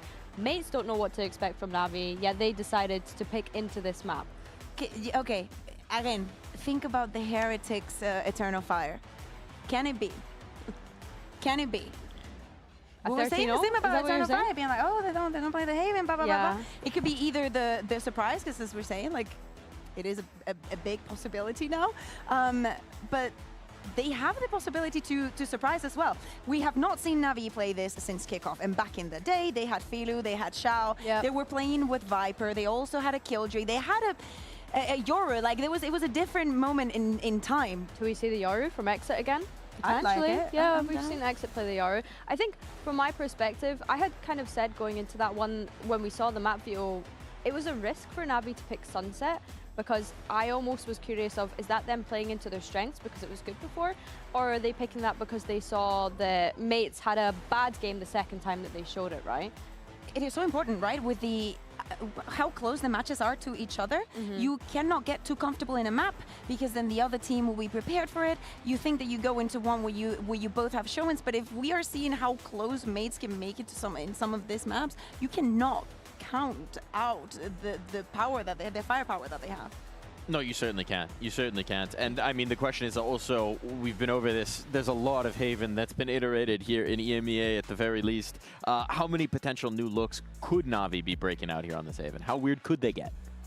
I don't know if they'll get weird per se, because I think what I've liked about Na'Vi in this stage so far is really love the roster that's been put together for this stage. But I also love that they have a very clear identity, as I've mentioned before. We're seeing Sivov on the stage, who on that map wasn't having a particularly great performance. There was a couple of times on defense where he got caught out on mid whenever Mates were coming in with the rotation. He was doing walls that he was standing on top of that Mates were expecting, and were just being able to take him right out of the sky. So yeah, I think for Sivov, I'm waiting to see that step up coming into Haven. I'm curious to see what he's going to play. Of course, when he was subbing in for Fnatic, he had to jump onto that Phoenix. That's definitely an option for them if they want to go down the double duelist route for Na'Vi. I'm curious on whether they stick with this kind of double Sentinel composition things that they could do, or if they go the down. Control, like, are they like having Hero on the Viper? We even heard it from Mini. Being in the server against Hero has to be a different experience. Yeah. It certainly does. It certainly does. It seems like we may have a little bit more time here. So we're going to go ahead and give a listen to the Na'Vi coach confession. The comms have sounded really crisp so far. Have you been focusing on them, and what do they still need to improve? Yes, comms was like one of the main focuses during last 3 weeks of conversations. I don't think they're crisp enough yet, but we're getting there slowly but surely. Yes. Still working on the communication, and actually I did get to catch up with Angel a little bit before the game to ask what was frustrating. He said that one of the big things they were working on is communication in advantage situations, right? How they can maybe close those out, and we did not see that necessarily work. We should have asked him in the next coach confession if we are to ask him is how mad is he, you know? The other day he said he was very mad, and if that is what they wanted to focus on. Angry Angel. Yeah. We need EBS, Ice on Angel, Coach Angel, not our EBS Angel. That is also an angel. But true. Fact. For Na'Vi, jumping into this Haven, I want to see the electricity. Again, Exit started off that game incredibly loud, first I will say, because I was still sitting here on the desk when the pistol happened, and I had to flee because I was scared. But then things got a little bit more quiet. I'm still hoping that within that communication, it also comes the keeping the vibes up, and not just celebrating the once you win, but also being able to bounce back. Yeah, I think that when I'm looking at this Na'Vi team, it feels as though it's Cloric bringing a lot of the vibes, which of course, as your in-game leader, they are going to be the confident one, the one that's keeping the energy nice as well, but sometimes you need someone else to be able to lift those spirits other than just Cloric, I feel like. I think you do. You do. And we were talking about Angry Angel. We were talking about this Angel, that Angel, Coach Confessional Angel. Do you want pregame Angel? Yeah, I'll have some pregame Angel. Let's go to pregame Angel. Angel, I have to ask about the tweet last week. Not so happy after that Vitality game. What was it so upsetting for you?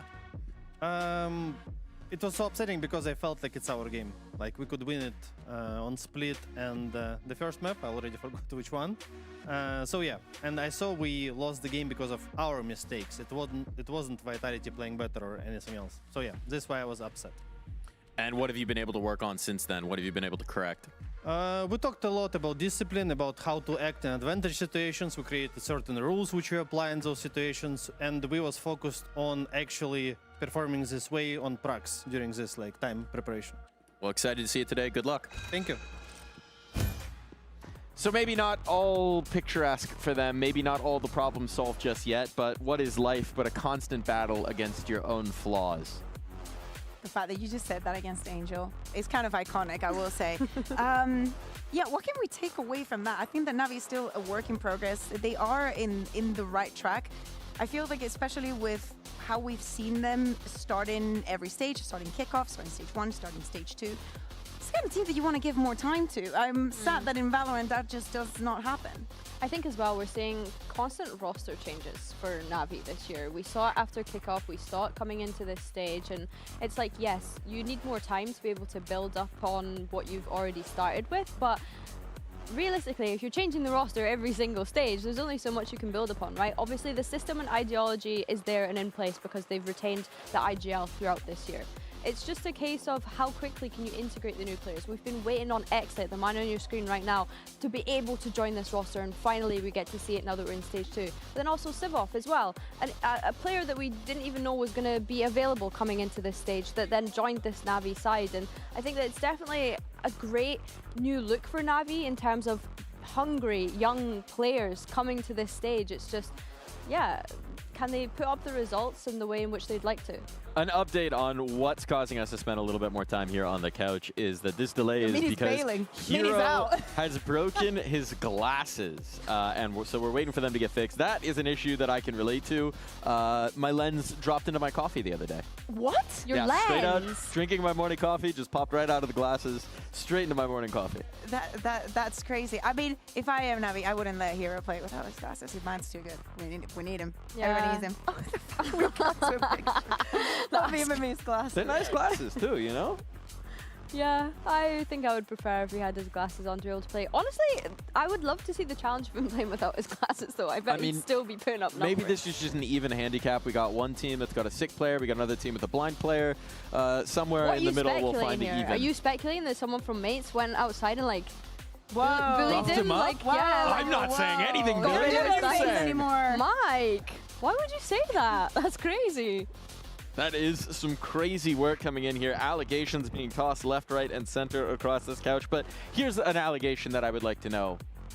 I don't know how I'm going to segue that. I want to know how we think Navi can get back into this. That's what I want to ask about, right? Because it's a disappointing first map for them. So what do you want to look at on that Navi side other than Hero getting his glasses back? Honestly, to answer that question, I need to see like the composition, yeah, to see what the approach is going to be onto the game. As we're saying, it's not that they're going to have a lot of reps, but that could be a very positive thing for them. Yeah, I think from my perspective, yeah, it is a case of we need to see what we're working with. Like, you've just lost your map pick as well, let's not forget. You've lost the Sunset. Oh, Mini's been told off. Now you're going into Haven. I'm so sorry, Mini. Damn. He was just chilling. Yeah, he was chilling, and now he's got to put his headset back on. That's all. Like, hey. Yeah, sorry, to get back to, wait. No, Hero just said no. Okay. See, this is what's really nice about the new studio, right? We can just sit here and keep an eye on the players. Like, we've got like real-time information on whether or not Hero we should clear with comp-ops if we can just go and talk to the players now. That would be fun. Can we rock it right up and be like, hey, what's your prescription? Janka, you're listening?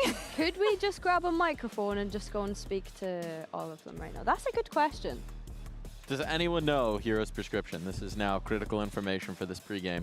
Why would I know Hero's prescription? I don't know, you know a lot. You're very knowledgeable. What, I'm just trusting in the expertise of my analysts. If it was Rian's, maybe. You're lending him your glasses for the game. If they're the same prescription, We could work on I it. say we take minis. He was down to leave the stage. Hold so. on, let me take my contact lenses out Yeah, real actually, quick. I'm wearing contacts. Yeah, so am I. Okay. Can you one of mine, one of imagine how yours? gross that would be? I can work with Yeah, one eye. that's low-key, that's kind of, high-key, that's disgusting. I'm That's actually... cringing in my chair, as I'm sure many people are in our audience right here. Okay. Wait, where's Twitch chat? Should we just start reading chat?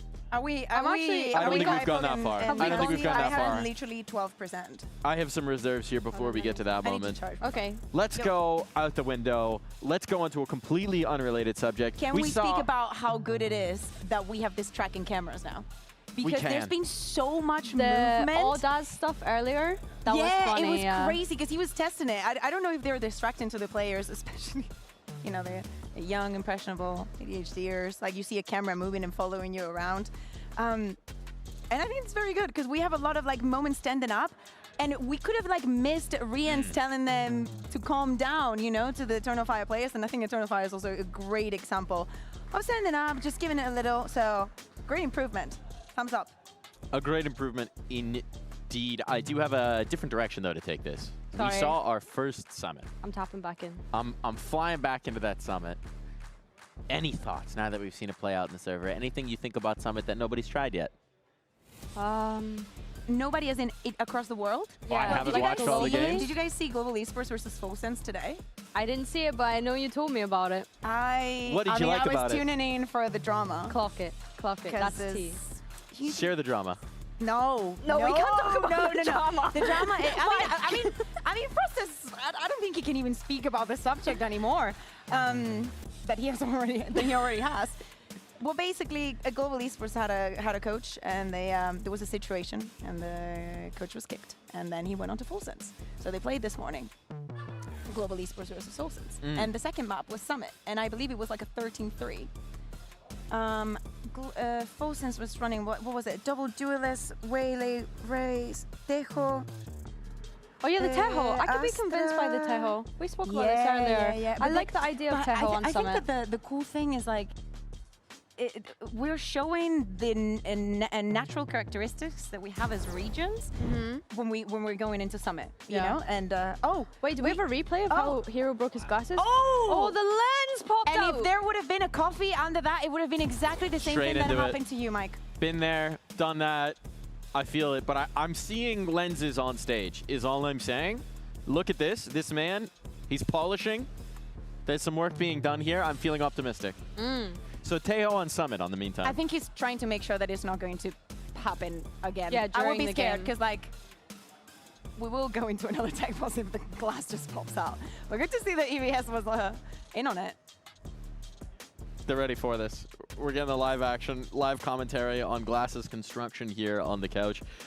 We do have a little bit of a mini game, perhaps. I'm not sure whether we're ready to hop back in, if the magic voice in my head could tell me this. But here we go. Here's the mini game. No, you're I'm not allowed to join them on the couch for this one, so our lovely analysts are going to be working on this themselves. Wait, we're going to be playing a game. It's called Find the Wingman. Mecha Wingmelian, I think, maybe. I've lied. It's a magic trick. If we try and go to a longer segment, that is when the tech problem will solve. So I think we're ready to hop back into the action here. Are we ready to get our Ancient Select underway? Maybe. No, we're not quite ready. So we're not going into that. Put the iPad down. Put the iPad down, you iPad kid over there, Billy. Play with the iPad. Put the shiny away. It's time to think about this matchup once again because we are nearly ready to go into game here between Navi and Gentlemates. So we've got our Agent Select, bringing you back down to earth. Ooh, Siva from the Phoenix. Now we have seen this on Haven. It was on a different team though. Looked pretty good, I would say. Yeah. Maybe aside from the fact where there was a wall incident with his own Phoenix. It was an that's okay. That was a couple months ago, so that doesn't matter now. Yeah, I like to see Exit and Sivov on this kind of double duelist. I'm really excited to see that. I think as well, having Phoenix on both sides, you will see teams fighting over that orb possession as well, because of course they want to build up the run it back on the Phoenix as quickly as possible. But yeah, I think mirror matchup is kind of boring in the sense of you're feeding us that maybe we'd get something exciting from Na'Vi, but for me, it looks comfortable. It makes sense, though, because if it's a map that you don't have a lot of reps on, that you didn't see throughout the entirety of stage 1, you want to go for something that maybe is not too out of the box, something that you have seen a lot, things that you can replicate. They are... I hope you can hear that. I really hope that the sound is catching up, because it looks like a different kind of battle happening on stage right now. But you know, another player that was absolutely amazing on the agent that they're playing on Fnatic, Hero. Like, to me, him playing with Fnatic on Cypher is like one of the best things that I've seen playing like on core Double memory. Doors. Man, so good. I'm so happy that he got his glasses fixed. Man's so good, and now he can see. Yeah, for sure. I think another thing to keep an eye on this defense is Mini on the upper air. We got to see some of it on that sunset just then, and I think that Na'Vi were doing well to be able to avoid it. We saw some whiffy shots coming out from Mini, but yeah, I think definitely starting on this defense, keep an eye out for that, because they're going to be trying to push down these extremities to get Mini onto a deep line to hopefully find value with that weapon. Well, we've given a crash course in what it's like to actually cast with Pansy, so Cairo, here's some more. How was it? It was pretty good, I'd say. Yeah, enjoyed it. Nice. Don't think I'll go for the full option, the full purchase option. I'll stick with what I've got. I've actually never been so insulted live on air, and that's crazy work. That's sorry, actually, mate. no, you know what? What? Oh, I can't swear. Oh, God. Nah, you've been horrible to me. I'm being accused of punching Hero to break his glasses to get my tech pause in. And now you're doing this. Right, well, I guess we've got to focus on the game because you're being nasty. Never thought I'd miss Michael so quickly. But we actually get something quite fun to talk about. One, the fact that Sivov's been kind of let off the leash a little bit here onto the Phoenix, which I quite like. Exit on the Neon. We've got a bit of a switch up now. Let's see what the depth's like with Na'Vi in that regard. Mates is a bit more of a known quantity, right? This is very much unknown. Yeah, it is. I mean, it's mirror comp, see exactly who is the one to come out on top. Already Bipple getting started off right, and Mini's walk down mid, not too bad either. Na'Vi yet to put up a fight in this pistol round, and at this moment in time, you're looking at an in-zone flawless. Chloric able to deny that, but Gentlemates get start off near enough perfect. Yeah, that's a big beginning, isn't it? And I think this is a confidence game. I think the big thing for me when I was looking at Sivov historically as well, yes, he's had to kind of fill into different rosters. He never quite got the fair shake. So for me, I was like, okay, this is great. He's going to be on the ground zero, start from the way up, build him in. I want him to have a good performance. I'd like to see him when he's absolutely locked in. When he's absolutely locked in, he's, as I said, part of the system from the word go. So here, I want to see that potential. Now, you aren't the same sort of fan that Michael is of him. Michael has been a big advocate for him the whole way through. I think Sivov, he's had great starts, but I feel as if when we start to get to the later games, that's when he starts to fall away, and we see those performances not put up as much as what we expect of him. And I think it's fair to say we could say that of this series right now, Sivov, when it really matters, hasn't showed the goods, but Mini has. Yeah, scoped up, good to go. Beepo, comfortable, and great timing on the little bit of a glance through Garage. And now just a formality, really, at the end of things. It'd be nice to get a consolation prize somewhere, but, like casting with me, not your normal duo. I'm sorry, right? No, you're not sorry, though. You're not sorry. You said it, and you meant it. One enemy remaining. I just don't like... What don't you like? I just don't like hurting people's feelings, and I didn't mean so it that way. So you decide to hurt mine? Yeah, brilliant. I'm sorry. Brilliant. Don't like hurting people's feelings. Just gonna hurt yours because I apparently don't count. Brilliant. Brilliant. Chloric. Done for. There it is. Formality found. In zone flawless. We might be getting a repeat from game 1 at this rate. Was that just Haven now? Are we just going to get back to back? Oh god, in zone flawless. Yeah, that should have been back to back in zone flawless. As Na'Vi really struggled to show the goods, and I don't think there's much to analyse here, to be honest. It's just been kind of searching for you. They get pushed away at Garage, they get pushed away at C main. Let's see what the rifles hold for us. Some tickets there if you fancy them. Get them. There you go. That's my big pitch. Look, I'm not happy. I've been insulted. Anyway, it is looking like it's direct towards C. And already, mates have 3 players here. They're reading this, so they've got so much freedom towards A long. If we're looking bigger map here, if they continue on this pathing towards C, They're leaving so much of this space open, and mates are absolutely getting everything they want. Beepo teed up to succeed. Everything is perfect, and it's all too easy for mates at this point. Yeah, Hero is the only one that's separated from the pack, and he's got decent space through mid now, so all hopes on him, as it seems to be for quite a few rounds for Na'Vi. But look at Mini. Look at the positioning already. There's accountability. They've considered this. They know it's available space. Now they have to be a little careful, as you said, with Starzo here. I mean, Dart's up in 3. Nice reposition for him. And it's a split of the pack, so you'll get a chance at a 1v1. Good timing on the smoke. Starzo looking to catch the right timing. Anything disjointed would be a problem. Paranoia there, just in case someone had slipped through, but the timing is now. Oh! Oh, this is... I'm sorry, Na'Vi fans, if you held out hope here, it's not looking great as a beginning, and Hero, he ain't all that close. Man, it's the Na'Vi arc from split to split. You get excited, and then reality hits. Gentlemates seem to be that reality right now. And I thought coming into this one that Na'Vi were the probable favourites, especially after like a simple maths of Na'Vi 2-0 Foot and Foot 2-0 Gentlemates, so therefore Na'Vi should 2-0 Gentlemates. Again, just be able to dip away from that dart, isolate these, and I mean, it's a foul miss. We've all been there. It's just not one you want to see again. Yeah. And even that said, you look at how the round began, it was so one-dimensional. If you're going to have players like Starzo pressuring up, you've got pressure from sewers, you've got Na'Vi doing, just lacking in the basics here, lacking those fundamentals. Starzo is the only one to have been killed this half so far. Jesus.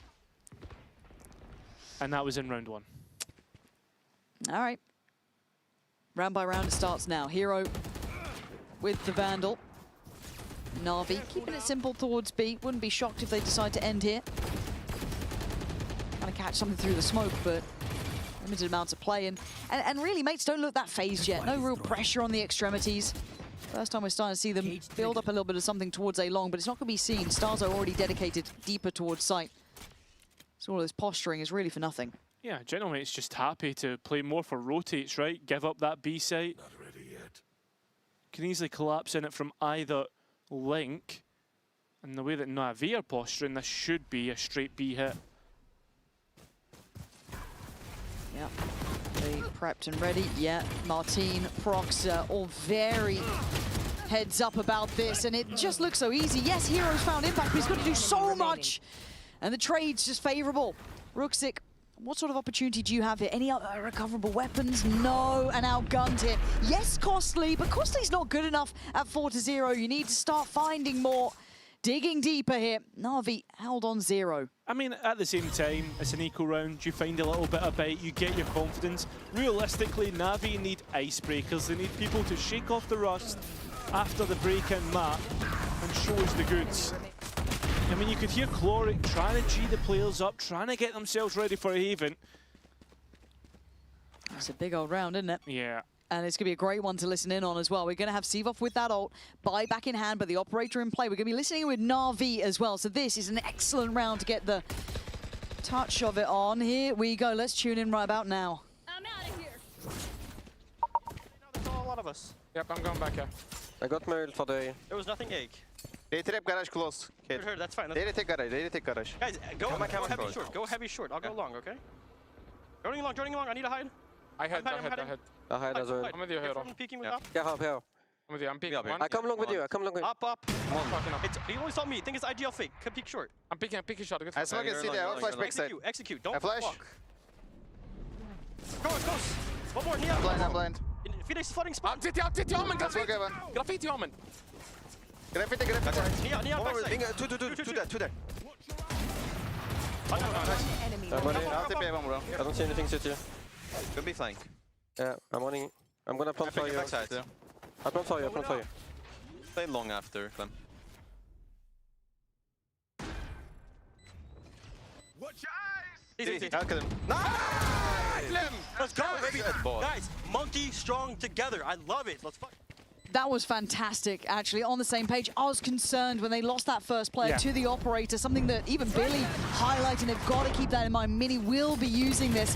But again, the flood towards site, the pop from Seaboff, it was all there. Yeah, it was. And I mean, I think the worrying thing was Floric could even identify, hey, this is probably where the operator is. We know exactly, and then he peeks into it. A little disappointed there. But as you said, the site flood, the way they fought together, that's the Na'Vi we expect. Playing off one another and showing us those fundamentals.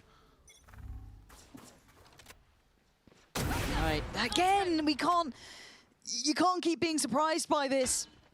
Shocked there wasn't any utility put towards it, and a tag as well.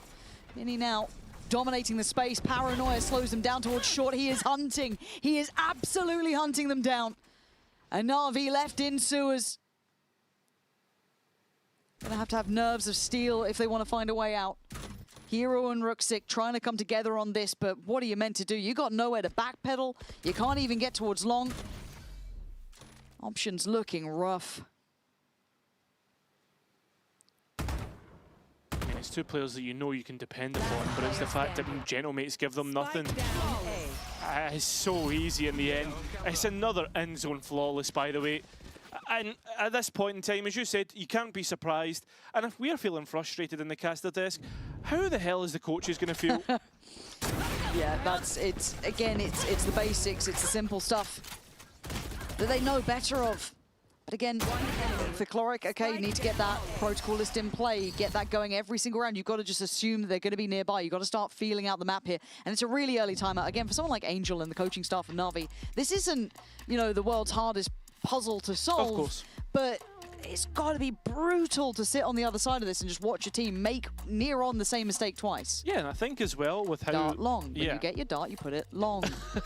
I think as well for Angel, especially with how outspoken he's been on Twitter about Haven and how he feels about it as a map and stuff like that. We remember the discussion that was about the ABC triangle, 1 beats 1, rock, paper, scissors, blah, blah, blah. I mean, comes out with this Neon Phoenix comp, something that Gentlemates have played. So realistically, you've got to be like absolutely spot on with how you're playing it, or Gentlemates will understand what is the discrepancies in this comps, where are the weaknesses, and they're showing that. Yeah, but I don't even think mates have been pushed particularly, right? We haven't seen them go deeper than their initial plan. I haven't seen them look uncomfortable. Honestly, the most threatening one, barring the one that was won by Na'Vi, that's a lot of ones in that sentence, but was potentially that pressure on B, right? Yeah. That was it. It's just players 5 and try and get on site. Please do a dart. I'm seeing Chloric in the right position for it. There it is. There it is. We wait for that. Yeah. We wait for it. We wait for it.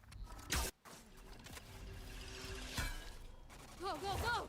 There we go. Now you're out towards long. Perfect. Perfect. I thought for a minute he was going to go for the re-peek and it was all going to be over. But this is good though, right? These are the fundamentals. Put a little bit of pressure on A-Long, keep them a bit deeper, keep them guessing somewhat.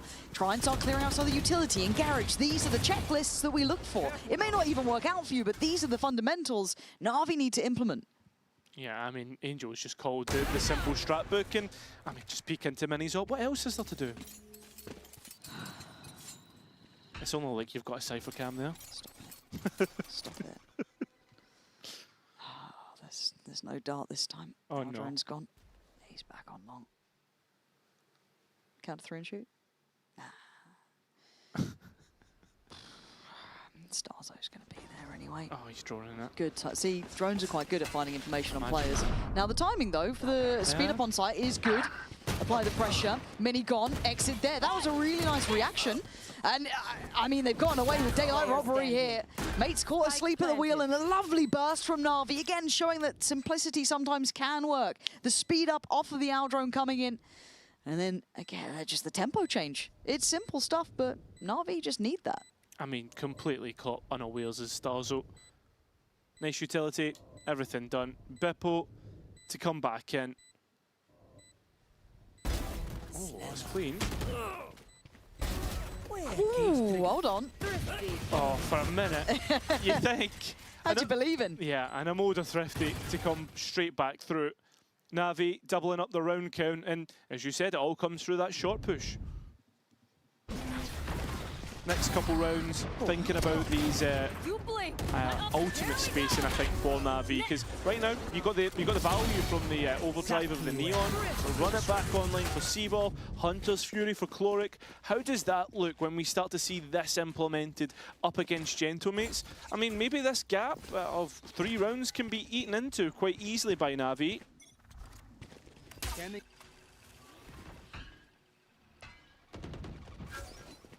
Well, Mini certainly taking liberties here.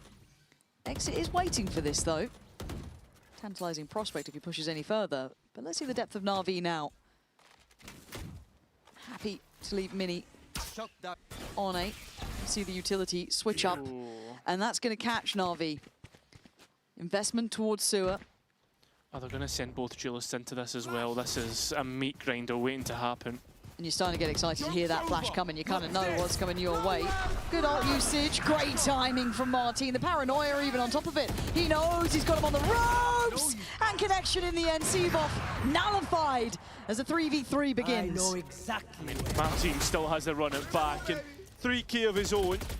Surely a Cypher ultimate is identify Mini on the flank. But it's all about how Chloric works his position on site. Both players back to back trying to work this. And they walk into Mini. There was a neural there, for God's sake.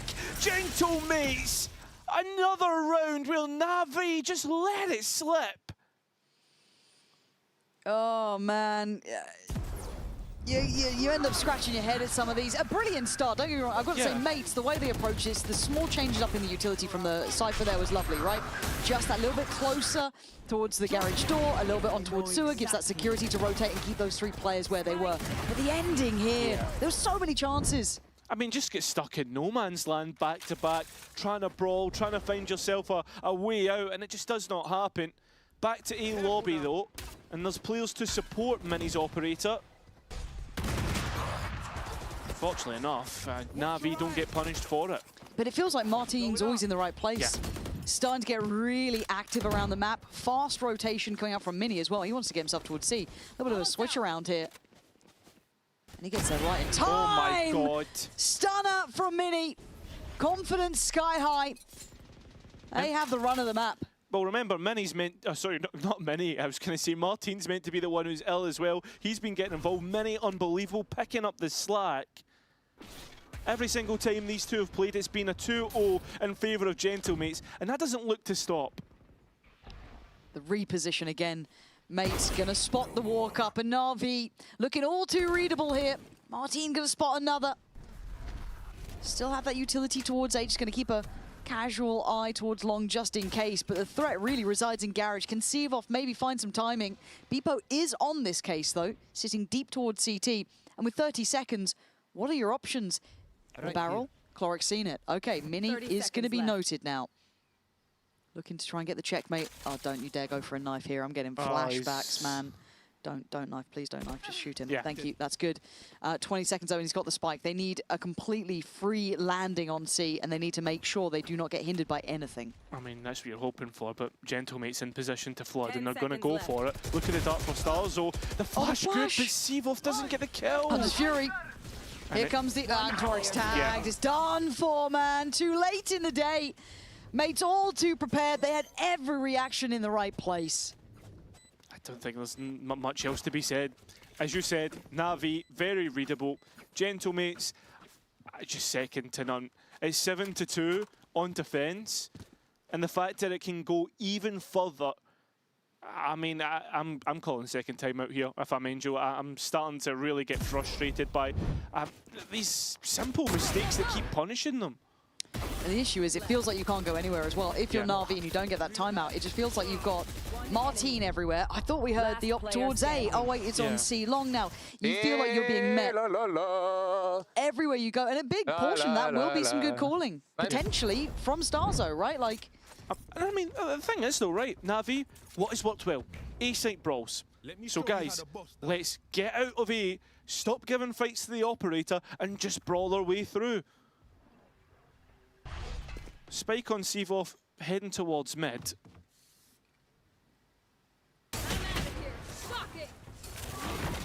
All right. I'll be going back to what worked for them nearly earlier on. It's a half buy at best, right? You've got 3 rifles in there. A little bit of spam on the way through, but Clorix lost his life from the other side. That's Martin chiming in. Spike's on site.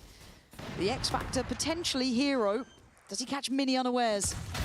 He does, and he even sees a follow-up. Big stuff there from Hero. And I mean, you've got that extra C space now that exit's filled, and lovely shots still Gorgeous. from Hero. I mean, it's hard to not enjoy watching Hero work, right? He's one of those players, but Martin and Starzo looking to come alive here, but Sivov controlling site, and Martin left in a 1v3. Hard positions to clear, and a post-plant to navigate. He knows this one's not looking likely. Hero, X Factor again. How many times does he get Na'Vi into these sort of rounds? Martin, no chances given, no quarter given to maybe recover a third here and build Na'Vi with a chance in that second half. I mean, the team play from Na'Vi, the team fights, just lovely stuff. Spam good, yeah, sure, but like it's this kill right here from Hero, the reposition, catching Bippo off guard, and then exit playing off of that. From there on in, clear advantage, post plant good. Oh, and Kunde. That sounds great in your accent. Ready. What? That sounds good in your accent. Thank you. You sound surprised to say something nice. All right, we are going to be tuning in with mates this side. Let's see if they've prepared what's coming their way right about now. They're running long, I mean. Looks like they can. I'll break it. Tap long, they wanna go away, guys. You know Cypher log them, they know we are 3. Cypher at camera here, Bippo. Okay. I'm playing right side. I'm still just holding B, I have everything. I can play with you, I can play with you. I'll break. They don't have arrow. You know jump spot, Saxo? Wait, I drone for you. Go. I'm leaving. Wait. I'll check your left, okay? I can flash you in. Left clear. Bricks, I think clear. I will just play here like this. I will flash of you. Okay, flash on me. You have B? Yes. Just flash and we pick, Martin? Go. I have everything, just walk. Go. Short one. One step on short. Short, coming up short. Flashing. Flash for me. You know Cypher is still there? Down A. I got you. Yeah, he's low now. Just leave me, please. Off stars. I'm flashing car. I'm still holding mid. He's peeking through. Both or no? He's walking through cages. 165. He's picking you like mini. Picking you. Dead. Just play on you, okay? He's not coming. He's running back. I hear him. Yeah, you can go. Play on your camera. 30 seconds. 30 seconds left. Yeah. Get it. Okay. And this might just be Bippo wrapping this up with a bow. He does. Ruxic found, but you can see the little bit of a threat there, but the comm's always so diligent, understanding who's got next contact, when we want to go, hit that flash towards long. There's always a protocol in place. Yeah, and I mean, Na'Vi at the same time, although we can't hear the comms, you can see the chaos just ensuing through the map and how they play together. And yeah, I mean, I feel it, Sivov. I feel it, mate. 8-3 right now. And once again, they're going to return towards the A side for Na'Vi's attack. A few pieces missing here. Standing ahead. They're going to have to try and command the respect now. And really, Starzo's got no need to heed the warning coming his way. He's been up to test, up to task. He's going to hear it coming now. What can one man do, though? No support there yet, and he's been overwhelmed. Sivov with a lovely pop there. Actually going to get some good pressure building on this. Could buy some decent amount of time. He's gone far here. And Ruxic, in the meantime, has found Mini. So this is, again, a win on 2 fronts. Yeah, big question marks that you need to try and re-clear from Gentlemates, but they're just going to send it with Martin. He's just going to go straight through and, well, denied. Nobody to fall back into the space he was able to recollect. And now exiting an off angle. He should win this one. It's so hard to clear him in this, even if they try and filter through. Hold up! Okay, the low sense finally failing Martin there, but it's just about being held on with 4 rounds. Just about. Few and far between, but Na'Vi with a touch of an opportunity. 8 rounds for mates, though. Incredibly hard to overcome, so let's have a listen to what Cloric had to say ahead of the match.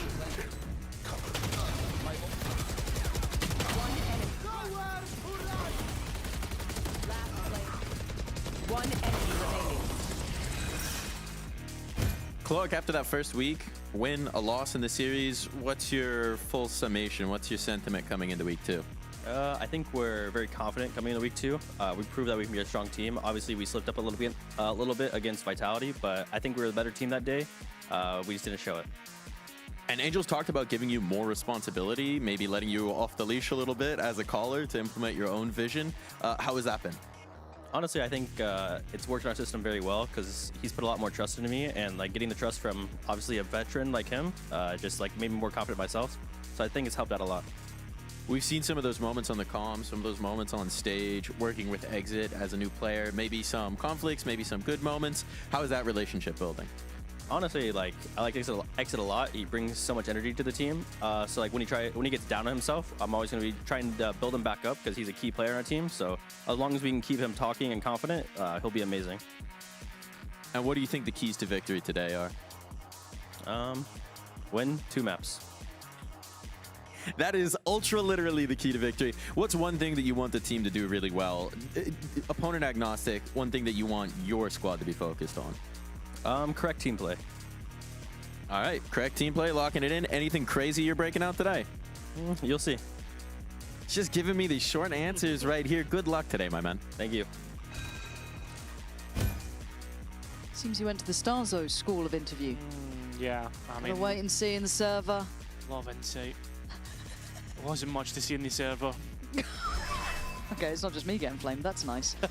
Glad that it is unilateral. However, 4 rounds, it's not much, but there's something to work with here, right? I have some concerns, but I'll put them aside. If they can get a pistol round, I'm paying attention. It's basically the same as Sunset, right? Except the map is attack-sided. Yeah. Trying to find silver linings, mate. Trying to... I feel as if, do you know what? Go on. I feel as if Tombiz is rubbing off on me a little bit, you know what I mean? Dirty boy. Bloody hell, you can't be doing that. Yeah, well, Rook6 taking massive space. And he might be taking lives here. That's perfect. Dream outcome for Rook6. And even if he goes further and gets the info, there's more here. Oh my god! That was so nicely played by Rook6. And look at them already backfilling the space. Sevov doesn't need to do too much here. I don't want to see him go down solo without trade potential. Fortunately, Hero is now getting towards the right side of the map. Yeah, doubling up, taking shot, taking map space away from the attack. His gentlemates wait for the defense to move on them, it seems. And there's a timing here against Chloric.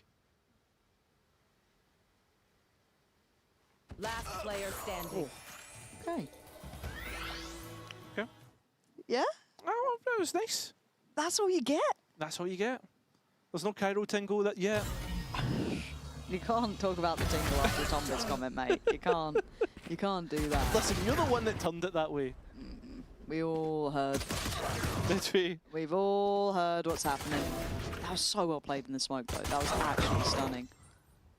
One enemy remaining. I think Rook6 just a top player, right? I think we all knew it, especially when he was playing the Omen all the way. Oh, sorry, he wasn't even playing the Omen actually. He was playing the Viper. I always think of his Icebox lurks. That's the way I was going with that. Took you a while. Yeah. Got there, though, didn't you? Thank you, mate. Proud of you. Okay, Na'Vi, let's string it together. Keep it clean. I mean, he's gone pretty far on this. Does he catch? Wow, does get caught just with a glance from the back of flat. Hero normally quite good at holding this side, but he gets left very alone. Very hard to do much more than that, but gets his body, drops it, Sevov. That felt a little ahead of it. It didn't feel so well planned out, and there's at least an upgrade here for Starzo, and they're playing right to this smoke. They want to get ahead on this timing. Oh, Chloric! How have you found both of them? Yeah, I mean, I don't know how Chloric's done it, but he can start counting his lucky chickens. I'll tell you that. Scottish phrase? Yeah, you never heard of that? Start counting your lucky chickens? No, mate. No? No. Okay. No. Like. Well, he was a lucky boy out for the double spray down here, because there's no way he should have been left alive. How's he gotten both there? Yeah, I think he knows he's gone away with that. Yeah. Lucky chickens. Lucky chickens. Is that how it works? Is that the phrase? Lucky chickens? Count your lucky chickens. Because it's a mixture between count your lucky eggs and then the You have lucky eggs as well. Oh, who doesn't have a lucky egg? You never watch Cool Runnings? Jesus Christ. Oh, God. We go back in. 6 now.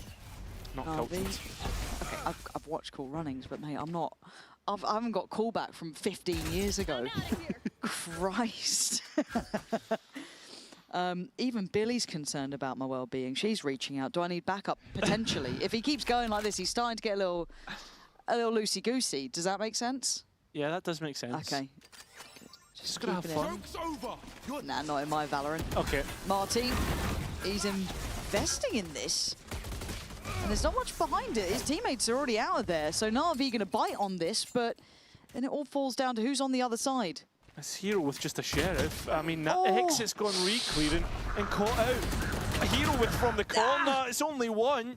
Advantage towards Genomates. Rixic's early. Yeah, he's taking the TP over, but he gets caught with the owl drone, but he's held back the flood, right? He's slowed this down, the smoke. The TP coming in, a little bit of a tag. Oh, Starzo, lucky to be alive. Down very low here. Bebo and Starzo both taking a lot of damage. This is possible, and I like Cloric getting active here.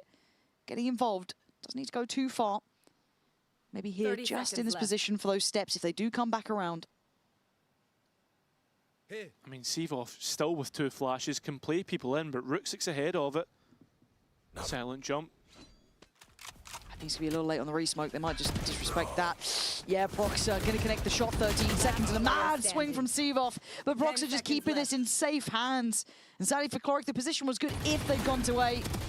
The expectation, however, there. 4 kills for Proxer and all of those potential dangers really swept aside. Emphatically so. Gentlemates moving across the map with intent. I mean, playing together, they're clearing in the corners. Hero, the real tripwire there.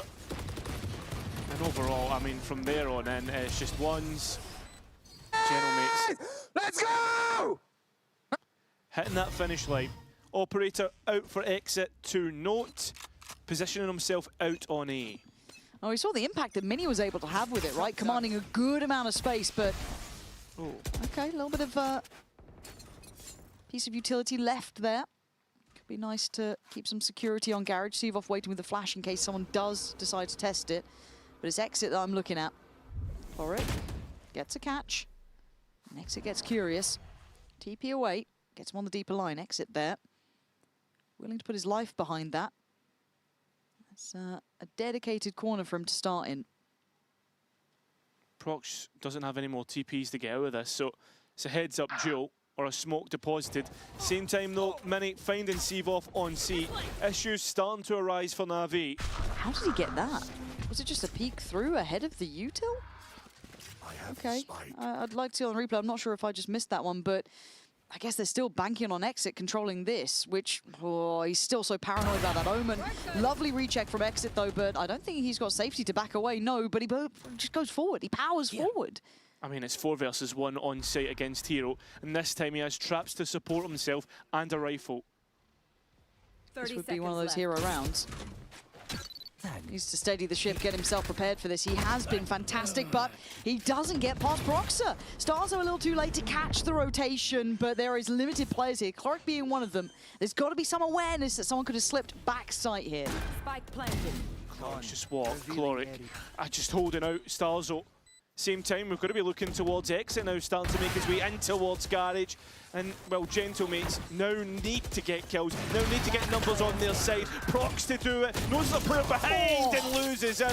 Cloric with 3 of his own, and Na'Vi back within 2. There's life in him yet, man. Cloric there with some heroics to keep this within at least a respectable range now. And a little bit of a reminder for mates. Let's have a little look at this at the start here. That was a pick towards long. Again, curious about Sivov how he got caught there when that trip was still up to play off. Not sure if it was just a look through the double doors. But at this point, Exit doing really well there. Again, still up for the challenge on it, and yeah, just getting caught on the timing. Fair enough. Kind of hope that he'd play it a little bit safer on that one, but as it stands, already starting to see a little bit more fire in the Na'Vi side. Exit still with that operator and still holding down the A line. Still something. It's a mad ball. Oh my God, Brooks. Bye-bye. Yeah. There's no way back from this. Na'Vi just off timing on that mid push, and mates right there for it. Well and truly up for the fight, and they read it well. It's going to be that C lean they go for, and they will beat Exit to the side of the map. At least for the first player. Oh! It's gorgeous work from Exit, and a little bit of a tag from Chloric. So they are not out of this one just yet. A little bit of chip, potentially. Didn't quite get the connection, even on the second time of asking. Question is, how do you even get back in? Not a whole bunch of utility left on Gentlemates, so they all escaped along. No smokers up for the defense to even make any issues. It's got the wall for Exit. I guess that's about it, and they're quick to clear, right? But look at the proactive work from Starzo. This is beautiful. 10 seconds on his dart, but he's actually on the corner active. I think Exit just didn't believe anyone would be there that fast, but Starzo was there in a heartbeat. Chloric now on 1v3 from this position. Rare to see, and not going to happen. Starzo outmaneuvering them so well. Double digits, Gentlemates. And again, it's just that, as you said, mid-fight, so off on the timing. Gentlemates just pop so quickly. Rooksick TPing into utility, and players holding other players. It's so easily done. Exit was nice skills, but I mean, overall, it was a large task at hand. Whose timeout's this? Navi's? I believe so. I mean, you'd have to after that round. Yeah, and the money's not looking great either. Not sure who's leading the chat. Okay, it is Angel there, just kind of conversing back and forth, but this is where you start questioning. I don't want to say questioning, but you look at the depth of Na'Vi, right? You can already hear the comm difference. Mates always seeming to have like a nice protocol in mind, or who takes contact, who's swinging. It's very clean stuff. I agree with you, but there's a completely different time scale for both of these rosters. Na'Vi was built for the final charge. Gentlemates were built for the full year. And they committed to their 5. They committed to having people in the roster going for role changes rather than roster changes. We all had our own opinions. And right now, I mean, people actually showing up 11 and 9 so far. Pass marks. Yeah, I think for me is just seeing comfort in that role. Yeah. Right? And I'd like to see it against a team with a little bit more time to see how it gets explored and pressured. But you're right, he is absolutely passing the test as it stands. I think Mini's looking perfectly fine. I think the operator work was there. Yeah. On the other side, yet to really see it find much on this half, but that's neither here nor there. So again, I think you're absolutely spot on. It is that kind of,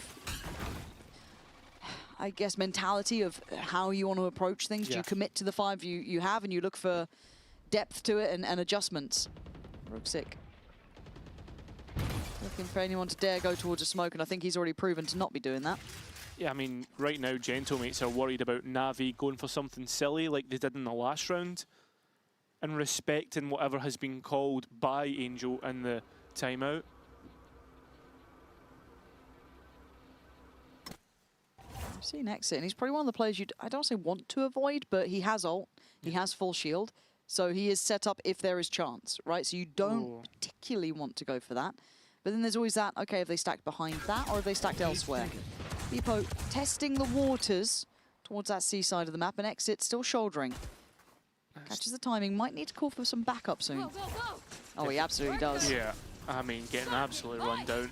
There's bodies here to support, but they're so late. That's nice, though. Yeah, Exit using his ultimate. I mean, Gentlemates have got what they want, and now they pressure the lone anchor towards C. 30 seconds left.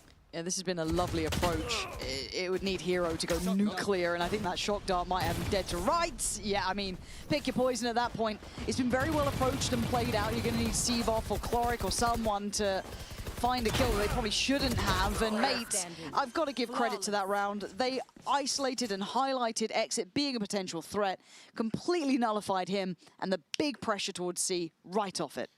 I mean, I was worried that Bipple was going to overstep, you know, the lurker who gives away a rifle, and then it snowballs into something it shouldn't be.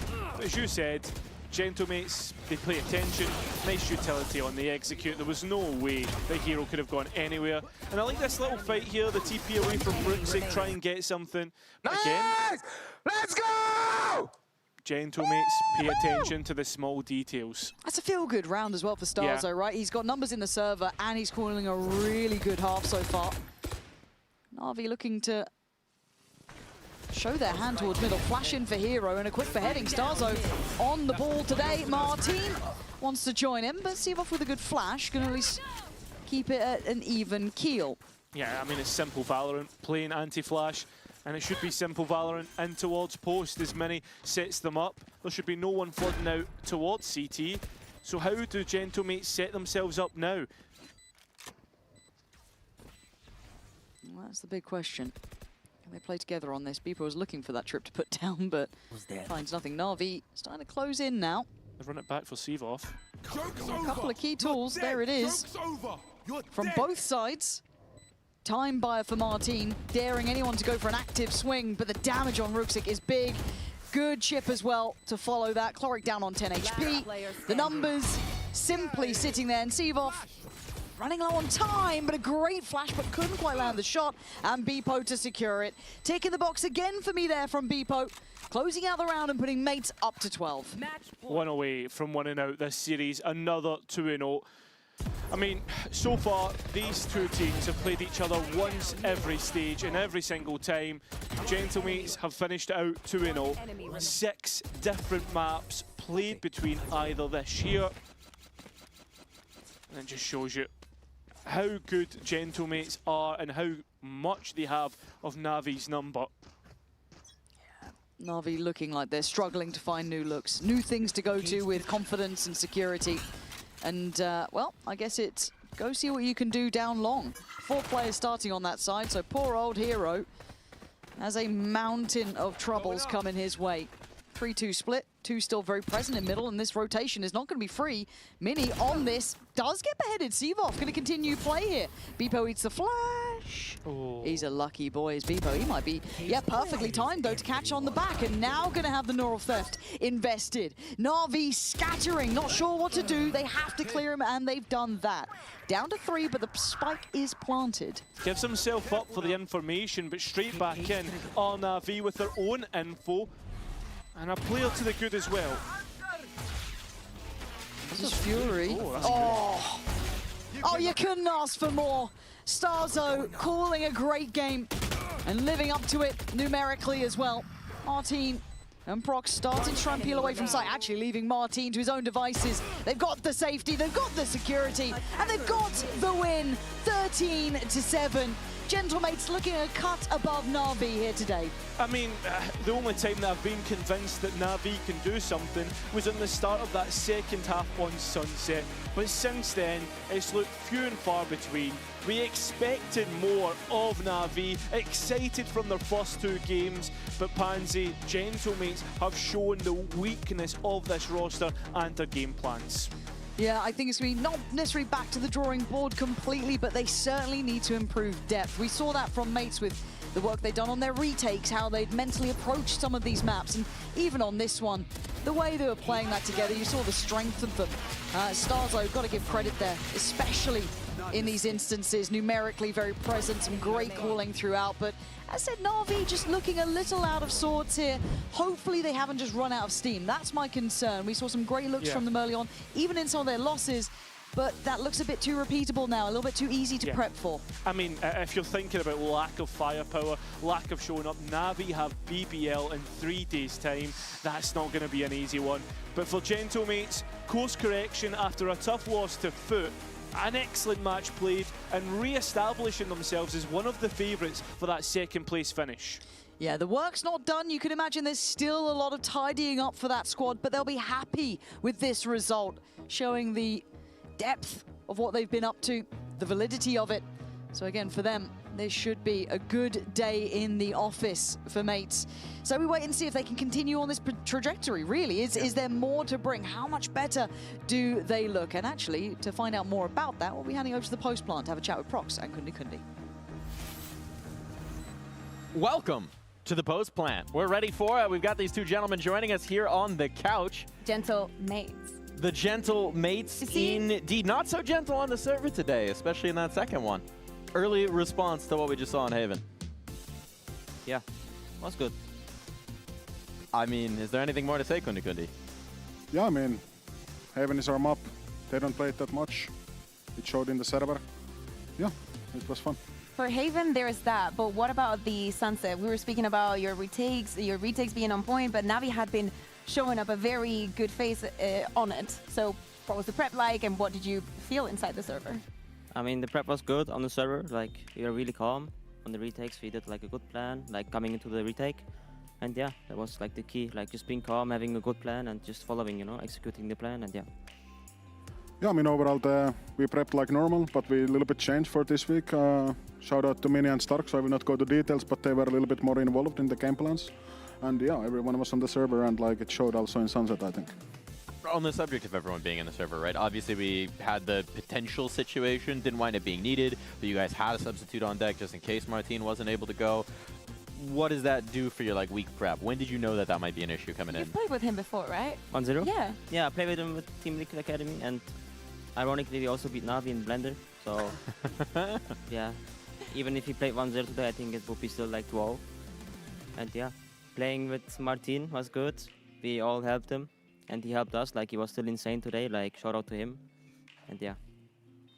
Yeah, I mean, we found out a couple of days ago, Martin said he just doesn't feel well. We played with different standing. Then we find out that it's maybe possible that he cannot play in the official, so okay, we looked for the options. Luinves, our boss, looked for the options. 1-0 was there. We played actually 1 day with scrims with him. Okay. That's good. He did really good. Kid is insane. I think one for the future. Also bring a lot of good vibes today and like that young energy, like everything is cool and new and like we're like, yeah, I mean, yeah. I don't want to say I hope he can play. But yeah, for preparation, everything, it's like, okay, maybe we go without Martin, but I think everyone's just like, okay, maybe we go without Martin. It's not like, if you go with like panic or like, oh no, or like star player's not there, like, you know, it's just like, okay, Martin is not there, another Czech player, like a little bit younger. Like, yeah, so that was the mentality, I think. I have a question actually that does not have to do about the, with the game that we just saw. But guys, I've been seeing you throughout the entire year and I always want to ask you this and I never have the opportunity. Before the match, you always do this thing where you grab each other like this, right? And you look at each other. What are you doing when that happens? Like, are you saying nice things? Are you, what is that about? Yeah, we are saying nice things. Like for me, when I first came to WC, like I did it also last year with them, but like this year was like so helpful. Like they came to me and said like, just play your game, you know, you're so good, you know, like just trust your instincts and stuff. And you know, before this game, if you hear this from all of your teammates, from the coaches, from the staff, it really helps you. Like it gives you so much confidence going through the game and it shows. That is so cute. Yeah, and it's like overall like what I expect from you, what is today important, what to focus on, so like player has something clear in mind. But yeah, it's like something the guys did from last year. I don't know who gets the credit for it, but yeah, we keep doing it still. So yeah, I think it's good. Because I feel like whenever I see you, I'm like, you know, I will come and say hello, but you are like, because it's a one-on-one thing. I need to explain this. It's a one-on-one thing where they just like hold each other like this and they're looking. I'm like, it looks like they're having a moment. It's not the time to intervene. Definitely. Things are going to get tougher, right? Like this is, you know, it's a good result, 2-1. But for you guys, you have like BBL and Vitality left. Are you scared? Are the things getting tougher? Is BBL and Vitality? Oh, okay, hold on. Okay, I mean, who do you think might be a paper tiger then? Both of them. I mean, Vitality we haven't played this year at all, I think. Just a couple of Finns, but yeah, I think we can smash them. BBL, like I really want to play them. We have some revenge. Why? Yeah. I mean, our players like them a lot. They vibe together, but for me, it's like, let's go get that revenge from the kickoff. And it's still in my head. I hope we had chance in Santiago. We didn't make it happen. EVC, we didn't make it happen. So okay, let's play in the group stage then. Yeah, I don't care who we play, to be honest. Like, it's That's just game for game for me. That is the most player answer of all time. This guy's like, I've been circling this on my calendar for 6 months. I dream of this every day. I think of how to win this matchup. Player comes up, I don't know, I'm going to shoot somebody. Yeah. Yeah, but it should be like that. Like players shouldn't put pressure on themselves. BBL likes to talk all of these things. Also, we know that they talk a lot of these things in the public, but in the backstage, they're just nice kids, you know? So I think it's a little bit raw. So a little bit shooting my shots here. Yep. A little bit of kayfabe, maybe, you know, building up the narrative. Yeah. Should we like do a face-off interview, maybe? Yeah. Okay, hold on. We're circling this on the calendar. We're maybe building this for future shows. Look, for you guys, right, it is about making it through to those playoffs, right? The champion points, that's still a possibility, but why not make it simple for yourselves? Make the run through, make that top go. Do you feel like the team as it is right now, with the firepower that you're bringing, with some of these maps that we're seeing now, is in a state where you can make that run to make it straight through to champs without worrying about the points? Of course. Yeah, I mean, answer is of course. I think we have strong map pool. We don't need to be in the best day to beat teams. I think also we need to work on our floor, because also if we are not in the server, I mean, this applies for every team, I think, but overall, like, we can also lose to many teams. So we just need to keep the consistency and the floor high, and then we can make the run. I think we just one game at a time. So if we now start already thinking play-ins or playoffs, all of those things, then our mind is not in the game. So just let's win the next one. Okay, let's win the next one, and that's it.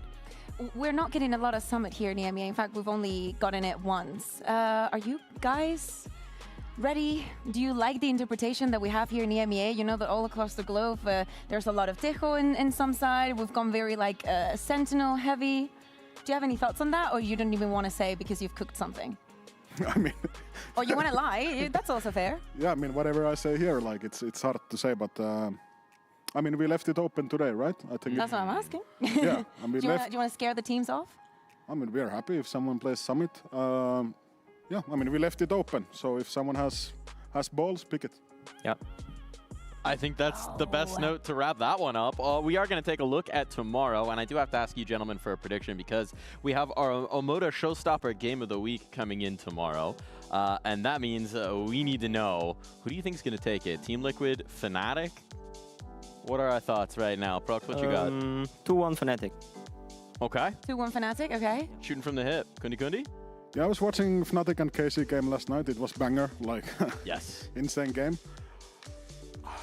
I must say Fnatic, I think. Also 2-1 or clean? I think it's 2-1. I think it's 2-1. It goes like maybe double overtime, things like this, but they will in the end somehow Fnatic wins, I think. Yeah, but basically what happened against KC somehow, yeah, right? Yeah. I also want to ask something, because Prox, you've only been playing the Omen so far, a lot of Omen. We saw Rians today in the Viper, and he was like, oh, I just love playing Viper. And then now I'm kind of asking, if you could choose something else to play, it's definitely not because your coach is also here. What agent would you like to play? Viper, I think. I would like to play Viper. Is this the first you're hearing of it?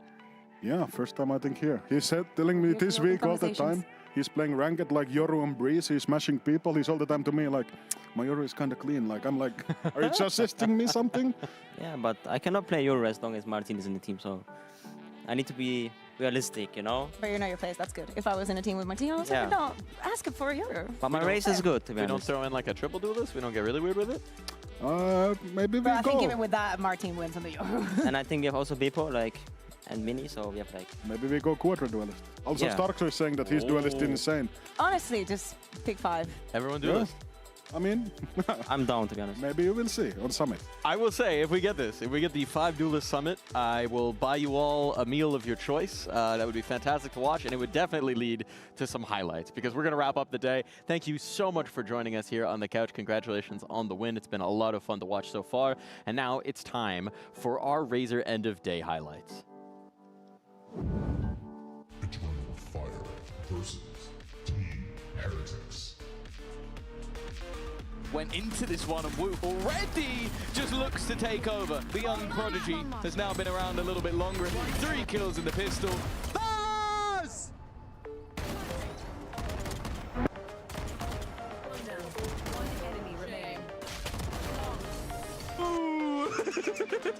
Spear still stand. Nice shot onto Rians. He's taking the round by storm! What? A debut ace!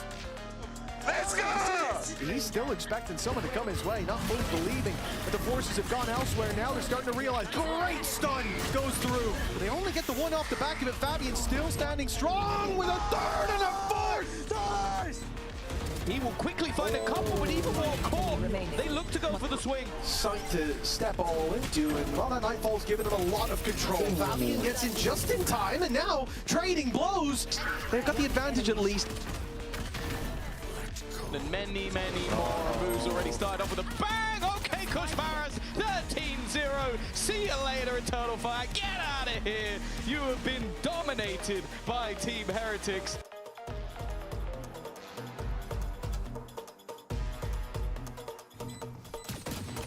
A brilliant round from Hero.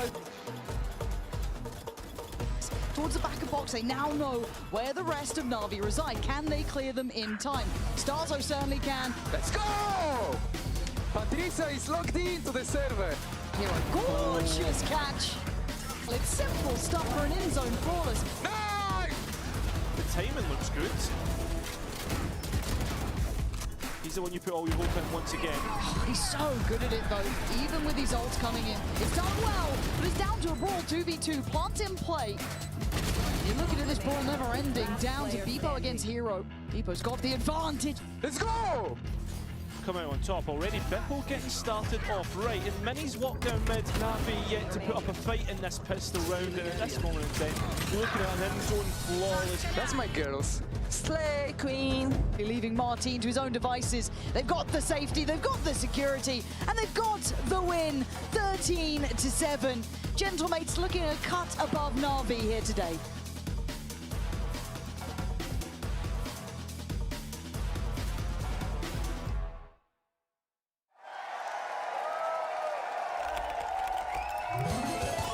Red Bull gives you wings. Hey! Hey, Tom. Alberto was looking for you, by the way. Really? Yeah, you better get that Okay, quick. I'll go check.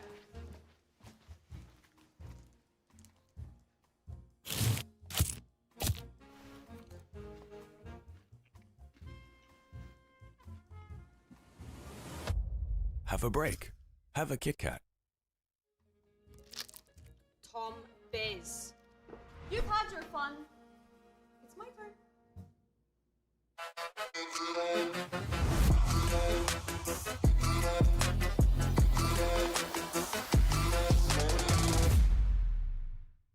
Want to find your fastest server every time?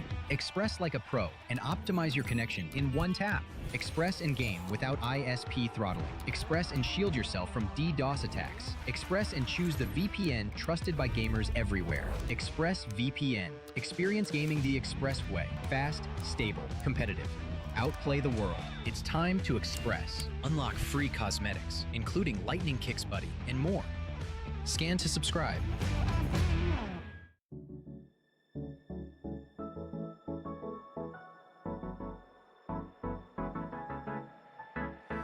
Let's do something crazy. Get a bit wild today. Cause we don't do this every day and we deserve it. Life is so amazing. Nothing is in our way. Baby, let's fly away.